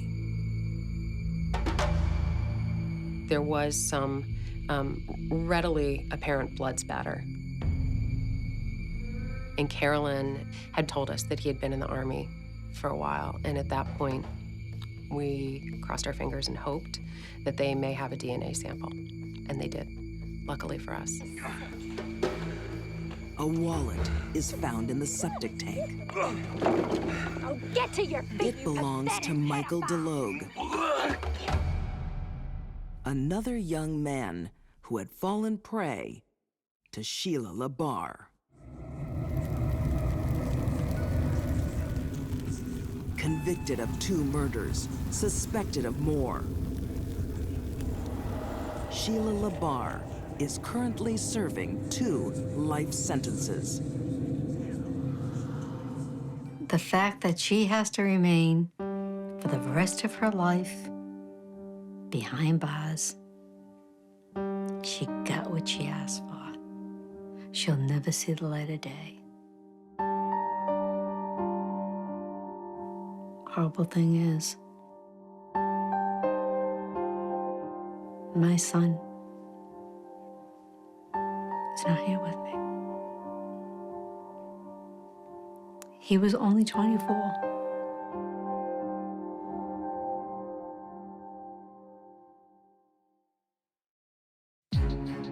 These deadly women had men wrapped around their fingers. Sharon Nelson's deadly charm destroyed 2 husbands. Insatiable desire made Virginia Larzalier consume her family. And Sheila LaBarre took innocent young men to a fiery grave. Sex was just a way for control. Murder was the real seduction for the master manipulators.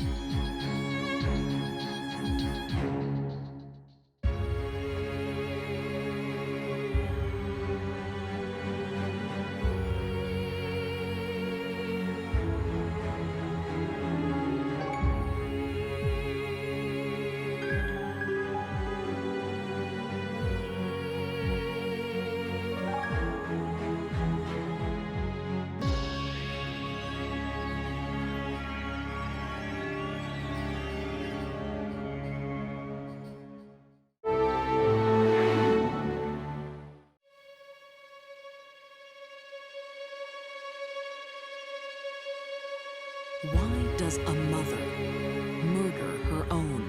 It's very hard to understand why someone would kill their children. They're not thinking clearly. A house of horror is ruled by a monster. She said, when Mom's done with me, she's gonna kill you. A high-flying mom turns on her family. I think that in that moment, she did a monstrous thing. And this killer is a collector. I could see the eye and the nose and the mouth of a little baby. These deadly women kill their own flesh and blood, breaking the sacred bond.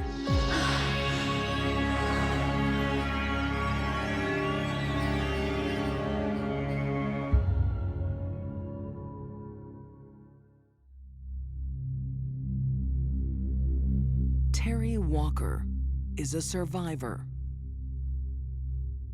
A woman with a terrifying past. To be honest, it was such a far-fetched story that they kind of thought I was making it all up. But no imagination could conjure this shocking truth.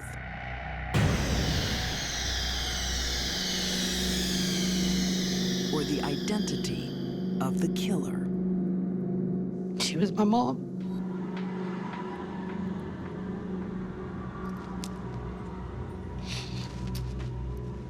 She's my mom.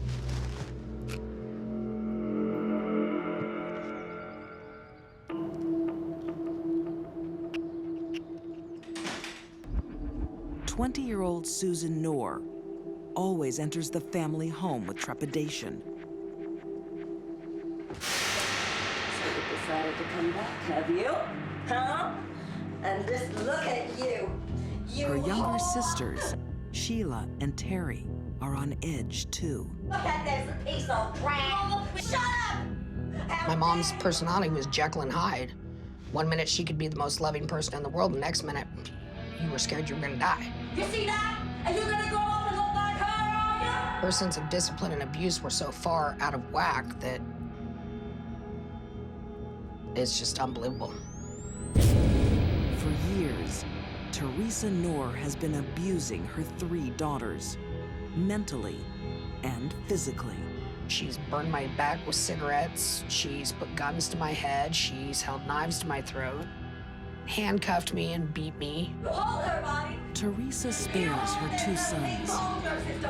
They're encouraged to help the torment. She liked men, but she didn't like women at all. She was jealous of her daughters. She enjoyed controlling them, controlling the house.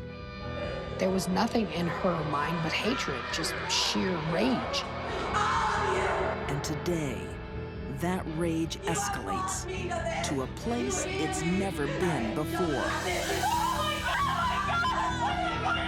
My brother Robert was standing behind Susan, holding her back. My sister was fighting to get away. And my mom pulled the gun out and shot her.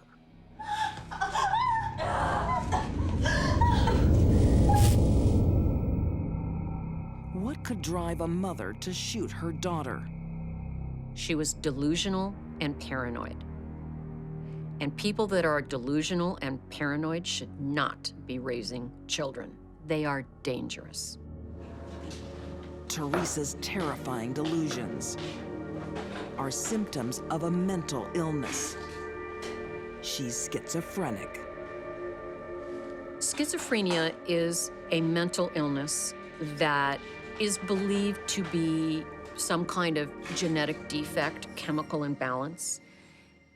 People that get treatment can see symptom relief from the delusions. But Teresa wasn't getting treatment. And it grew, and it festered, and it became worse. She believes her daughter's youth and their beauty are destroying her. She thought her daughter, Susan, had cast a spell on her, and that spell was making her gain weight. Teresa thinks a bullet will stop the spell. Teresa felt that Susan was the devil. She would try and tell the other children that she could see horns coming out of Susan's forehead. Susan isn't dead. She's seriously wounded, with the bullet lodged in her back.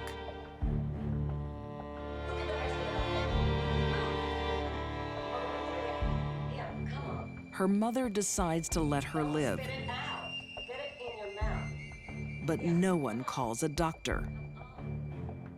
They were afraid of her. They were brought up under her violence. They weren't going to go to the authorities. In the Knorr family, a trip to the hospital is out of the question. Susan is left to recuperate in the bath for 2 weeks. The siblings are, part of them is thinking, well, better her than me. They grow up with this. They really don't understand that this isn't how life is in every household. Incredibly, Susan makes a full recovery. But she knows she must leave her abusive mother. My sister Susan would literally beg my mother, you know, Mom, please just let me go, you know. I'll do whatever you ask, just let me go. And my mom told her that if she let her take the bullet out of her back, that she'd let her go. The price of Susan's freedom will be home surgery by her mother's hands. I can see the top. She wanted to remove the bullet that was lodged in her back because she didn't want, at some time in the future, for this bullet to be discovered and for law enforcement to come back and arrest her. My mom laid her on her stomach. Here we go. And she pulled the bullet out of my sister's back. Hold it. Here she comes.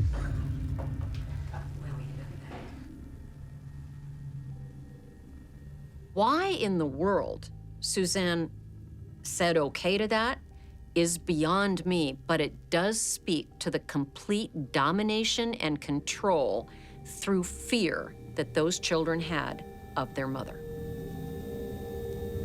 That promise of getting away was worth it.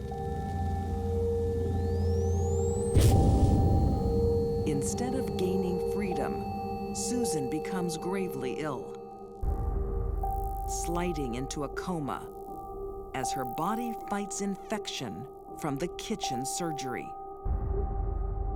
What comes next will be almost relief. Taking her and her possessions, putting her on top of all of her possessions, pouring gas on her, lighting a match.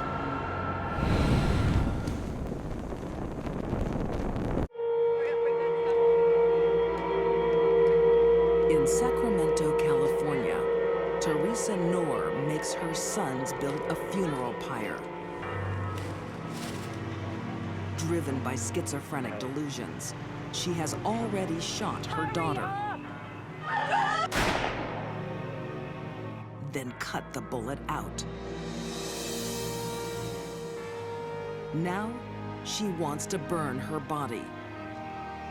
My mother thought that my sister had actually died when she pulled the bullet out of her, and that her body had been possessed by some evil spirit or a demon.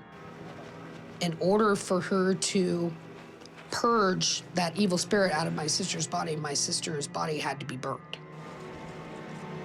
All of her possessions and her had to be burned in order to free her soul.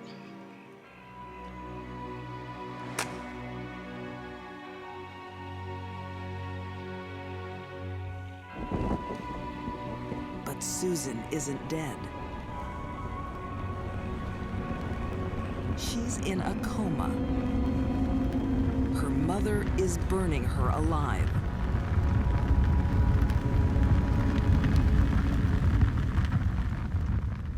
No! Mama, shut up! With Susan gone, Teresa turns to her next eldest daughter, Sheila. She would force feed her. And if my sister wouldn't eat it all and would get so sick from being force fed, my mother would make her eat that food with the vomit in it. Crazed by violent delusions, Teresa thinks her daughters are making her ugly. Teresa's very existence as a woman was threatened by the presence of her daughters. She believed they were hurting her, that their youth, that their beauty was actually hurting Teresa. Youngest daughter, Terry, is forced to witness each brutal act.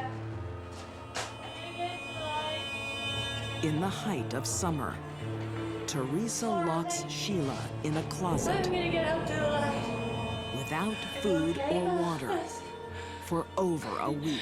I'm gonna climb up and get to the light. She kept saying she was crawling towards the light. She was gonna crawl towards the light. I need a drink. Drink? Okay, go drink. my mother left the house. She's not. I don't know exactly how long she was gone. It wasn't very long at all. And she left me there. And I tried to give my sister a beer. And my sister had explained to me she didn't want that. She wanted some water. Water. All right, have any water? Before I could get back to her with the water, my mother was pulling up. So I had to leave her there.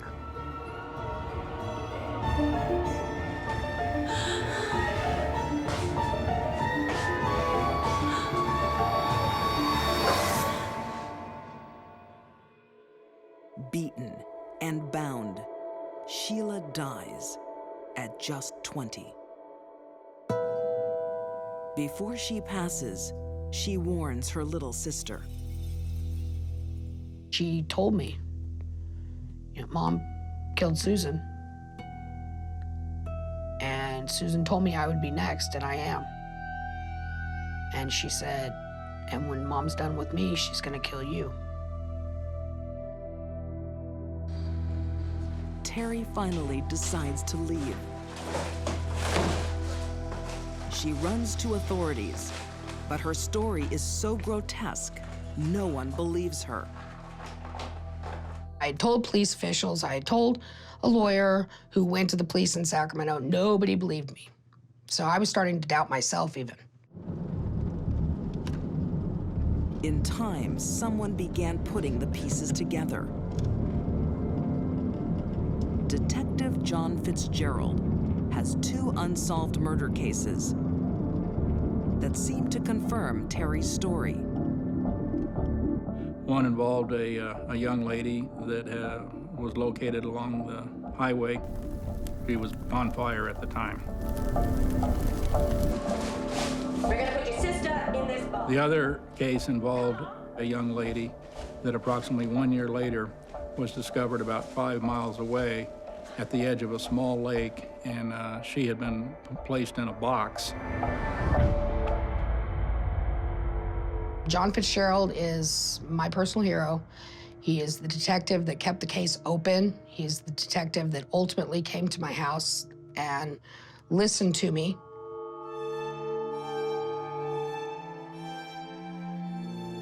Terry told me that the 2 ladies who were killed in our area were her older sisters. She told me her mother was responsible for these 2 killings. In my mind and in my heart, I felt this was very valid information. She was telling me some things about these 2 crimes that nobody would know unless they were had some very close connections to them. Terry's testimony and Detective Fitzgerald's tenacity end Teresa Knorr's reign of terror. We obtained arrest warrants for the mother, Teresa, and for the 2 sons, William and Robert. Son, Robert, is given 3 years jail. William Knorr is placed on probation. Teresa pleads guilty to both murders. Her mental state doesn't alleviate her punishment. She's currently serving consecutive life sentences. Did Teresa love her children? At times, she probably did. But far more powerful than any love she might have ever felt for her daughters was the delusion that developed that her daughters were a threat to her. Terry Knorr serves her own life sentence. Still affected by the horrors of her childhood and torn by the love that every daughter feels for their mother. There's nothing she could ever tell me that would ever make me understand why she did what she did. But forgive her? Oh yeah, I forgive her. And I do love her. I always have.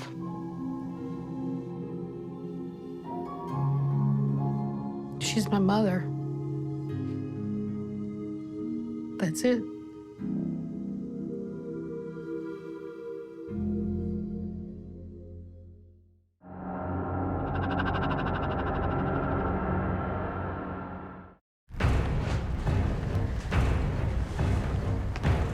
parents are society's protectors. Kate! Children depend on it for their lives.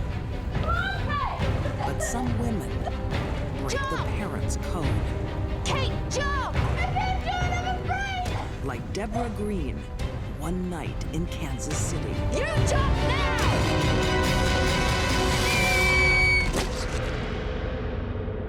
The victims were children who were innocent and depended on her to take care of them.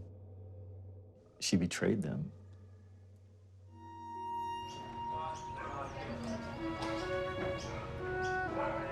To the world in the early 1990s, this is a successful family.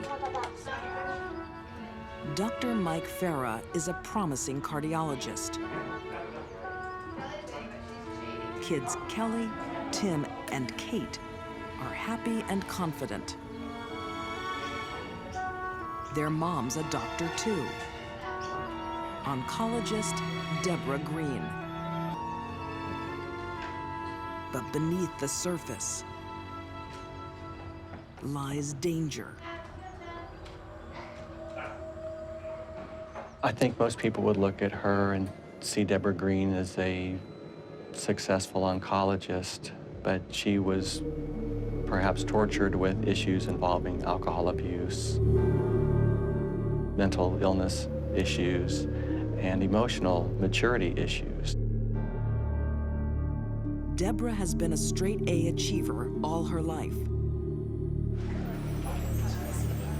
But medicine demands more than just smarts.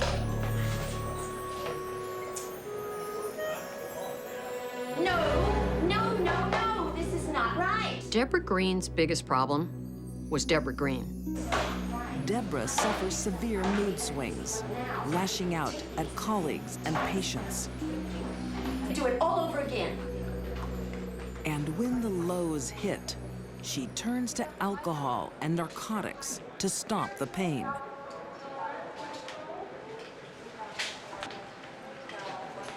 She wasn't cut out for dealing with patients. I mean, she was, very smart and technically maybe a good doctor, but her bedside manner was lacking.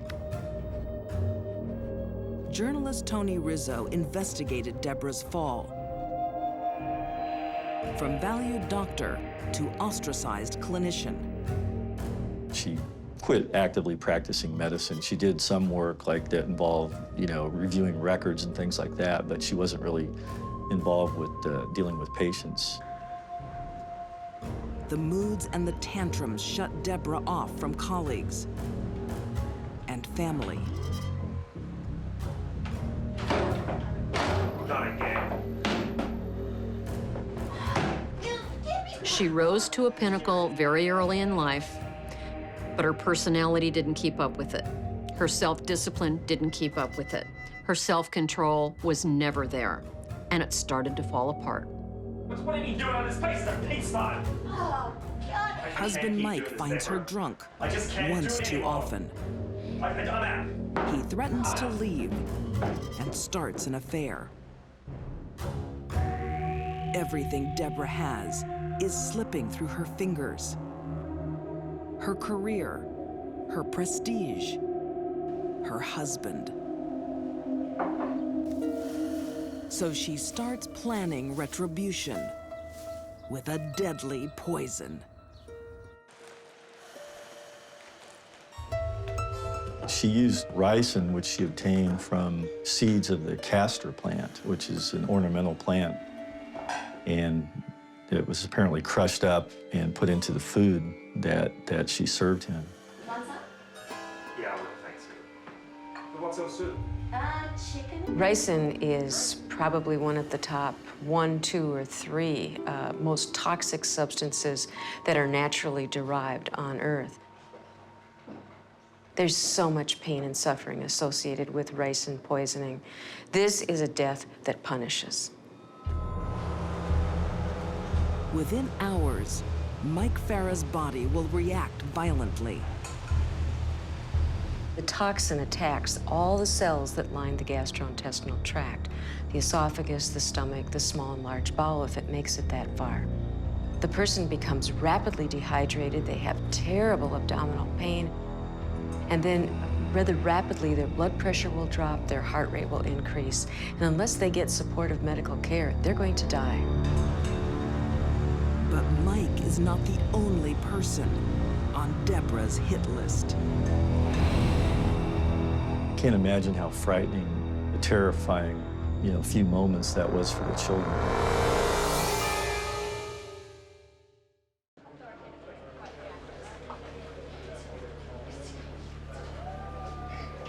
Dr. Deborah Green is having a breakdown.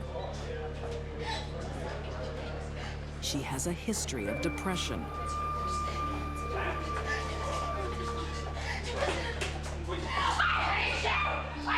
Her husband Mike can't control her. Mike had taken Deborah to the hospital in an attempt to have her mentally committed. Mike has found poisonous castor beans in their home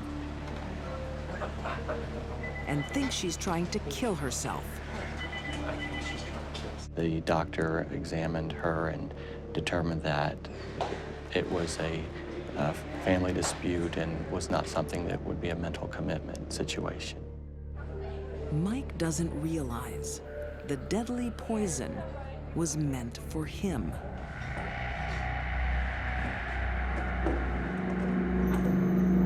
It's the reason he's been so sick lately. The dose wasn't enough to kill him. But his wife hasn't finished yet. When Michael tried to commit Deborah Green at the hospital, she made a statement to him that, "You will get the children over our dead bodies." Exasperated by his wife's behavior, Mike moves out of the family home. But the arguments continue. At about 11:30 p.m., Deborah and her husband had a heated argument over Deborah's drinking and issues with caring for the children. Mike threatens to take the children, and Deborah snaps.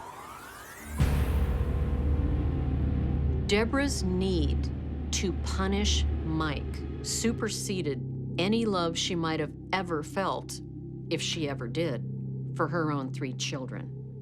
The best way to hurt Mike was to kill the kids.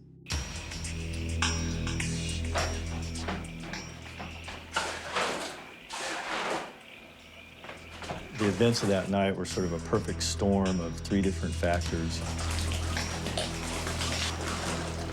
She obviously had some mental health issues that had not been addressed. When you put on top of that the heavy consumption of alcohol, and then the angry relationship, I think that in that moment, she did a monstrous thing. She set the house on fire. Upstairs, Tim, Kate, and Kelly are soon woken by flames. Her son, Tim, got on the intercom and asked what he should do during this fire. And Deborah Green told her son to remain in his room and wait for the professionals to arrive. I can't imagine how frightening, terrifying, few moments that was for the children. Kate heads straight for the window. Kate!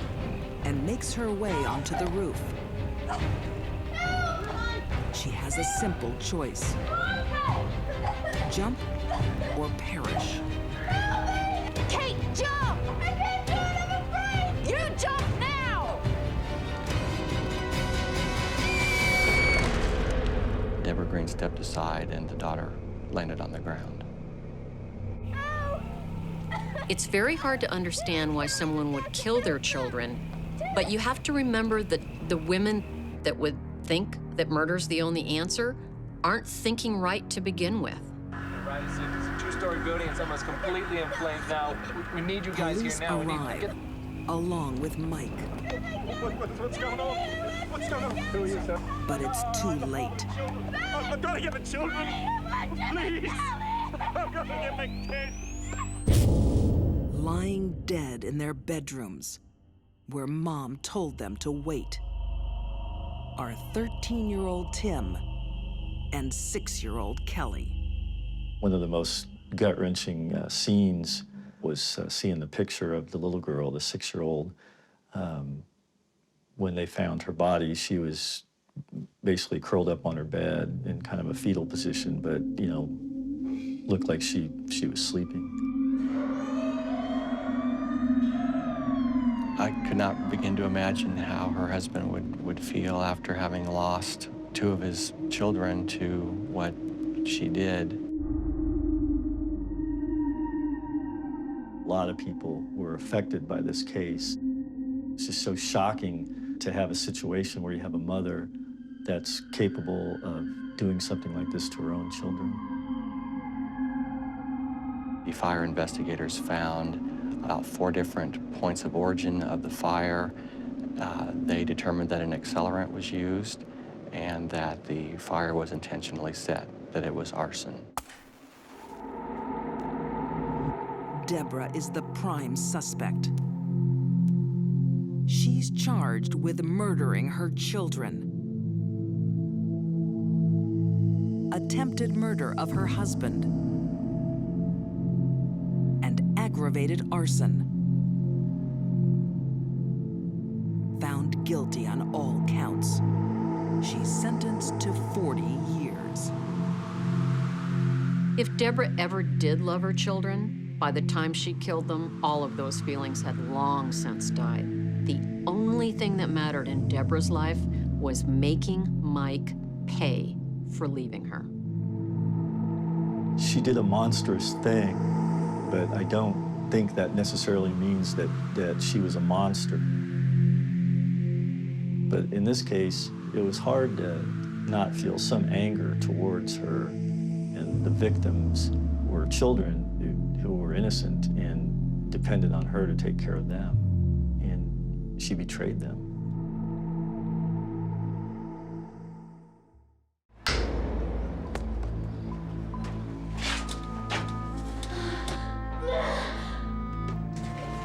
Murder can be found in the most surprising places. There was an orb there about the size of a softball, and it was grayish, leatherish looking. A horrifying secret. And I said to myself, oh, I hope this isn't what I think it is. Is preserved in storage. I could see the eye and the nose and the mouth of a little baby. She was using murder as a form of abortion.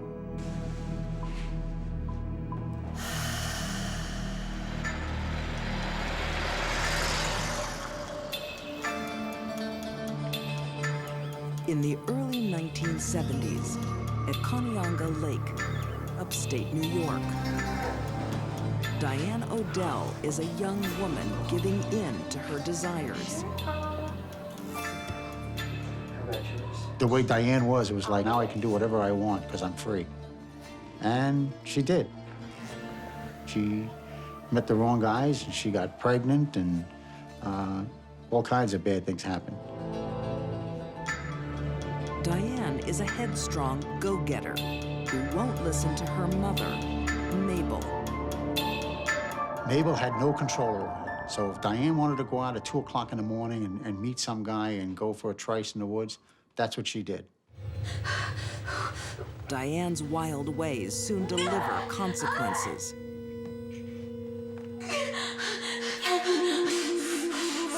A teenage pregnancy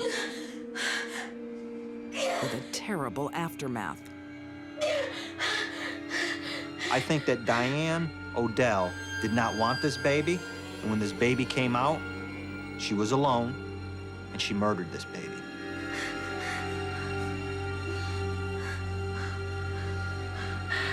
It's easier to kill a newborn baby for some women because the bond, the mother-child bond, hasn't been formed.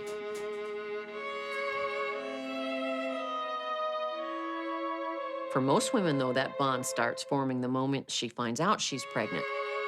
That did not happen with Diane. Diane makes another shocking decision. She doesn't dispose of the body. She keeps it in a blue suitcase. Author M. William Phelps has interviewed Diane Odell, asking her why. Well, one of the reasons she gives me is that she wanted to give the baby a proper burial at some point in its life. And she didn't just want to discard the baby as if it was a piece of garbage. The nameless infant will never be buried.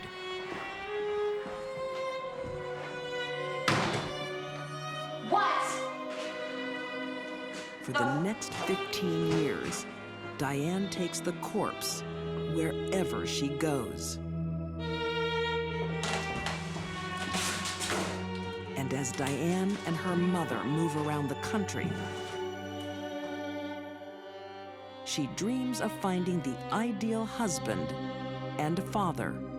She wanted a man to go out and work during the day while she stayed home with the kids. She lived in that fantasy world of the 1950s and 60s.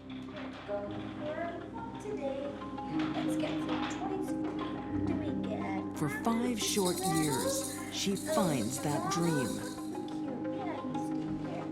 Marriage to James Odell and 3 healthy children. But when the marriage ends, she returns to her wild ways.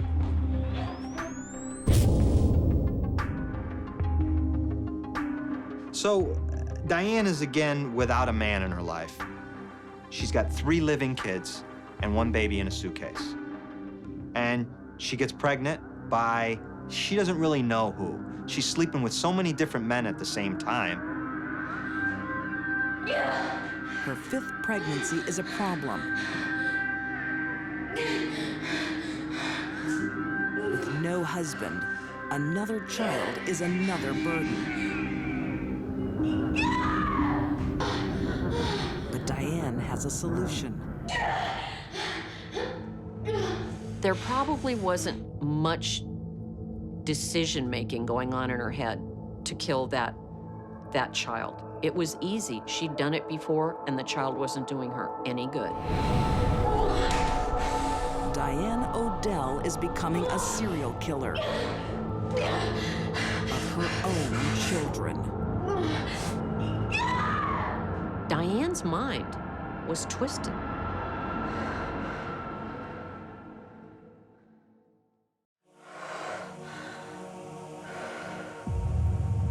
Diane Odell has her own solution to unwanted pregnancies. Murder. Smothering an infant is very easy.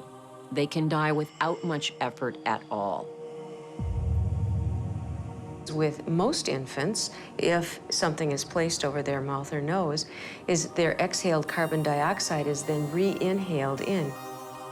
And subsequently, the child becomes hypercarbic, which is increased carbon dioxide. Death ensues shortly thereafter.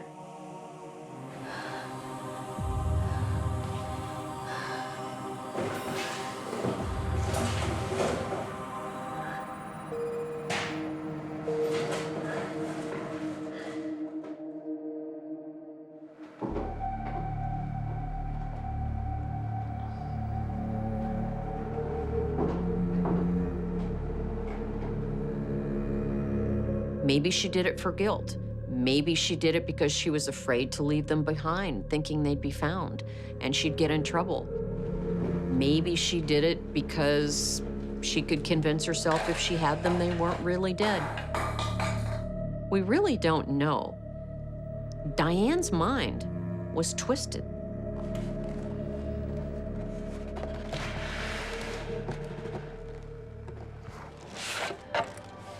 Diane's preserved victims have one thing in common. Their fathers weren't around before they were born. Whenever there's a paycheck around, she kept the baby because the baby could then, what? Provide her with money.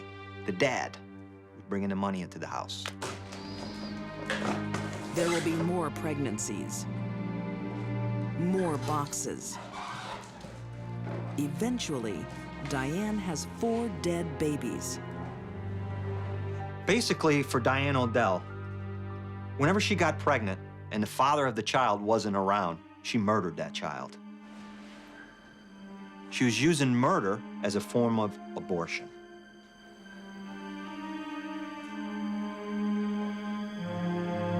The murders only stop when Diane settles down with a new man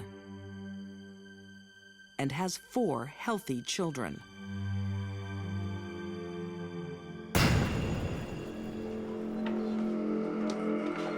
But nearly 20 years later, her dark past will resurface.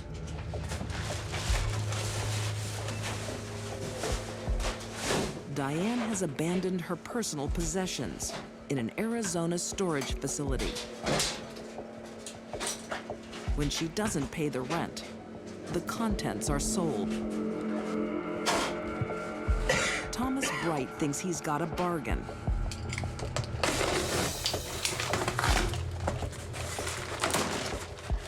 I got a whiff of a musty smell out of it, you know, and there was some brown, flaky material, too. But he's bought himself a crime scene. I said to myself, oh, I hope this isn't what I think it is.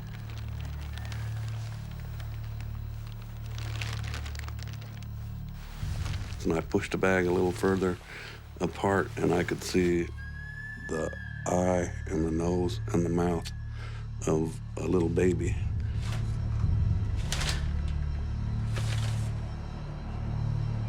Baby in this box. There's a dead baby in the box! Thomas calls in the police. Yeah, I thought I'd pick up some Not stuff. only do they find one baby, as they start digging through the boxes, there's another one. 2 babies. They start digging through more boxes, 3 babies.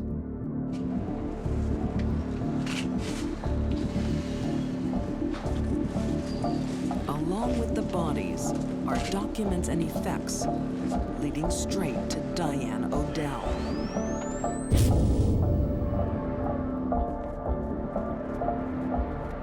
Back in New York, Detective Thomas Scalepi calls in Diane Odell for an extraordinary interview. She was very articulate. She was almost like a grandmotherly type. I mean, she's an older woman, middle-aged. Diane says the babies were all stillborn, and she couldn't afford a proper burial. The odds of that, 4 babies being stillborn, and 8 healthy children that we knew she had, were, to me, it was minuscule. If there was some type of foul play, I wanted to get to the bottom of it. I held the baby close. If the babies were stillborn, we had absolutely no charges. We had no charges against her at all. If the babies were born alive, naturally we had murder. After more than 20 years, Diane is their only lead. Forensic testing of the remains can't distinguish misfortune from murder. It is a determination that is extremely difficult to make, and a determination made years and years later on mummified remains would be virtually impossible. But Diane will make the key admission. How did you feel about that? The baby cried. The baby cried. The baby cried.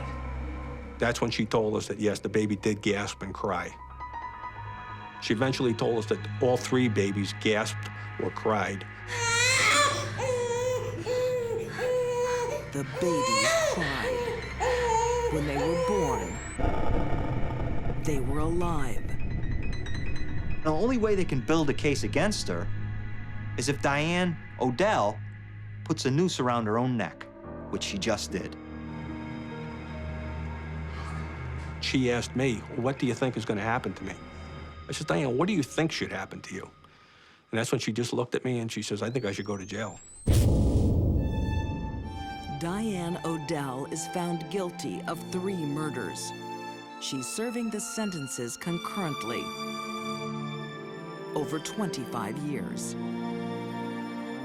I think there was more to it than simply killing them because they were illegitimate.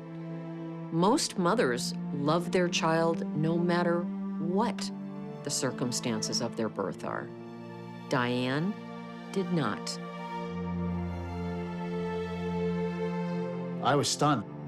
If you didn't want the child, give it up. There's agencies that could take the children. You don't have to kill them. Even Diane's brother, Richard, finds it hard to forgive her. I have no remorse over where she is. I was probably one of the first to applaud when I heard the verdict. You know, she didn't deserve any mercy. Not for what she did.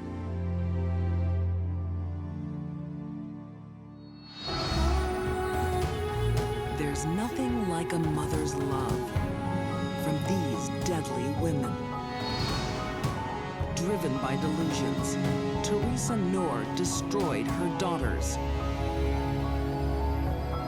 Deborah Green slayed her children for warped revenge. And Diane Odell callously snuffed out brand new lives.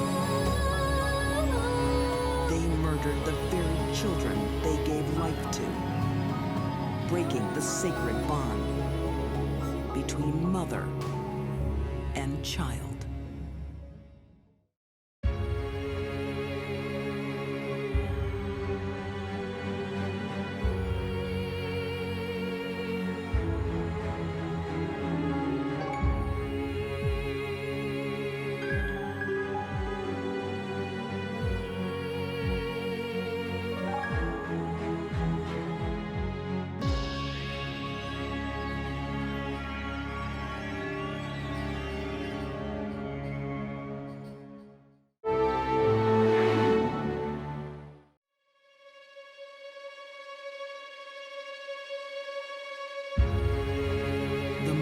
Dangerous killers of all are the ones you don't see coming. Women are far more likely than men to get away with murder because they're rarely suspected. This fortune teller sees a future of death. Someone who was a seer or a prophet was someone you didn't want to mess with. A high-flying lawyer has a lethal brief. A conniving, backstabbing Miss Priss who thinks that she's entitled to anything in this world. And a dear old aunt serves a cup of tea to die for. She was one of the worst types of serial killers this country has ever known. These deadly women are right behind you. But you'll never guess who. They're beyond suspicion.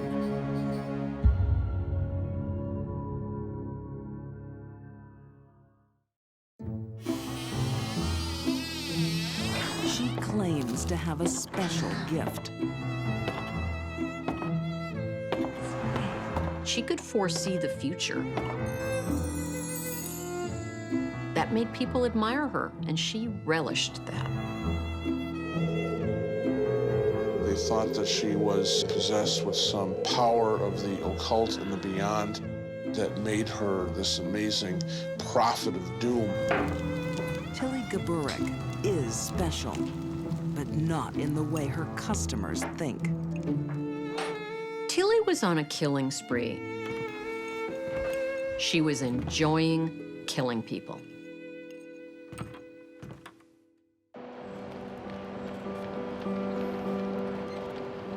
an immigrant neighborhood in northwest Chicago, 1911. Little Poland, the area where Tilly was a several square block area of pretty much just Polish people who were fairly fresh off the boat. It was said that there were more Poles living here in Chicago at one point than there were in the entire city of Warsaw in Poland. Like many in Little Poland, Tilly Gaburek lives a precarious existence. I'm sorry, I'm so late. The market was so crowded and there were so many people and potatoes. It's made worse by an idle husband. It's all you have. Did you bring my beer? I didn't bring the beer. I had no money left. Husband was a drunk and was pretty lazy and really just didn't do much of anything. And so she ended up supporting them because he only worked every once in a while at odd jobs. Useless woman. Each year of Tilly's unhappy marriage is making her more bitter. It was unkindly said about Tilly that she was greasy-complected, ill-mannered, just a thoroughly unpleasant kind of woman to look at. And she was made hard by the times that she lived in. Why, Manny, you have no idea. She's thinking of how to get out. 26 years of a tough marriage to a man that had caused her so much grief. And finally, I think something snapped within her. One evening, after another long day at work, It's about time you come home. You are going to work. I'm sick of your work. You. Tilly stands up for herself. Pig. What are you doing? Stand up again. Just down. You get taken. Get out. I'm sick of it. Take this. She had spent her whole life being a downtrodden, beaten kind of person. And finally, now she had some power. It took a long time for Tilly to stand up for herself, but when she did, she became a new person.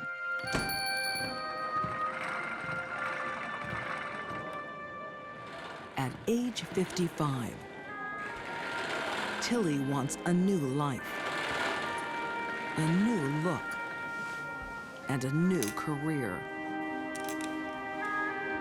After Tilly broke out of her shell, she had to construct a scenario where she looked like somebody important, that she had a talent no one else did. That talent is predicting the future.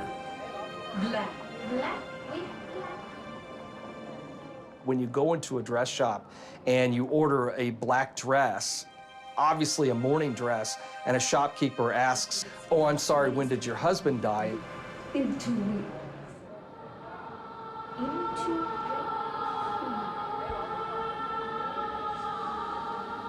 This really changed her status in the neighborhood because someone who was a seer or a prophet was someone you didn't want to mess with.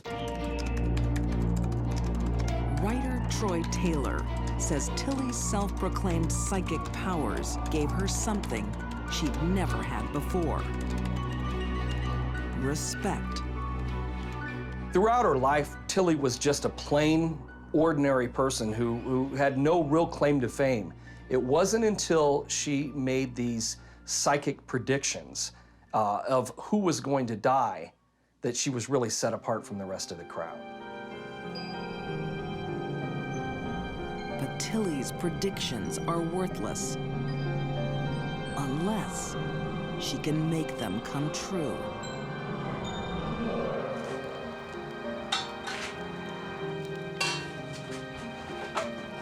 Poisoning is a method women frequently use to dispatch their victims. It suited Tilly's personality because she could be in control, she could get close to her victim, she could decide when, where, and how they died. Sit. Tilly has given her husband of 26 years Yes. a lethal dose of arsenic. Eat. Good. What it does is it causes paresthesias. In other words, it causes damage to the nerves in the hands and in the feet. Yes. Headache, vomiting, a feeling of being ill with the flu. Come on. More.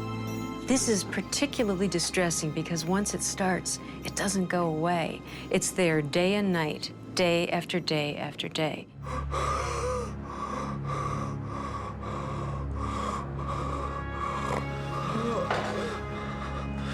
In the midst of murder,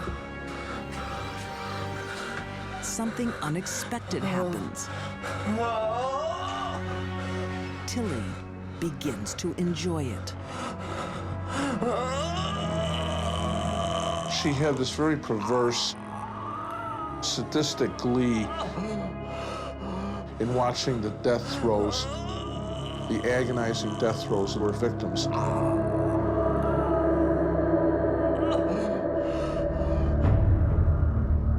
This sadistic glee is the catalyst for Tilly to begin another new career. She was married to her first husband for 26 years before suddenly becoming an overnight serial killer. We know it was at least 9, and the newspapers believed it could have been as high as 20.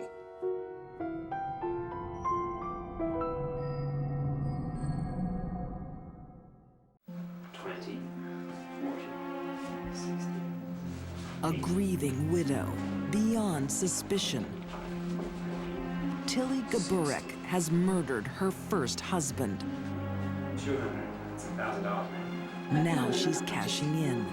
Are you sure, man? Yeah, that's fine. Just give me the money. Okay. He had an insurance policy, which at that time, in the late teens, that was a lot of money in a poor immigrant neighborhood like Little Poland. I think Tilly's first murder was mostly out of convenience. She was tired of her husband. She didn't want him around. And it just so happened that she got $1,000 out of the deal. After that, she saw a way to make a living. She barely waited until the ground and the earth had settled before she was marrying her next husband. This husband dies too. And so does the next. Both deaths are predicted by Tilly, and both provide lucrative life insurance payouts. Most of the Polish people who lived in the neighborhood were very, very religious people, and superstitious people. Nobody really was brave enough to go and tell the police that they thought there was something going on. With each death, Tilly's reputation as a fortune teller grows. Dare to cross her, and you'll be the subject of a terrifying prophecy. The future. There. She would very often whisper in their ear, "You're going to die soon." And apparently, all of her predictions were coming true. There was one young woman who did notice that Tilly had seen several men die in her home and was suspicious, and of course, then she died herself. By this time, no one in the neighborhood is safe. She also got into an argument with some parents of some 3 little children who also mysteriously died. She even poisoned a neighbor's dog that was barking and causing her to lose sleep at night. I think Tilly enjoyed the power that wielding life or death over another human being gave her. And she enjoyed it. It was one thing to kill a husband for his life insurance. It's completely different to kill someone that had angered her. The suspicion nobody dares voice is the link between all the deaths. Tilly's famous stew. Tilly was an accomplished cook. It was said that she could whip up a fabulous meal.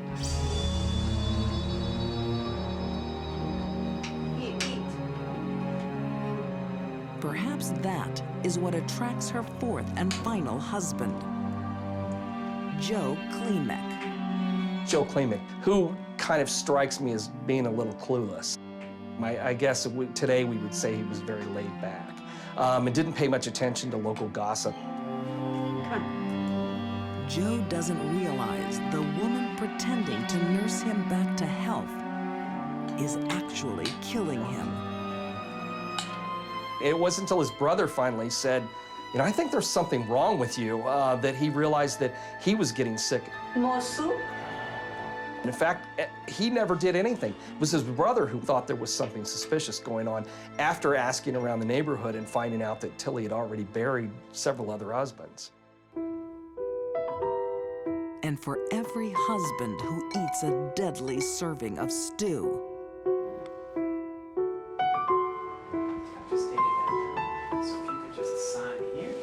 there's an insurance policy for Tilly to collect on.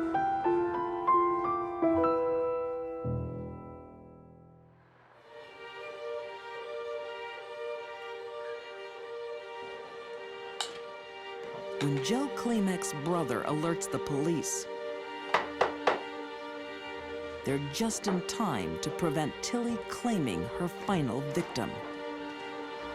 Joe was probably one bowl away from death of Tilly's stew.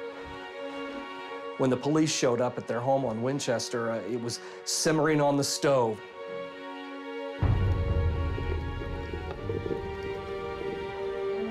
The bodies of Tilly's previous husbands are exhumed. They each contain enough arsenic to kill 4 people. In the good old days, it was actually quite easy to get away with murder. In today's world, with modern forensics, with knowledge of heavy metal poisoning like arsenic, I would say that after one death, we would be on to her. On trial for murder, Tilly Gaburek becomes a household name across America.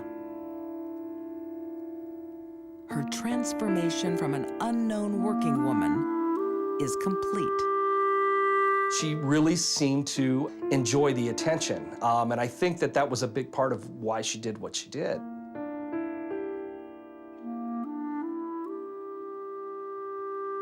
She was in the spotlight, and she ended up with a life sentence in prison. The woman who was so eager to predict a death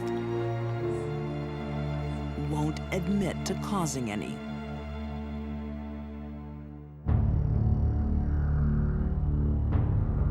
To this day, the exact number of Tilly Gaburek's victims is a mystery.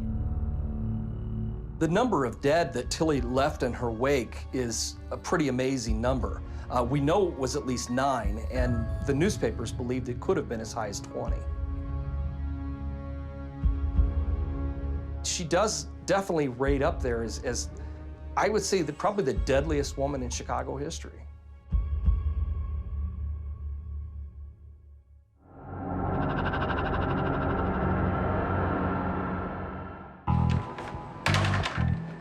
They say opposites attract.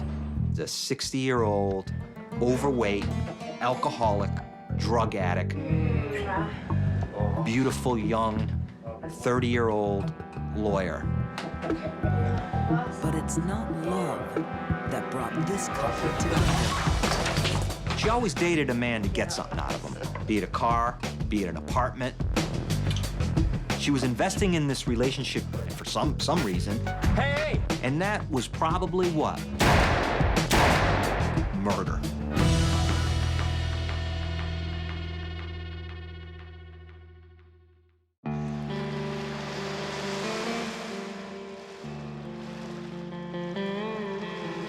When you talk about a human life, it's something to value. Buck Clinton knows exactly what his son's life was worth. $5,000. That's how much 2 lawyers paid to have him killed. It's sad to think that people get to the point that they do. I may not be a saint myself, but on the other hand, there's a limit of what people do, and there's certain lines that individuals just do not cross. Buck's son, Buzz Clinton, did nothing to deserve death. Uh-oh, the magic carpet's starting to lift off. His only crime, to fall in love with single mom, Kim Carpenter, and play dad to her daughter, Rebecca. Kim and Buzz were extremely happy. They were 2 people who understood each other. And they really fit together well, those 2, right? And Buzz really loved Kim's child, Rebecca. 1, 2, 3. And wanted to be a father figure for that child. You feel that? Is it heavy? Is it heavy? Because the child did not have a father. And this father will be taken away too, in a bitter family feud. Kim Carpenter's parents dote on their granddaughter. Her sister Beth is also fiercely protective of her niece. But they all have a big problem with Buzz Clinton. They hated him from day one. All the Carpenters hated him. Beth Carpenter, the mother, the father. To the rest of the Carpenter family, Buzz isn't worthy of raising a daughter because of his past career as a male revue dancer. They looked at Buzz as he was this kid who was a dancer. So whenever they met, there were fireworks, you know, they didn't get along. This was a guy that was, in their opinion, a loser, who took off his clothes for money and let women stuff $20 bills in his jockstrap. And they couldn't stand it. Writer M. William Phelps says Beth Carpenter was a single-minded woman. There was just the one Beth. She was all business, whatever she did. Beth Carpenter, when she set out to get something she wanted, she got it. Beth's latest achievement is a law degree and a job with a Connecticut attorney called Heyman Klein. In walks this beautiful, young, 30-year-old lawyer, fresh out of law school. And Heyman invites her right in and says, "You want a job? I'll give you a job." Beth has begun her professional career. And now begins a personal crusade. Her goal this time, to take custody of her niece, Rebecca. She wanted the child, and she wanted to raise the child because she could do it better. Sole custody case number 2064. Never giving consideration to Kim.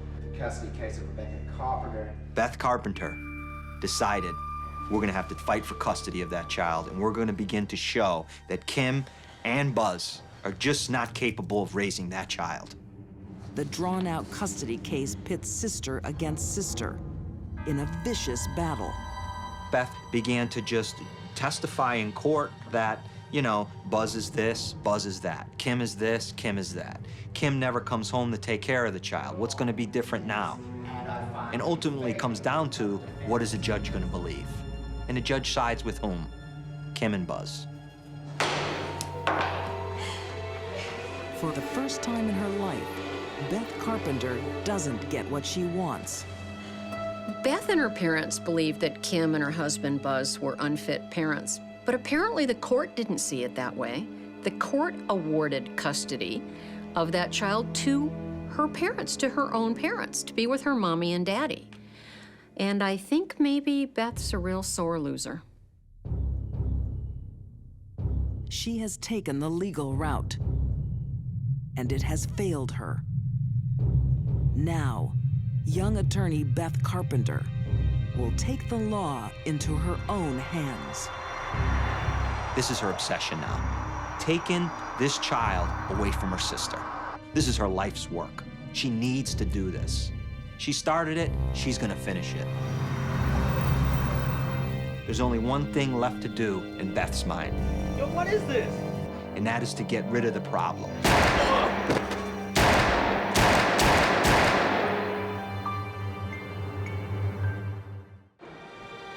Sole custody case number 2064, Rebecca. Beth Carpenter is leading a spiteful Custody family case. feud.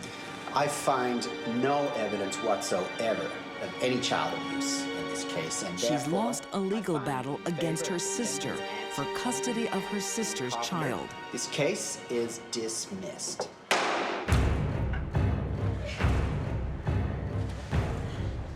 But Beth Carpenter will not be denied. You know, my opinion of Beth Carpenter is that she's nothing but a conniving, backstabbing Miss Priss who thinks that she's entitled to anything in this world without any ramifications. Somewhere along the line, Beth seems to have developed the idea that she was God and could take someone's life if she felt it should be gone.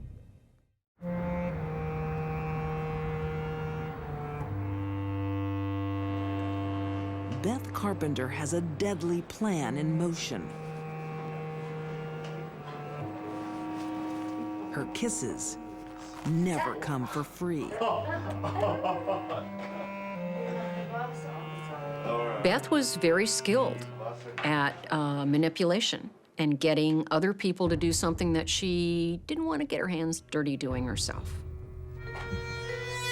Beth's boss, Heyman Klein, thinks this is sex with no strings attached. Amen. Yeah. But his lover has a favor to ask. I need your help. A big one. He was like, if that's what you want, honey, I am in love with you. I'll do anything for you. Say yes. Say it. All right. She goes to Heyman, hey, can you find me someone to get rid of this problem? And Heyman says, absolutely. I'll go right to my cocaine dealer, Mark Dupre. So the deal is $1,000 up front and $4,000 on the back end. Dupre bides his time until fate hands him the perfect opportunity. Mark Dupre is looking through the paper one day, and he notices an ad in there for a tow truck for sale. And who is selling that tow truck? Buzz Clinton. And he decides, that's it. I'm gonna call him up and tell him I wanna buy his tow truck.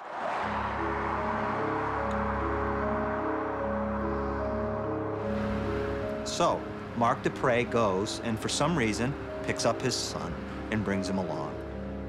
So they meet Buzz Clinton at a local hotel, and Buzz is driving a car.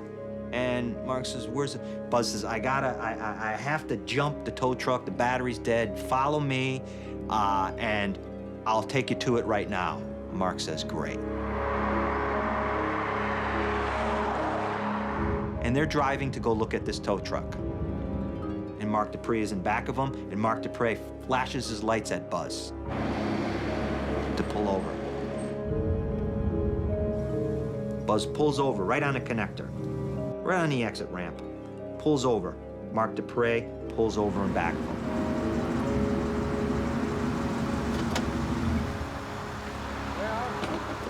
Buzz gets out of the car, leaves it running. Hey, buddy, what's this all about? He comes out and he says, what's going on? Mark Dupre walks up to him with a pistol.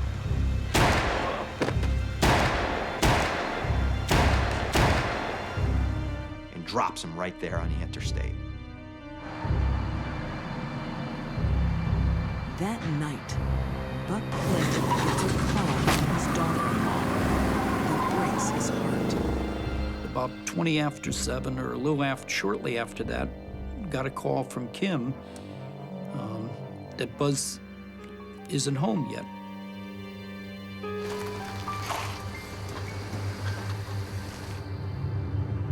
And then we got another call shortly after that by Kim and saying Buzz still isn't home.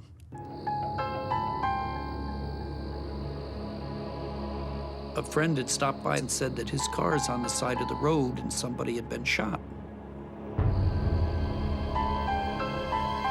Buzz Clinton dies at the scene. Within months, a tip-off to police connects Mark Dupre to the killing. So that begins the domino effect. You have the trigger man, then you have the guy who hired the trigger man, and then you have the mastermind. And those dominoes begin to fall. Mark Dupre tells all about his murder-for-hire deal with Heyman Klein and Beth Carpenter. Beth denies it and blames her former boss and lover. She begins to tell the police, Heyman Klein was obsessed with me to the fact that I told him that I had a problem with Buzz Clinton, and he took it upon himself to have him killed. Well, they asked Heyman Kleinman about that, and he tells a different story. After testifying against Beth, Heyman Klein is sentenced to 35 years in prison. Mark Dupre is jailed for 45 years. And the harshest sentence is reserved for Beth Carpenter. Life in prison with no parole. I myself was happy, and yet sorrow at the same time, because here you have an individual who was young, brilliant, as Beth was, a life ahead of her, and through emotion, just made bad choices, and now is spending her life in prison. For a woman who was once a gifted young lawyer, the fall from grace is complete. She has now joined the lowlife of society. Beth Carpenter is in a prison right now, and she can look out her prison window and she can see the connector where Buzz Clinton was murdered from her prison cell. It didn't take much for Beth to kill her sister's husband, who never did anything to Beth. How safe do you think you'd be if she was out there?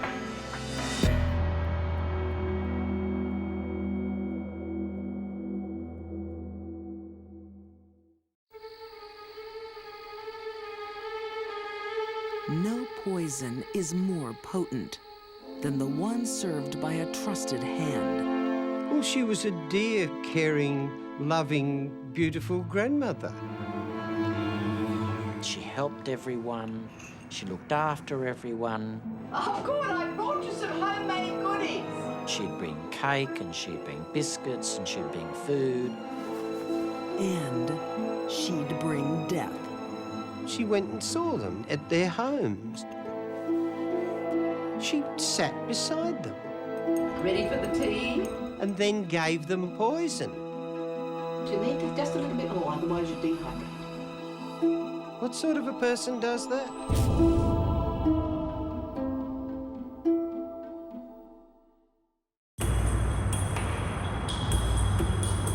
Sydney, Australia, a thriving metropolis. But in the late 1940s, there is a population boom of the four-legged kind. It was not uncommon for rats to be in almost plague proportions from time to time.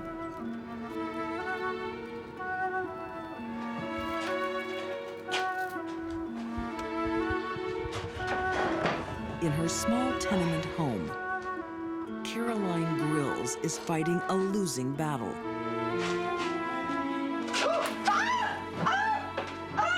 She wasn't happy where they lived. There was a rat plague right throughout Sydney, and she hated it. She absolutely hated where she lived. Crime writer Paul B. Kidd says Caroline was desperate to escape her squalid surroundings. There was a way out of her dilemma. Her father had died 11 years earlier and left the family house to his second wife, not Carolyn's mother, the second wife, and given her life tenancy.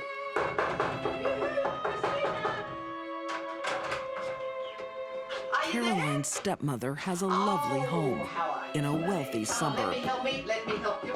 That's it. with not a rat in sight. So she began visiting her and popping over with nice cake and some lovely other goodies she cooked in the oven. She was a very good cook. I better make it. Oh, no, dear. You let me look after you. I'll make the tea. Caroline will eventually inherit the family home. Over here, dear. Oh. The kettle's over here. Over there. All right. But her I'll just be stepmother over there in a minute. will have to die first. Just here, son.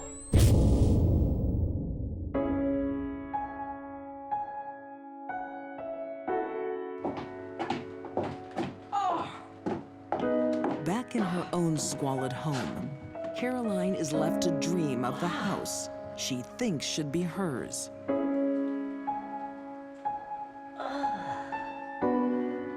Until the rats she so despises get her thinking.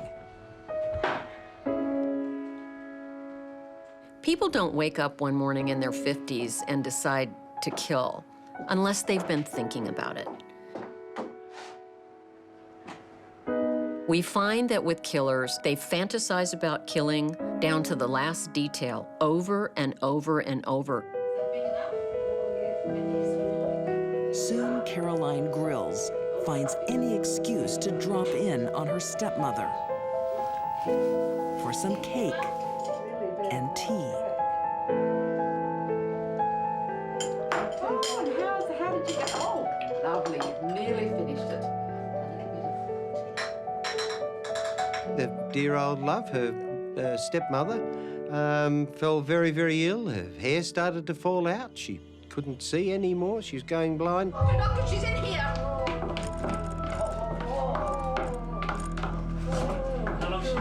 Doctors can't explain the mystery illness. Anything unusual to eat? No, it doesn't have tea and cake. Nothing.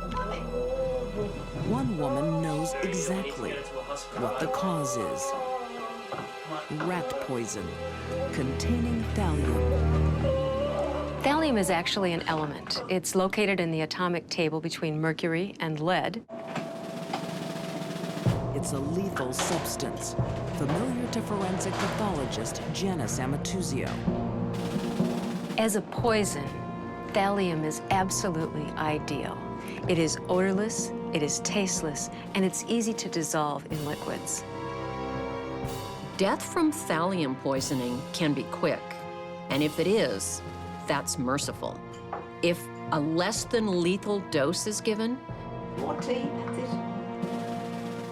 their hair will fall out, nausea and vomiting will be unbearable, their limbs will be in terrible pain.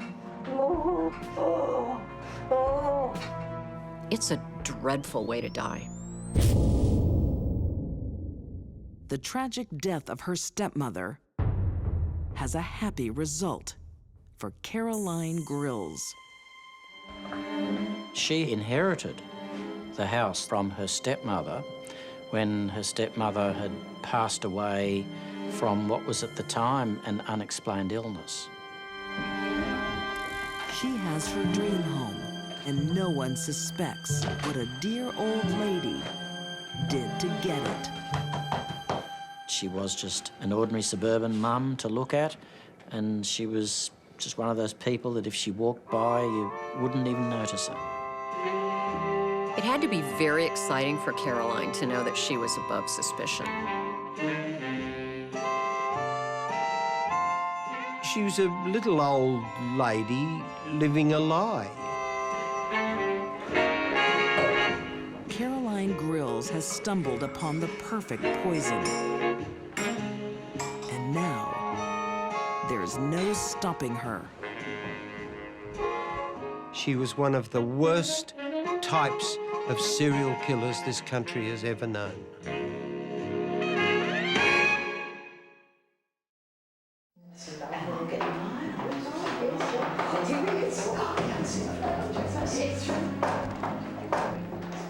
In Sydney, Australia, Caroline Grills enjoys afternoon tea with her relatives. They'd have games of bridge and cups of tea and something to eat. The polite surroundings give no clue to the awful truth. Delightful Aunt Carrie is a killer who can't be stopped. Obviously, she'd got a taste for murder.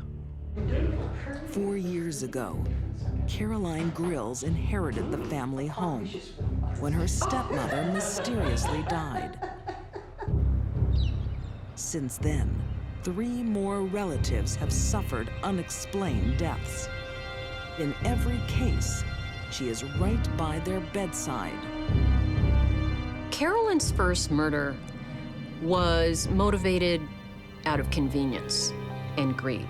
She wanted to be in the good house. After that, it appears that her murders were nothing more or less than thrill killings.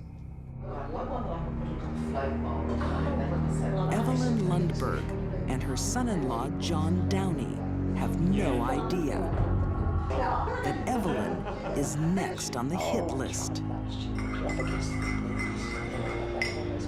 Nobody could understand how she could possibly have such a warm relationship with the members of her family and yet poison them. Within days, Evelyn falls deathly ill. Her hair started to fall out. She went blind. She had terrible, terrible pain in the limbs. Naturally, Caroline Grills was there to tend for her and see to it that she had someone to be with her. But Mrs. Lundberg just deteriorated and got worse. It was not looking good.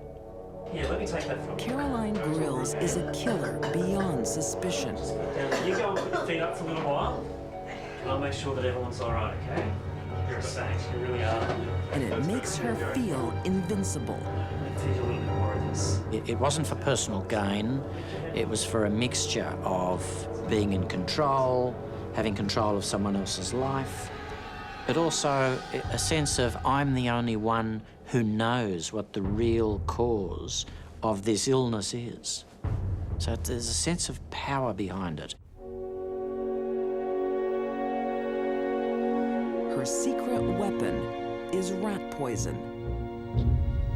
I think that it became the poison of choice for those who were minded to poison other people.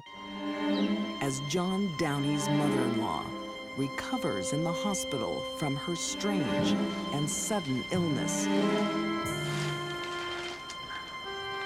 he discovers it has struck someone else.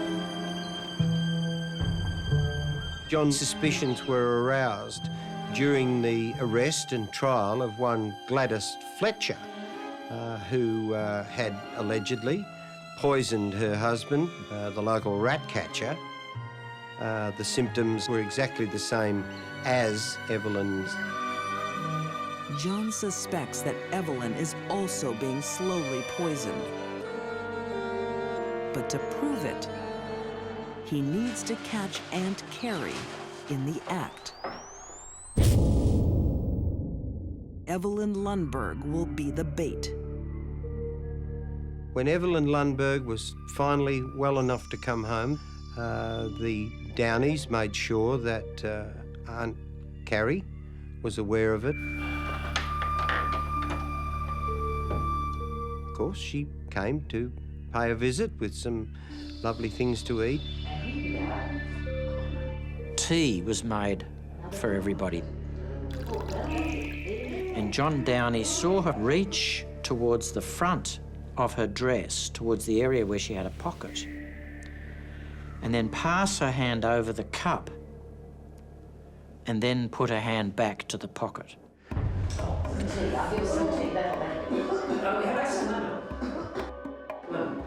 It'll go really well with the tea.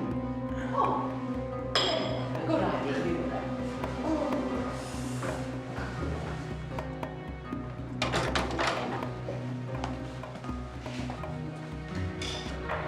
He then poured the tea that he'd got from his mother-in-law into a glass jar.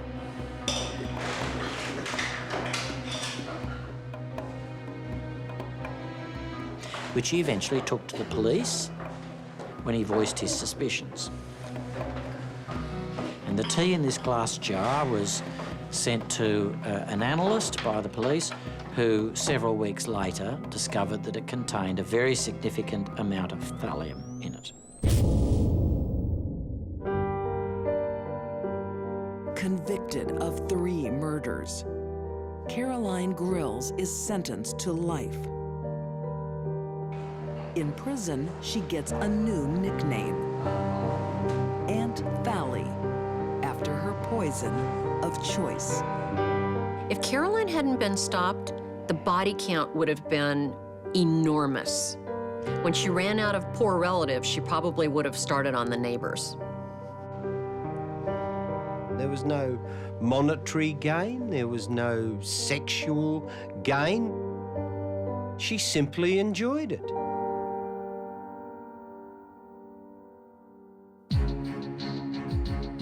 These deadly women were hard to stop because nobody guessed.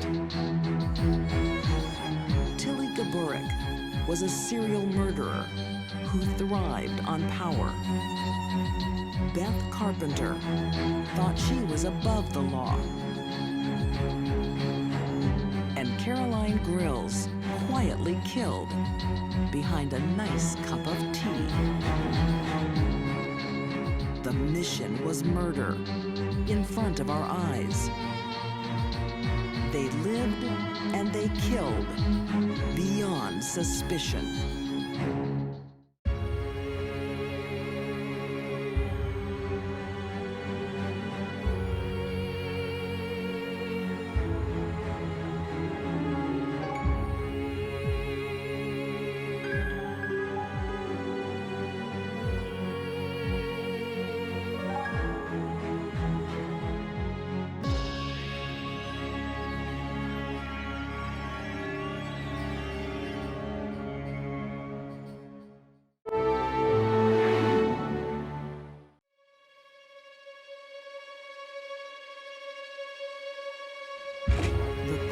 Killings of all come carefully planned.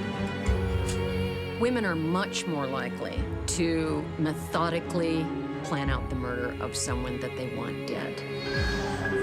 The perfect daughter has something to hide. It was irrational. It was cold. That's how Wendy's mind worked. A star student invites death to dinner. This was a psychotic belief which she could not be talked out of. And a man in uniform is a man in danger.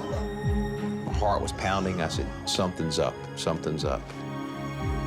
When these women had a problem, their solution was murder in cold blood.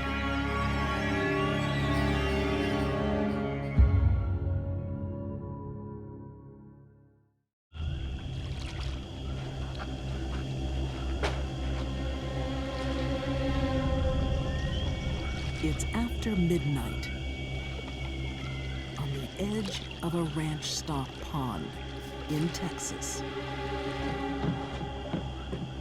Wendy Davidson has something she desperately needs to hide. She knew that if she dumped him in water, his body would rise to the surface pretty fast. So she gathered some heavy auto parts and concrete blocks and things.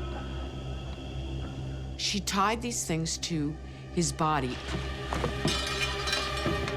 The body belongs to her husband, Air Force Sergeant Michael Severance. This man was a hero. He survived 5 tours of duty in the Middle East. And yet, he couldn't survive 5 months of marriage to that woman.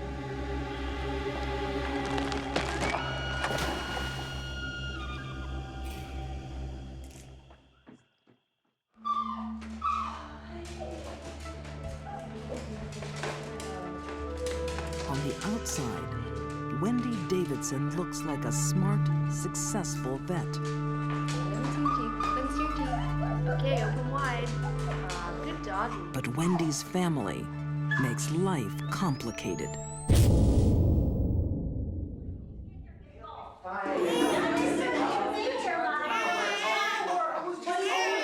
Wendy has been married to Michael Severance for 5 months.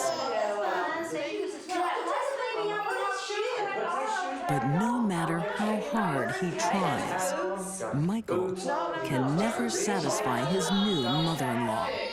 Wendy was very torn by the conflict between her parents and Michael. Wendy was tied to her parents. They were helping her financially to get her practice going. Her mother was working in the clinic almost every day. She was bound to them by emotional bonds that just could not shatter.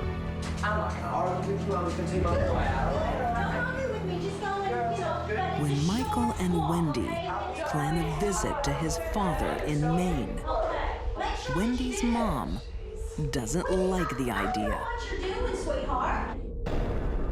The pressure is wearing Wendy down.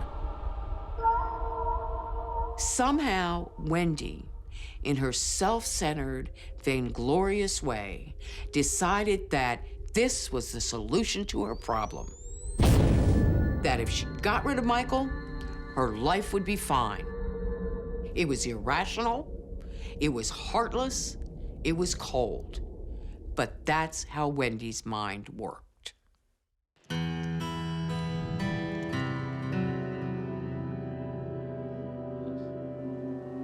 In January 2005, Les Severance waits for his son and his grandchild to arrive for their first visit to Maine. I come through the door, you know, pumped, you know, let's go, we gotta go pick up Mike. And they give me the news that Mike's not coming. Nobody knows where he is. Wendy says her husband has mysteriously gone missing. A father's instincts say something is wrong.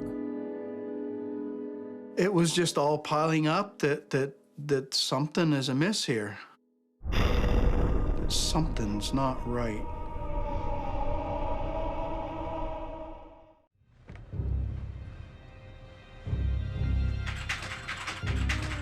Late at night, Wendy Davidson desperately scours the internet.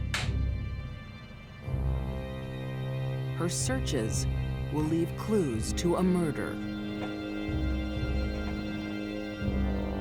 Two things in particular on the computer were a query on polygraph examinations, and then another query on the decomposition of body in water. As Texas Ranger Sean Palmer begins investigating the disappearance of Michael Severance, Michael's wife, Wendy, becomes the prime suspect. Surveillance information showed that Wendy Davidson traveled to a ranch that we knew she had access to. On that ranch is a pond with her dark secret. The Texas Department of Public Safety dive team assisted with the search of the pond and ultimately discovered Michael Severance's body.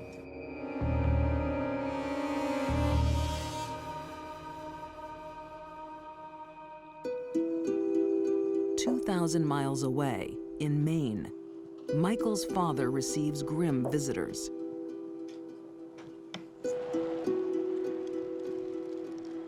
And then when I pulled in the driveway, I see the Air Force plates. And I really had a hard time coming through the door. I stood out in the driveway for probably 15 minutes because I knew. They told me that they had found Michael's body in the pond.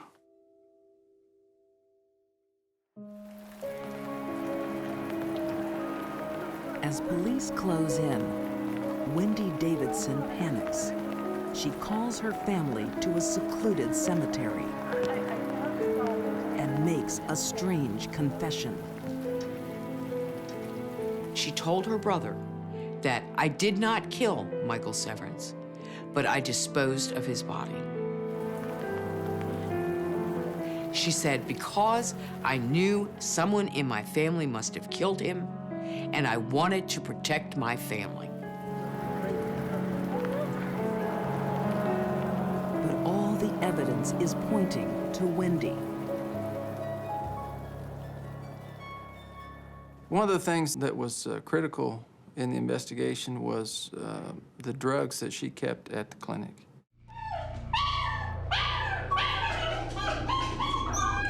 Wendy had altered her logs, covering up the missing drugs that killed her husband.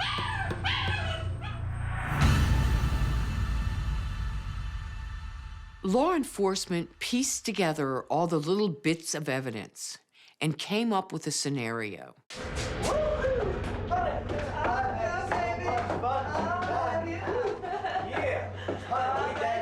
Friday evening, Wendy and Michael went out to celebrate the upcoming trip and to have dinner together and a few drinks, and came back to their apartment inside the clinic. All right, here it comes. 1 and 2. Yeah, you see that? Law enforcement believes she put a little phenobarbital into the beer that Michael drank. Man, I could really use a beer right now. Then they believe the combination of the phenobarbital and the beer that night just put him right to sleep.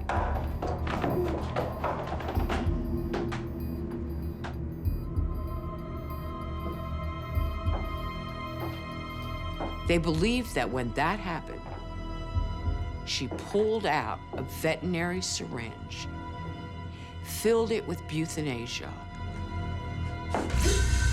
and slammed that thing into the center of his chest. And pushed down on the plunger, just as she would have done any dog on the table in her clinic. Its effect would take place immediately, and death would ensue in 2 to 4 minutes. This type of death is relatively painless.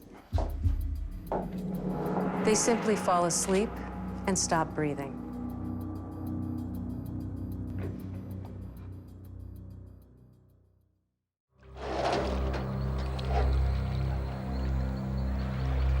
After dumping his body in the stock pond, Wendy thinks she's finished the job. But the investigation later reveals another gruesome fact. Wendy, a couple of days after her husband's death, had gone online and researched what a body does in water. And she went, oops, I made a mistake. I didn't put enough weights on his body. He is going to rise up to the surface.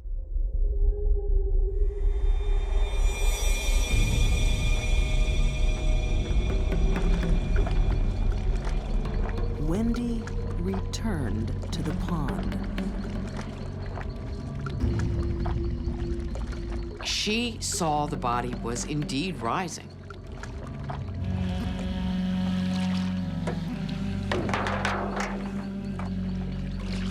It's not difficult to sink a body, but it's very difficult to keep a body down once it begins to decompose. The process of decomposition and the manufacture of gas in the body is relentless and ongoing. Wendy has to get rid of the evidence one more time. She took out her blue veterinary knife and stabbed his body 41 times. Mutilating a dead body of someone that you supposedly loved pretty gruesome thing to do, pretty incredible thing to do. I think most people can't even begin to imagine themselves doing such a thing. So she got past whatever hurdles she had to get past to do it.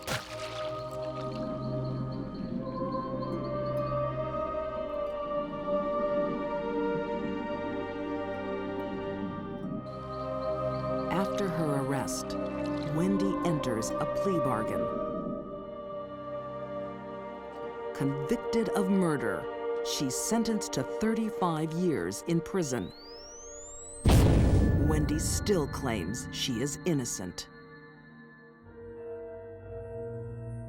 I truly believe she feared that Michael was going to leave her and try and get custody of their son. This is something that you think of every day. This never goes away. Why did they kill little Mikey?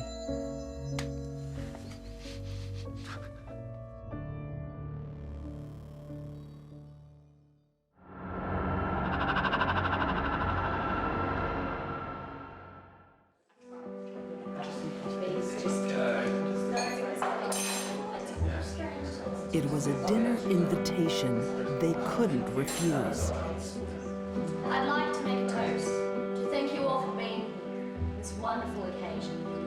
Anu Singh has enticed her fellow law students with a spine-chilling promise. Be fantastic.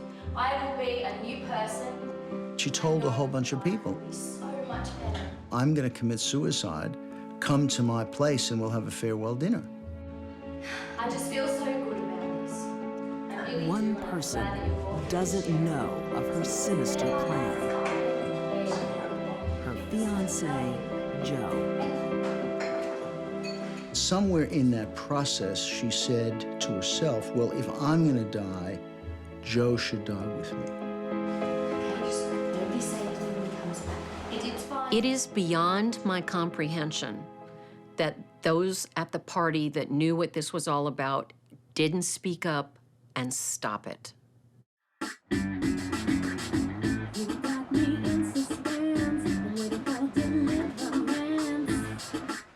In Canberra, Australia, 2 university students prepare for a night out.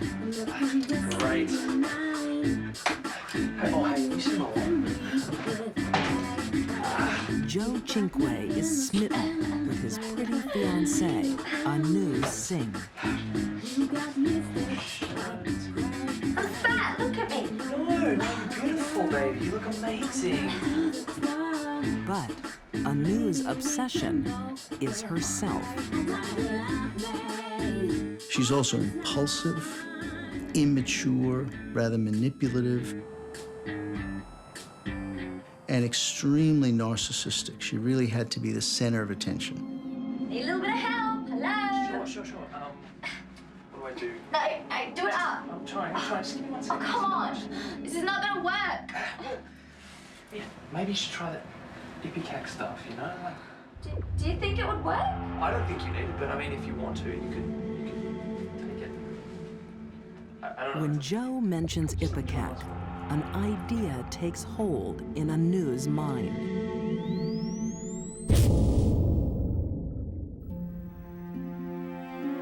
Syrup of Ipecac is a medicine that induces vomiting.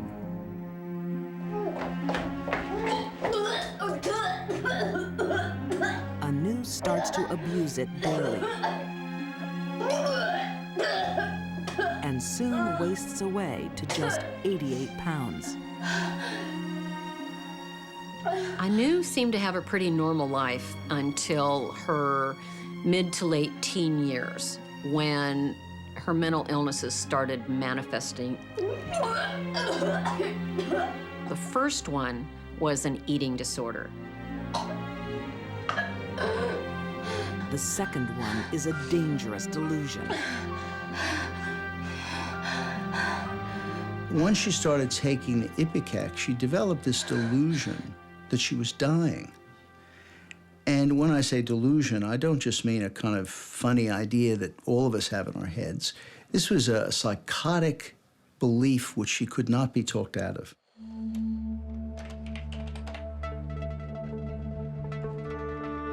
Clinical psychologist Ken Byrne says Anu sought help, but refuses to believe her doctors. She was convinced that there was nothing that could be done to help her, that she's going to slowly, gradually waste away. She then became more and more suicidal and made plans to commit suicide. She took a series of carefully thought out steps. She researched suicide at the library. She tried to obtain a handgun. Oh, that looks good. Then she settles on heroin. Do you still know that guy that goes to uni? Yeah. Incredibly, no one questions her disturbing plan. One of the astonishing things about this case is that a whole series of students at the law school had heard her talk about actively planning suicide. And to my knowledge, none of them put their hand up to someone and said, you know, you better go talk to this girl. She'd be what people would call the drama queen. Things needed to centre on Anu. Anu's defense lawyer, Jack Pappas, found her to be extremely self-absorbed. Her acting out and her scheming was never about death. It was about the whole drama of her being at the centre of attention. My best friend and over there, we're having a dinner party tonight. You guys are invited. Anu decides to host a dinner party with her own death as the main attraction. I'd like to make a toast to thank you all for being here on this wonderful occasion to celebrate us. As bizarre as it seems that most people at the party knew that it was meant to be a send-off party for Anu Singh. I know you all know that I have been sick for quite some time, but I know. And they seemed to take the view that, well, if someone wants to commit suicide, that's their business, not ours. We all know that I met Joe through a wonderful friend. But Anu won't die alone. And I just love him to pieces. She wants to take Joe with her, whether he likes it or not. All right, man, look what you do. This is the heroin. This is what you're gonna put inside you, all right? Yep. So Anu Singh is a law student. Light it up. How much goes in the spoon? As much as you want. Taking lessons in death. She has decided to kill herself. She tracks down a chap at the law school. He supplies her with heroin. And put this around your hand, all right? Sure. Put this up here, yeah? Put that in your mouth and pull it real tight. Now we're gonna find a vein. She's got someone who sold heroin to teach her how to inject it. You have absolutely nothing to do. All right, we find So there's a no vein. question this was a clearly planned out effort. All right, how much do you want? Enough for 2 over. She suffered from clinical depression. Give these two. She suffered from psychosis. Yeah. She did not even know what was real and what was not. Is that enough?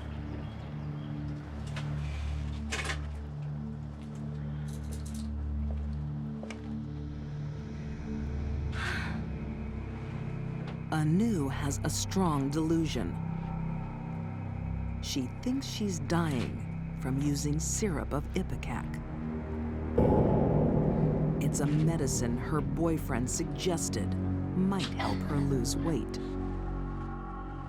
An important part of Miss Singh's character is that she's very childlike and narcissistic. And so that in her view of the world, when something goes wrong, it must be someone's fault, and that it was his fault. Now she blames Joe for her imagined illness. She wants to kill herself and take him with her. The idea was that she would have a dinner party effectively as her send-off because she was going to commit suicide. It was like a Last Supper.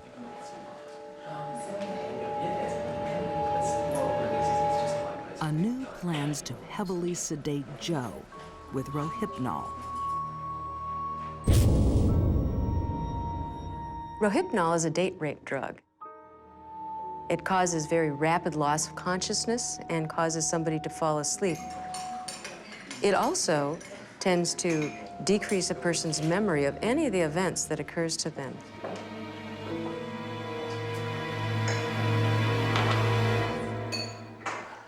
Once her dinner guests leave,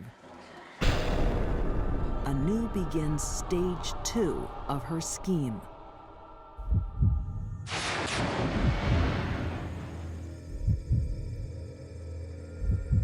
Joe Chinque is now at the mercy of the woman he loves. She used enough heroin to kill 2 horses. It was a massive, massive dose of heroin. Come on, darling, it'll be all right. I promise this won't hurt. Heroin is a central nervous system depressant. As the person's respirations become depressed, less blood is flowing to the body, less oxygen to the brain, and the person begins to suffer from brain damage.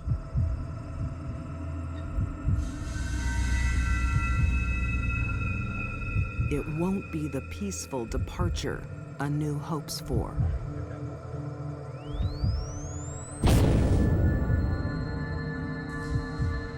Fluid builds up in the lungs. It causes the accumulation of frothy fluid in the airways, which can then exude out the mouth and nose.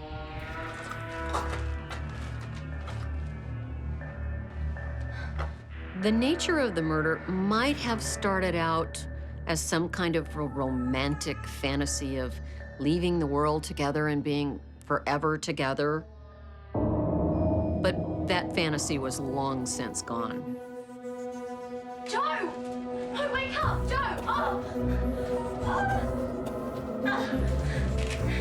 In a panic, Anu calls emergency. Where are you? It's 79. No, wait, it's 30. No, But repeatedly gives the wrong information. So this is this, self-involvement, wanting to protect herself, poor judgment, erratic thinking. There's blood everywhere. Blood stuff. Is that a bad sign?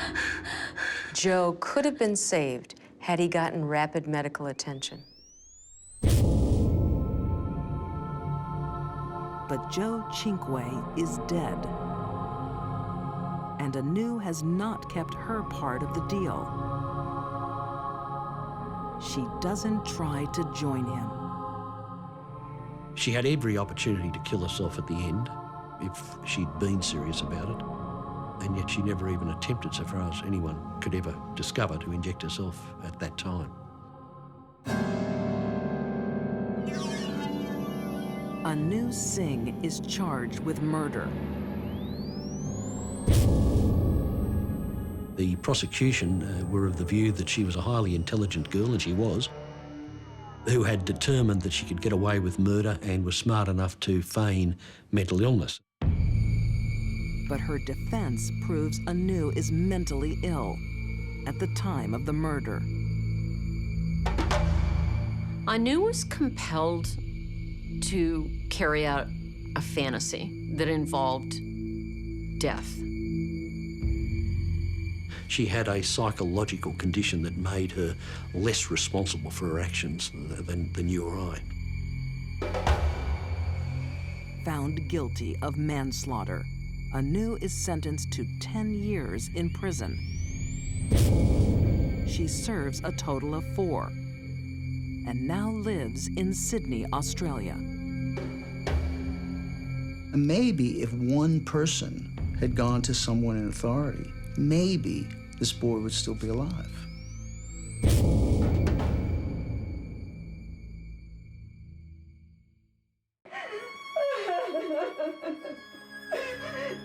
Police officer Glenn Turner was too young to die. just 31, he has suffered a slow, agonizing death. He called me on the phone. He was just deathly sick. I don't know what's wrong with me. I feel like I'm about to die. You could actually hear the shaking in his voice as he talked. While Glenn's family and colleagues mourn, one person barely sheds a tear. His wife. My gut instinct at that very moment, and for those first few days, was that she had done something to him. Oh, my baby! Press County 201. 76 low. Roger that. There are certain women who are attracted to cops. Cop County, go to job 791. Right, running. Roger Lynn that. Turner is one of those women. Some women have a neurotic attraction to power. Good, even better I see you.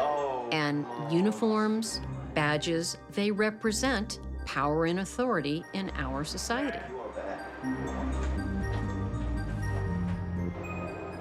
Working in police radio dispatch, the glamorous 22-year-old is surrounded by the men she craves. But Lynn Turner's smile hides a darker side. She has an aggressive personality, a manipulative personality, a controlling personality.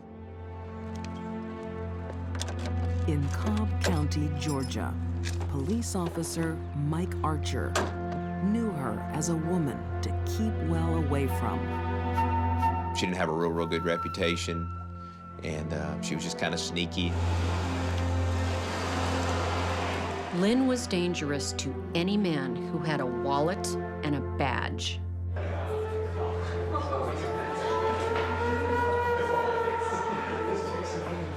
After hours, Lynn stalks the officer's favorite bars in Marietta, Georgia.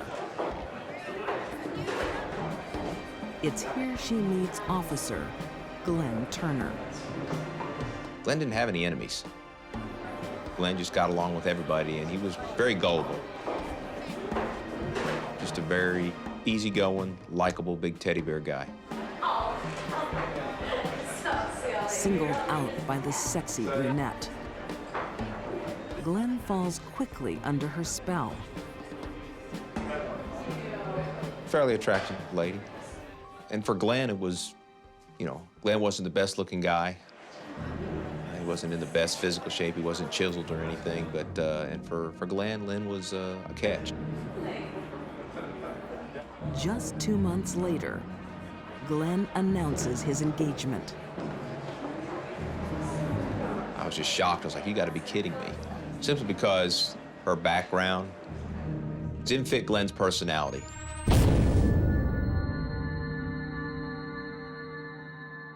I missed you. I made some Jetta. Oh, thank you. Hey, let me pop. Oh, okay. It seems like a happy marriage. But Glenn soon finds his classy wife is a big spender. Sweetheart. So, tell me about your day. Lynn would use sex and gifts to get a man interested in her. Got a little bit there. There you are. But once she married Glenn, the sex stopped. She wasn't really in love with him. She was in love with what his money could do for her. 2 years on, Glenn Turner has had enough.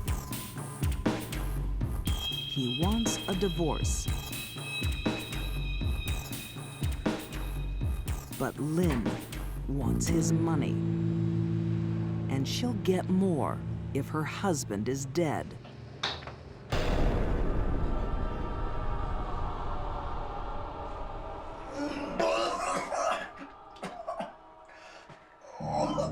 Then, Glenn is struck by a mystery illness.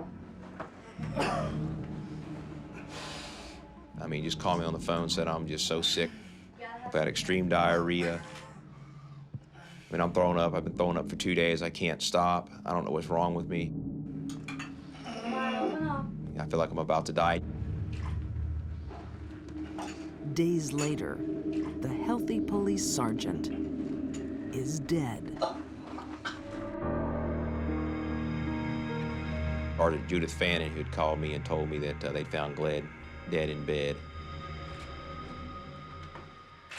Mr. Detective, I came up here to see if he wanted a glass of water, and he was dead. Instinctively, Glenn's police buddies are suspicious.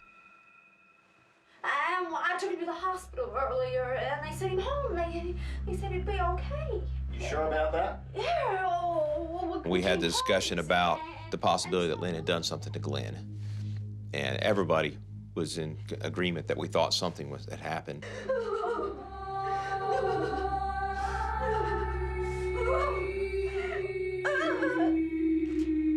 The autopsy says a virus simply caused Glenn's big heart to stop. Oh, get me out of here. I accepted it. I said, okay, you know, he got sick, and he pretty much, that's what got him.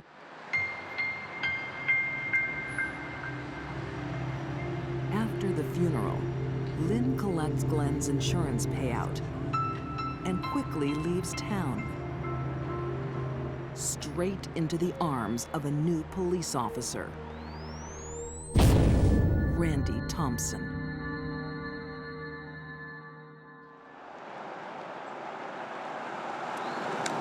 Six years later, Mike Archer gets a chilling phone call.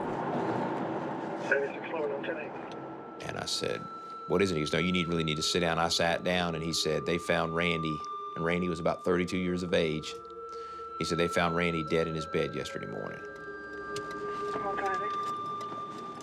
His mind races to one conclusion.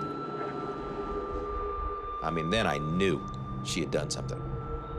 I knew they were going to be connected. I mean, I was just skin, my hair was all up on the back of my neck. I mean, it was just my heart was pounding. I said, something's up, something's up.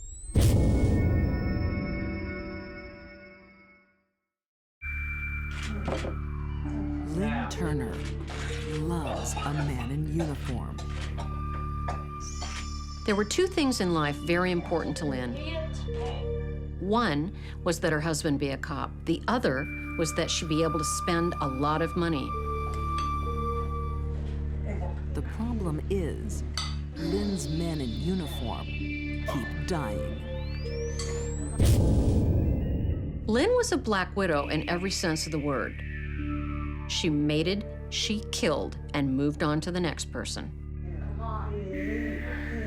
When 32-year-old Randy Thompson falls ill, it seems like a severe flu. He was treated for the symptoms, diagnosed with gastritis, and then released with medication. Come on, keep it. People talked to him the next day. He seemed to be getting better. So it was a surprise then when he was discovered dead.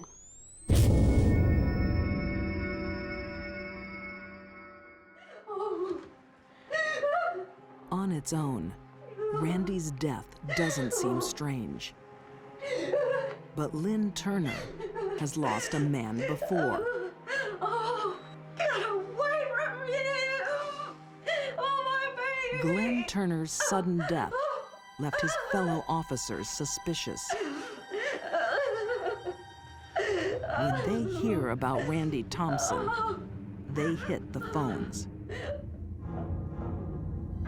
I knew right then that Lynn had, murdered both of them. And there was no doubt in my mind, Lynn married both of them, and both of them was for money. Get me out of here. For money and for greed.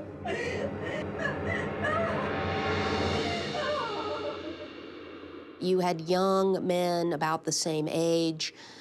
They were both healthy. They should not have died just having the flu. What these two men had in common at the times that they died were this woman. A red flag is up. The medical examiner is looking for something suspicious.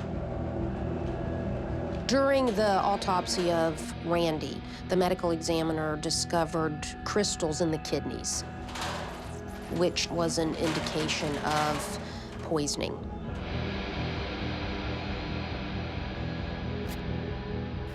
Six years after his death, Glenn Turner's body is exhumed. He, too, has an awful secret. Ultimately, they both died of ethylene glycol poisoning.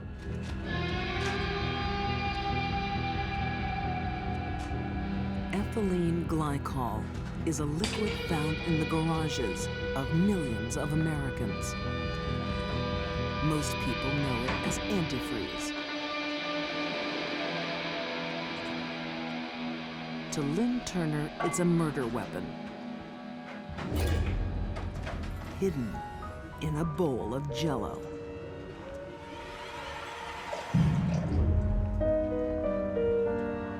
Ethylene glycol is a slightly sweet, odorless substance.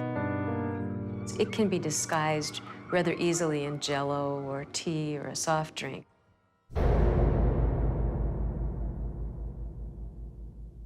But once it's ingested, within a matter of several hours, the individual begins to get extremely sick.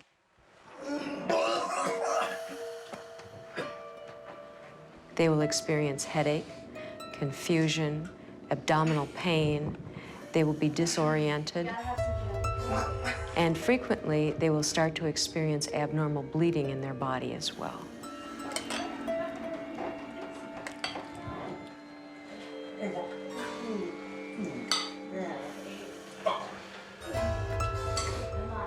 You know, at any time, certainly while she watched these men suffer, she could have decided that she didn't want to do this, that it was not the right thing to do. She actually had the opportunity to stop it. Lynn killed with antifreeze because it was easy. She didn't have to get dirty or bloody or stab him or anything like that. And she could secretly put it in something he was eating or drinking and quietly kill him. She thought she could get away with it. Found guilty of 2 counts of murder, she was sentenced to life without parole. When they said guilty, guilty, guilty, I mean, it was just, it's like a load had been lifted off of you. I mean, it was just like, you know, thank God. Especially for Glenn's family. I think she's broken and can't be fixed. And there's just some inner core to her that she doesn't have, that bit of humanity that the rest of us do. Lynn Turner died in prison in August 2010. These deadly women had a blueprint for murder. Wendy Davidson precisely plotted her husband's death. Anu Singh planned murder like a dinner party. And Lynn Turner served a fatal dessert. When men got in the way, death was part of a careful plan to kill in cold blood.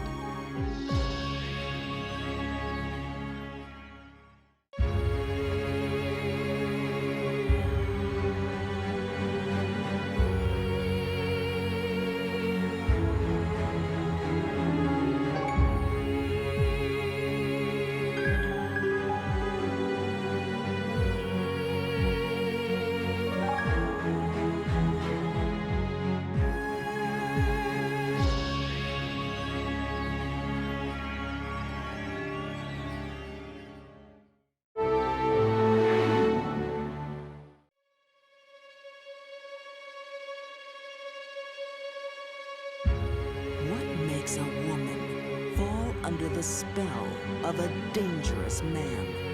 I think the average person when asked to commit murder, would not do it. A long-term debt must be repaid in blood. Fred says, well, I need you to do me a favor. You need to kill her for me. An unhappy housewife is brainwashed to murder.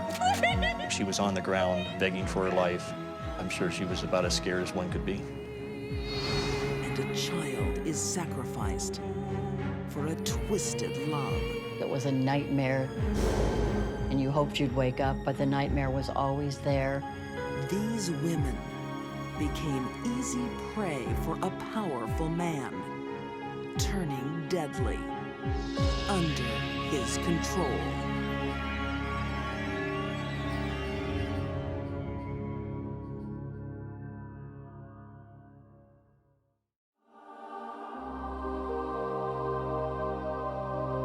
Sometimes the strangest things get into a woman's head. She simply wasn't considering the consequences. She surrenders to passion and to faith. And before long, Brian explained it would be sort of a merciful thing to do. there is no turning back. He needed somebody else to do this to put her out of her misery. It's a real enigma that someone so normal could commit such an act.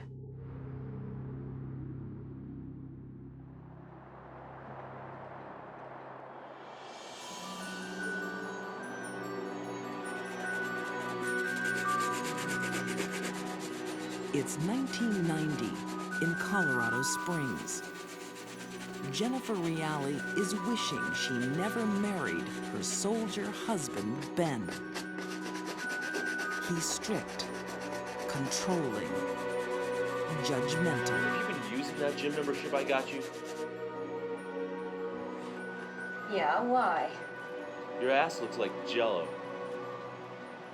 What do you expect after you've had 2 kids? Her husband was emotionally abusive, always denigrating what she was doing. She never could do anything good enough, well enough for him. Been going to the gym twice a week. It's not showing. She was not living the life that she had intended for herself. She had sacrificed her dreams and had become this army wife. Give me those. They're not done. I don't care. She felt trapped, and she was not living up to her potential, and I think that created a huge frustration within her.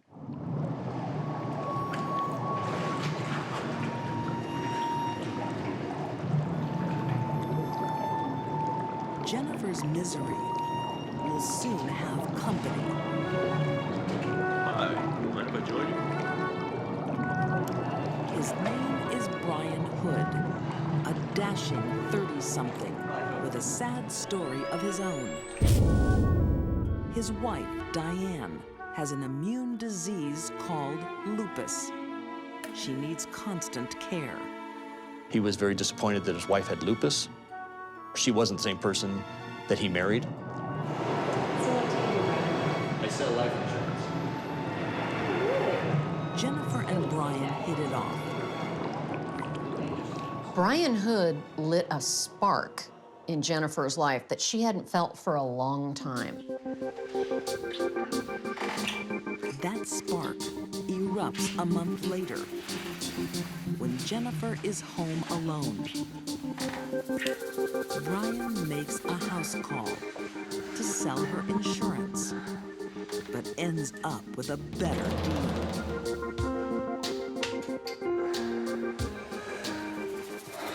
Sorry. No, you're right. Jennifer is torn between pent-up passion and family responsibilities. She has 2 children who need her. I hate to ask, but an iron I can borrow. Oh, yeah, of course. Oh. But she has her own needs, too.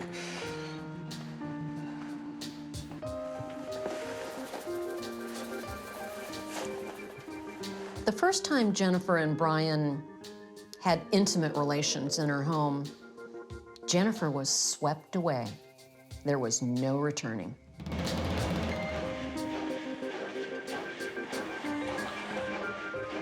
the couple give in to their passion in the laundry room.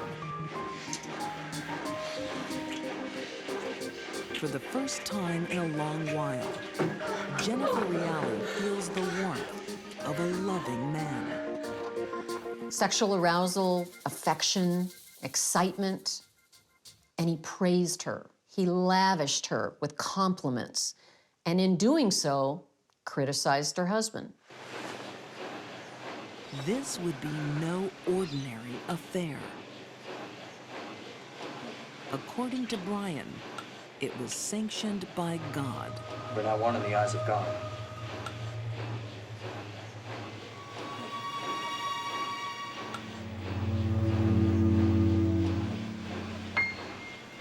What Jennifer didn't realize is that Brian was not only as dominating as her husband, but worse. In the coming months, Brian will use religion to plant ideas in Jennifer's mind. Thou shalt not commit adultery. When I say unto you that whosoever will lust after, I say unto you that whosoever shall put away his wife, and whosoever shall let flee with no man his son, righteous. He presented a picture of them being able to live happily ever after with their collective 5 children if both of their spouses were removed from the picture. Thou shalt not commit adultery. To Jennifer, it's an attractive idea. But there's one thing in the way. Brian's sick wife, Diane. It would be so much easier for him if his wife simply died. If the cause of fornication causeth her to commit adultery. Brian suggests a mercy killing. Right life, wrong woman. Part of the way that he convinced her was to use these Bible passages to convince her that it was God's will that Diane should die and that Jenny should relieve her of her suffering.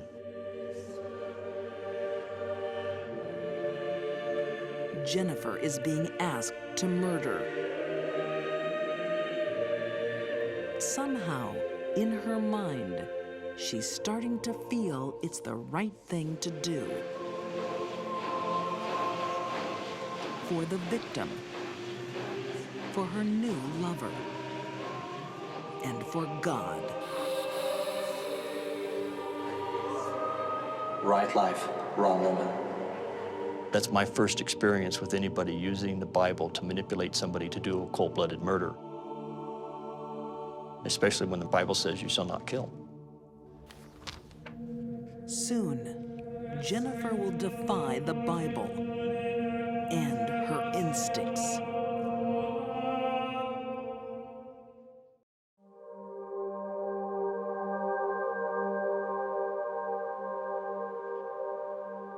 Disillusioned housewife Jennifer Reale is having a steamy affair with insurance salesman Brian Hood. But they're plotting more than illicit liaisons. All the medication is doing is just prolonging her suffering. I can't stand being around her any longer. I think the best thing for all of us would be if she would just die. Brian is convincing his lover that God wants to take his sick wife, and Jennifer should do the taking. Brian Hood manipulated Jennifer Reale into doing this by using biblical phrases, trying to convince her that it was okay to kill for the purpose of putting Diane out of her misery, and that if she repented afterwards, she would be fine. It's simply putting a woman out of her misery. It's what God wants. She, I believe, had been beaten down by her husband and then by Brian Hood to the point where she probably didn't have control of her own volition. She felt under tremendous pressure and just wanted to get whatever was going to happen over with. Eventually, Jennifer surrendered to the plan that Brian had developed. The plan is for Jennifer to jump Diane Hood when she leaves a community center meeting. Brian wants it to look like a robbery gone wrong. You will then run at her and attempt to snatch her back. When she resists, you will shoot her twice. There's got to be 2 shots. She's got to be dead. She changed into army fatigues, some of which belonged to her husband, some of which she had purchased, and a ski mask. And she waited till 8:30 till the meeting let out. I can't believe how well you look. Oh, thank you. I'm feeling much better. The doctor says I'm almost normal. What's your secret? Take it, it's yours. I've been shot. She was on the ground begging for her life. I'm sure she was about as scared as one could be. Jennifer stood directly over her, cocked this single-action .45 automatic, and fired the second round, subsequently killing her.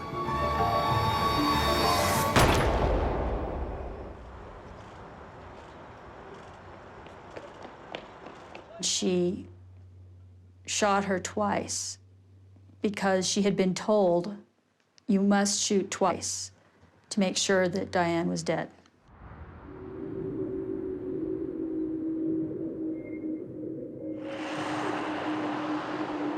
The crime snaps Jennifer back to reality. The next morning, she woke up and realized what she'd done. She was horrified by what had happened. And she's told us that it was like awakening from a deep sleep. And it was very soon after that Jennifer confessed to the crime in full. No.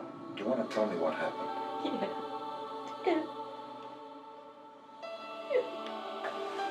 Jennifer tries to explain why she took an innocent life. No one in the family can believe it.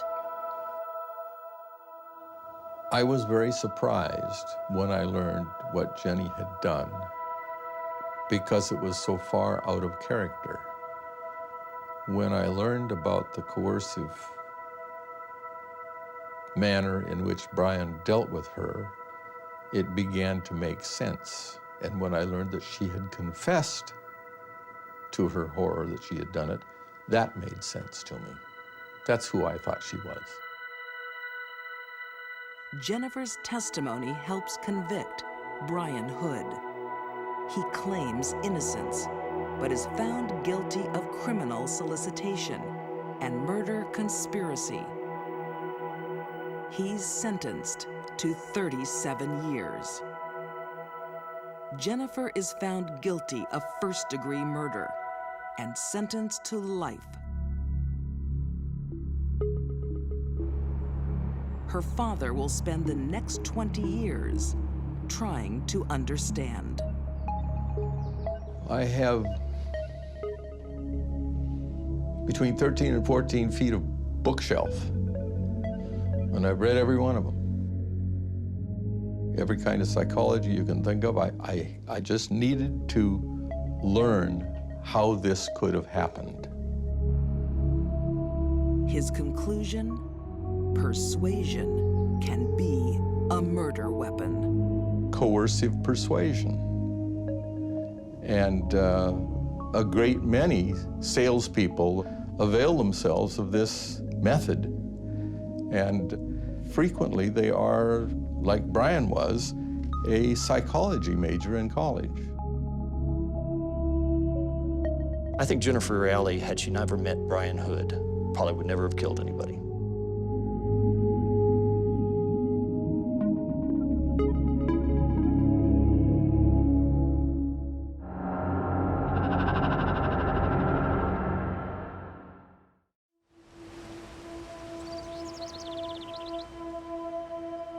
At an exclusive school in an upscale suburb of Kansas City,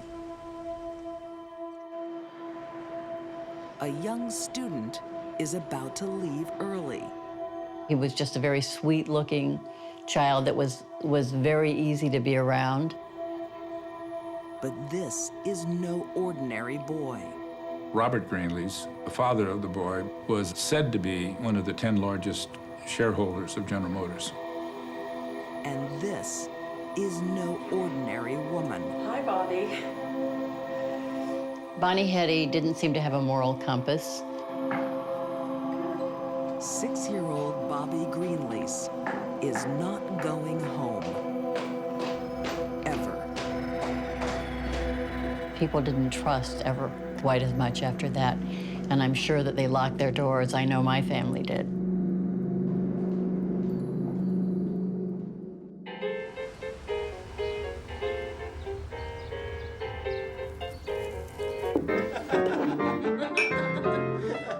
It's 1953, and post-war America is booming.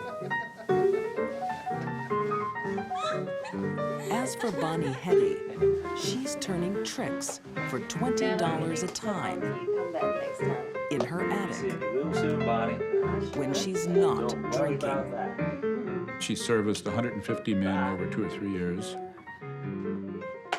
And all was going well until she met a man named Carl Austin Hall.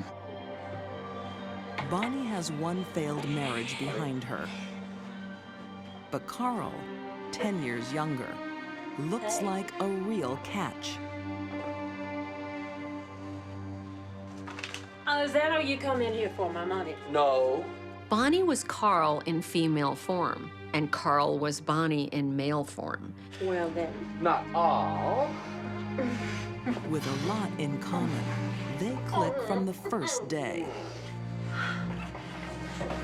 They both came from money. They both squandered it. They both became alcoholics, which was a huge part of their life. Need more liquor, baby doll?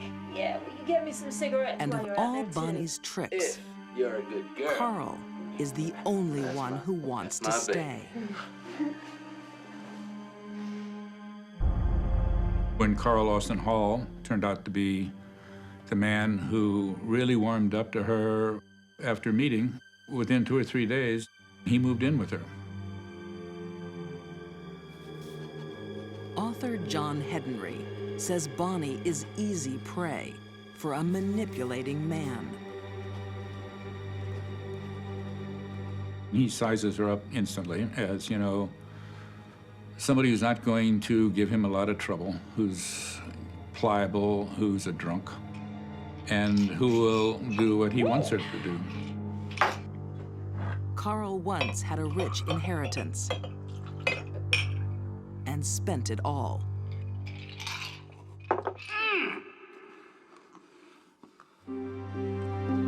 Now he has a plan to take someone else's family fortune.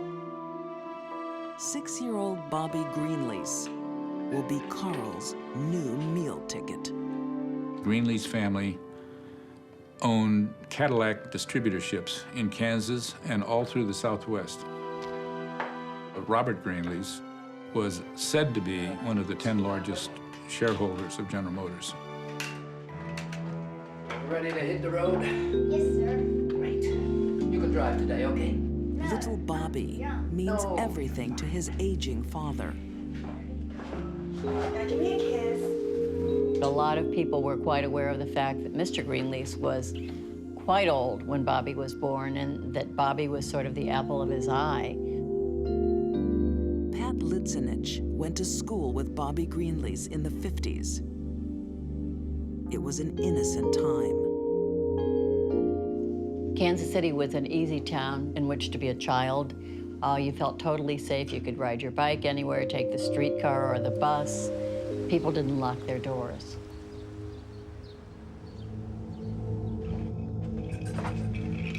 That innocence will let Carl and Bonnie What am I make missing? a killing. $1 million is too much for one man to carry. So how much now? $600,000. In 10s and 20s. He wants to hold little Bobby for ransom. but he needs a woman to make the kidnap. Okay, I'll do it. You'll do it? I'll do it. Bonnie falls for it.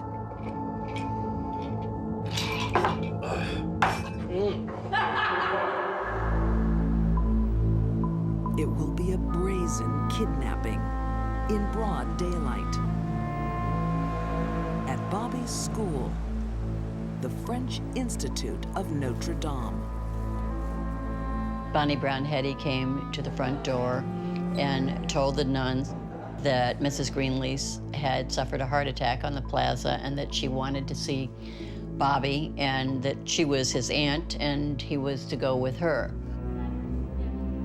Bonnie is in luck. The principal, who may have challenged her story, is unavailable that morning. The woman was neither the principal nor the sub-principal, but a humble nun who spoke very poor English. After she heard the story that Bobby's mother had had a heart attack, she, of course, believed it. In the well-mannered world of little Bobby Greenlease, even a stranger is obeyed. Well, he didn't recognize the aunt, but he didn't show that he didn't recognize her. He just put his hand in her hand and went with her. Bobby's classmates will never see him again.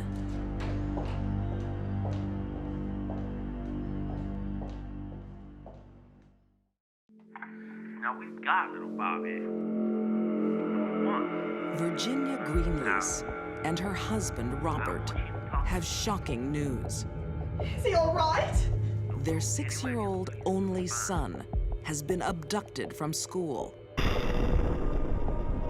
The kidnappers demand $600,000 for his freedom.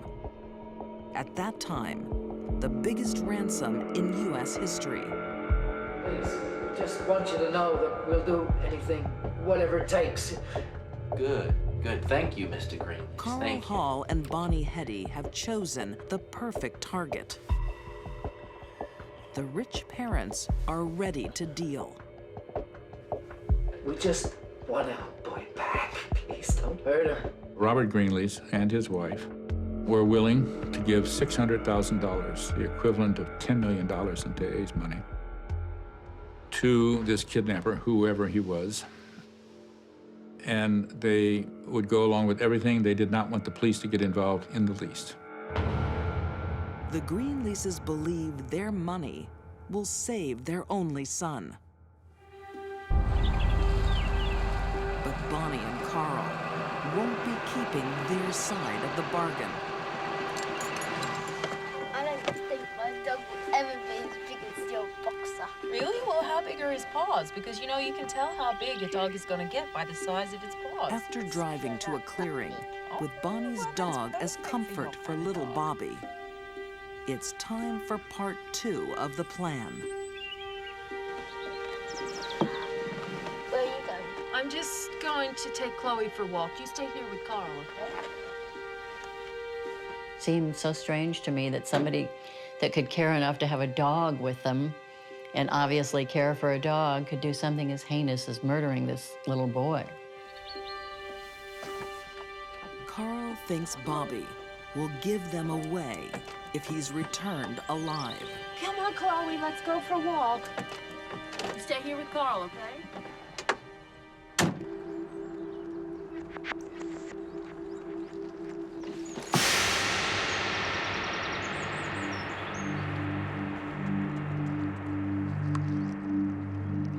Bobby fought back rather vigorously, and Hall, in frustration, threw the rope away and reached for a .38 revolver.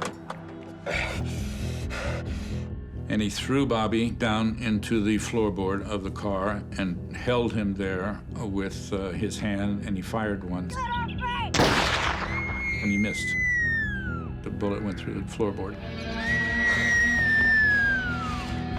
Hall punched him and knocked out 3 teeth, front teeth, which briefly stunned Bobby enough for him to take aim and fire the second shot.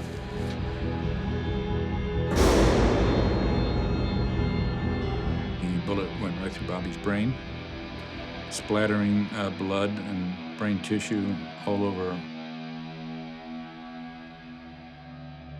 It was a mess. A brutal murder scene. The bloody murder of a 6-year-old doesn't seem to shock Bonnie. Whatever instincts she has for children vanish with her first marriage. She wanted a family once, but her first husband doesn't. She got pregnant not once or twice, but 11 times. And each of those 11 times, her husband forced her to have an abortion. It is then Bonnie starts drinking. It's too early for you to be drinking. Yeah? Perhaps to dull the pain. And what have I got to live for? Bonnie wanted children very badly, but had one abortion after another. And then eventually said she became to hate the idea of children. I'm guessing that was nothing more than a defense mechanism to help her deal with the fact that she had allowed herself to have 11 abortions. Now, Bonnie's scarred psyche is under the control of Carl Hall. 1, 2. Cruelly, they string along the distraught parents. They kept getting these ransom notes. So we kept thinking that, you know, he would come back safely at some point. And as it happened, of course, he didn't.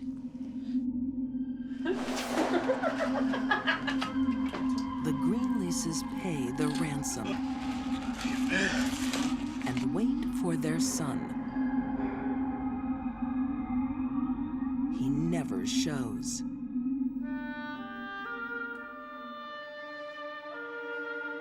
Bonnie and Carl go on the run with the ransom. Then one morning, Carl disappears. After Bonnie had served her purpose in the kidnapping, Carl dumps her. He leaves her drunk in a hotel room with a couple $1,000s and takes off. Carl goes on a drunken spending spree that attracts police attention. Under pressure, he confesses everything and leads police back to Bonnie and a tiny grave under a flower bed in her backyard. He was a very trusting child. That's exactly how Hetty described him afterwards, that he just took my hand. He was a very trusting child.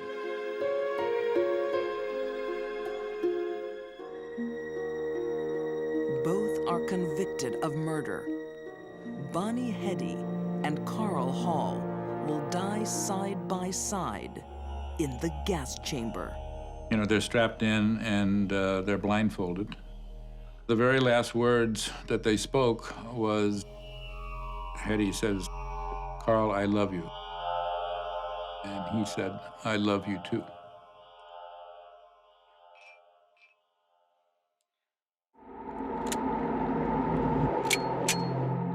What will make one woman kill another? She's not a violent person, never was, no history of violence. Money? She was in way too deep to get out of it. Sex. He wanted them to have sex with one another, Dawn and Susan. Fear. She was really, really worried about her son, that Fred was going to do something to the son. Or all three. The lives of two women were ruined because they could not stand up to this one evil man.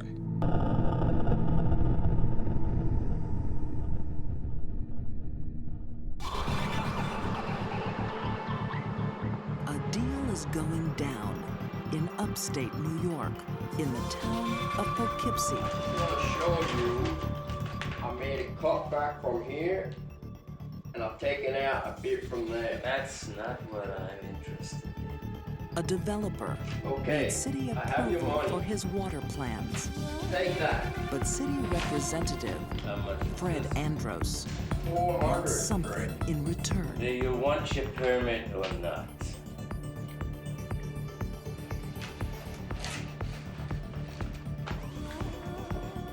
This will cover it all. Fred was able to shake down companies very easily, and they would have to pay him off. If they didn't do what he said, Fred wouldn't give them the permits. They wouldn't be able to open their buildings. Simple as that. Fred Andros has a strange power over people in business and in private. For the past 20 years, he's had an on-again, off-again affair with Dawn Silvernail. You have no choice. I owe him a favor. You owe me a favor. Now in her 50s, married with children, Dawn seems almost under his spell. Okay. For some reason, he was able to get women to trust him. And, you know, Dawn fell into that same category. Crime writer M. William Phelps says from the time Dawn first met Fred, she could never really escape.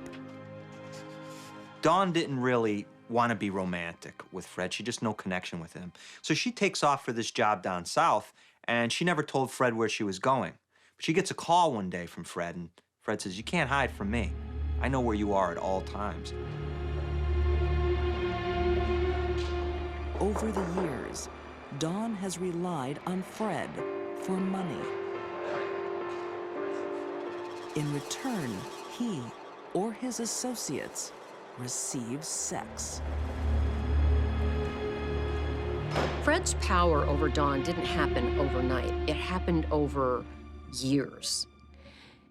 From the very first time Dawn was corrupted by him, she became his to do anything he wanted her to do. Dawn isn't Fred's only plaything.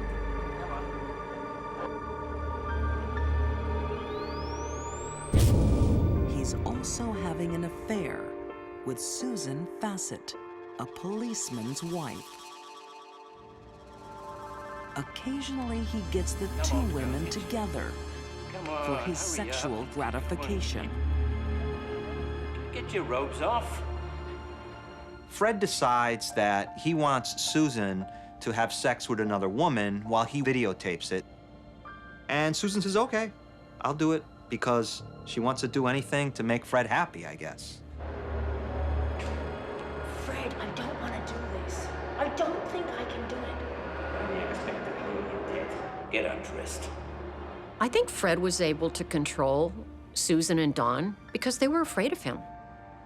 After the very first time Susan had an intimate contact with Fred, he could use that against her in the future. She was married. She did have children. Dawn knew that he knew all the bad things she had done. I think they felt trapped.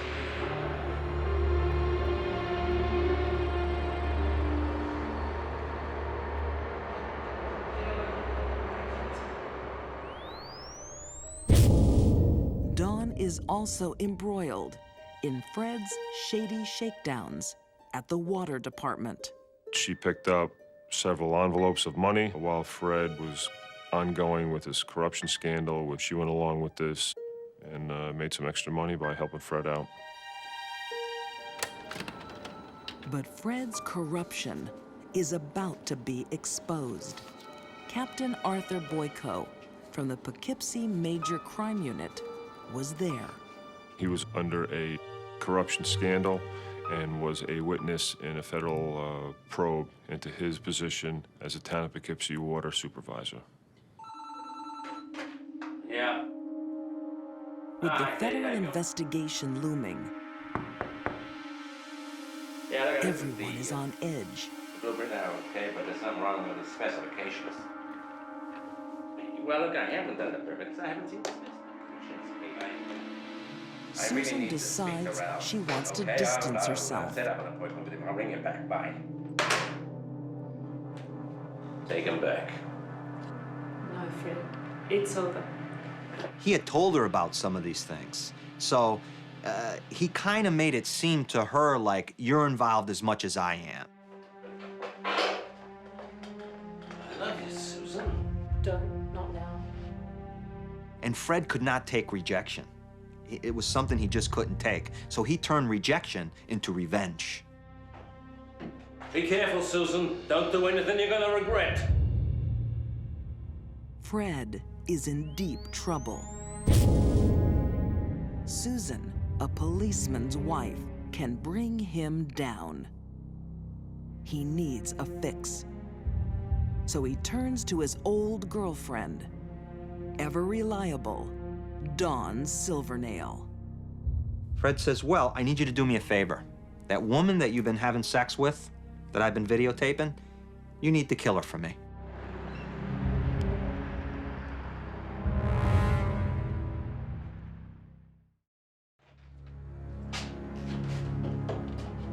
Dawn Silvernail has known Fred Andros for 20 years.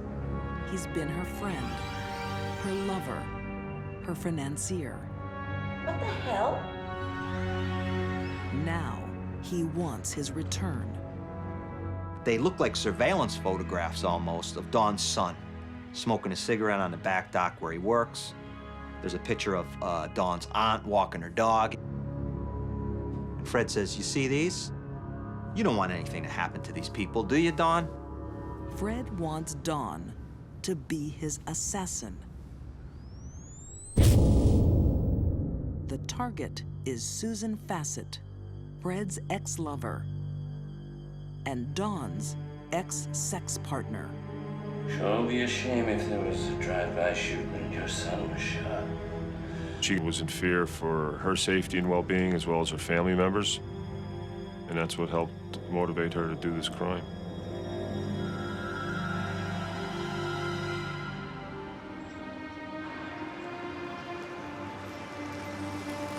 It will be a cold-blooded execution when Susan walks to her car after choir practice.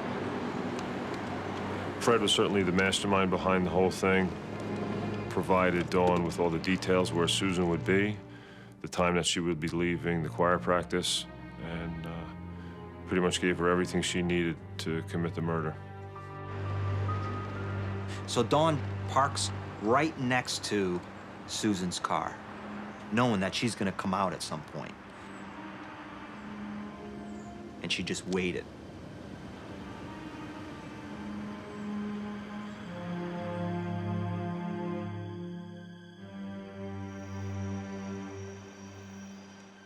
She was in the passenger side of her car. She had a ski mask on. Had the gun in her hand, and she put the seat back in her car. So when Susan walked out, she wouldn't even see her.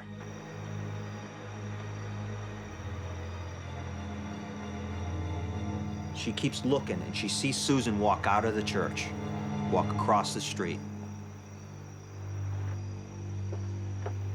Susan gets in her car, closes the door, and as Susan is putting her seatbelt on, She sat up and pointed the gun out the window and fired and kept firing.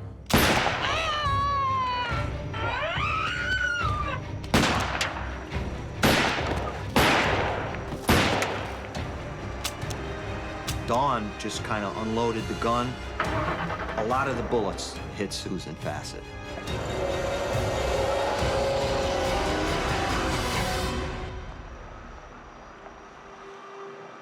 Six shots don't kill Susan instantly.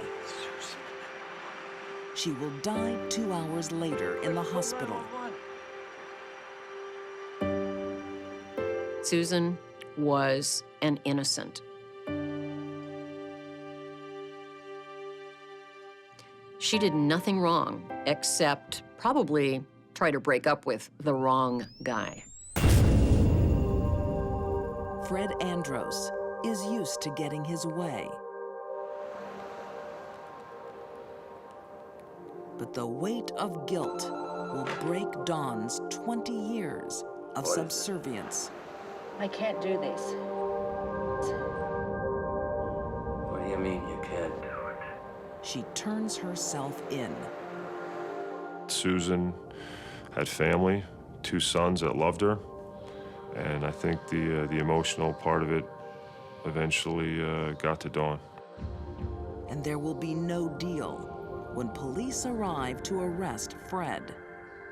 Fred attempted to take his own life by shooting himself right underneath the chin, and the bullet exited between his eyes and then struck a wall right at the top of the stairwell where myself and one of the other investigators were standing.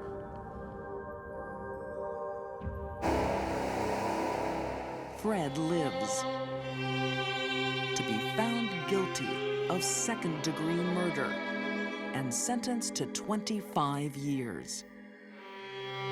2 years later, he dies of a heart attack. Dawn Silvernail is convicted of murder. She is currently serving a life sentence. I think Dawn was only dangerous as long as Fred had something over her. And when that factor was removed from her life, she would have no reason to hurt anyone. She wasn't a criminal. He turned her into one. Dawn's remorse continues to this day. She says that there's not a night that goes by in prison that she doesn't have nightmares about this crime.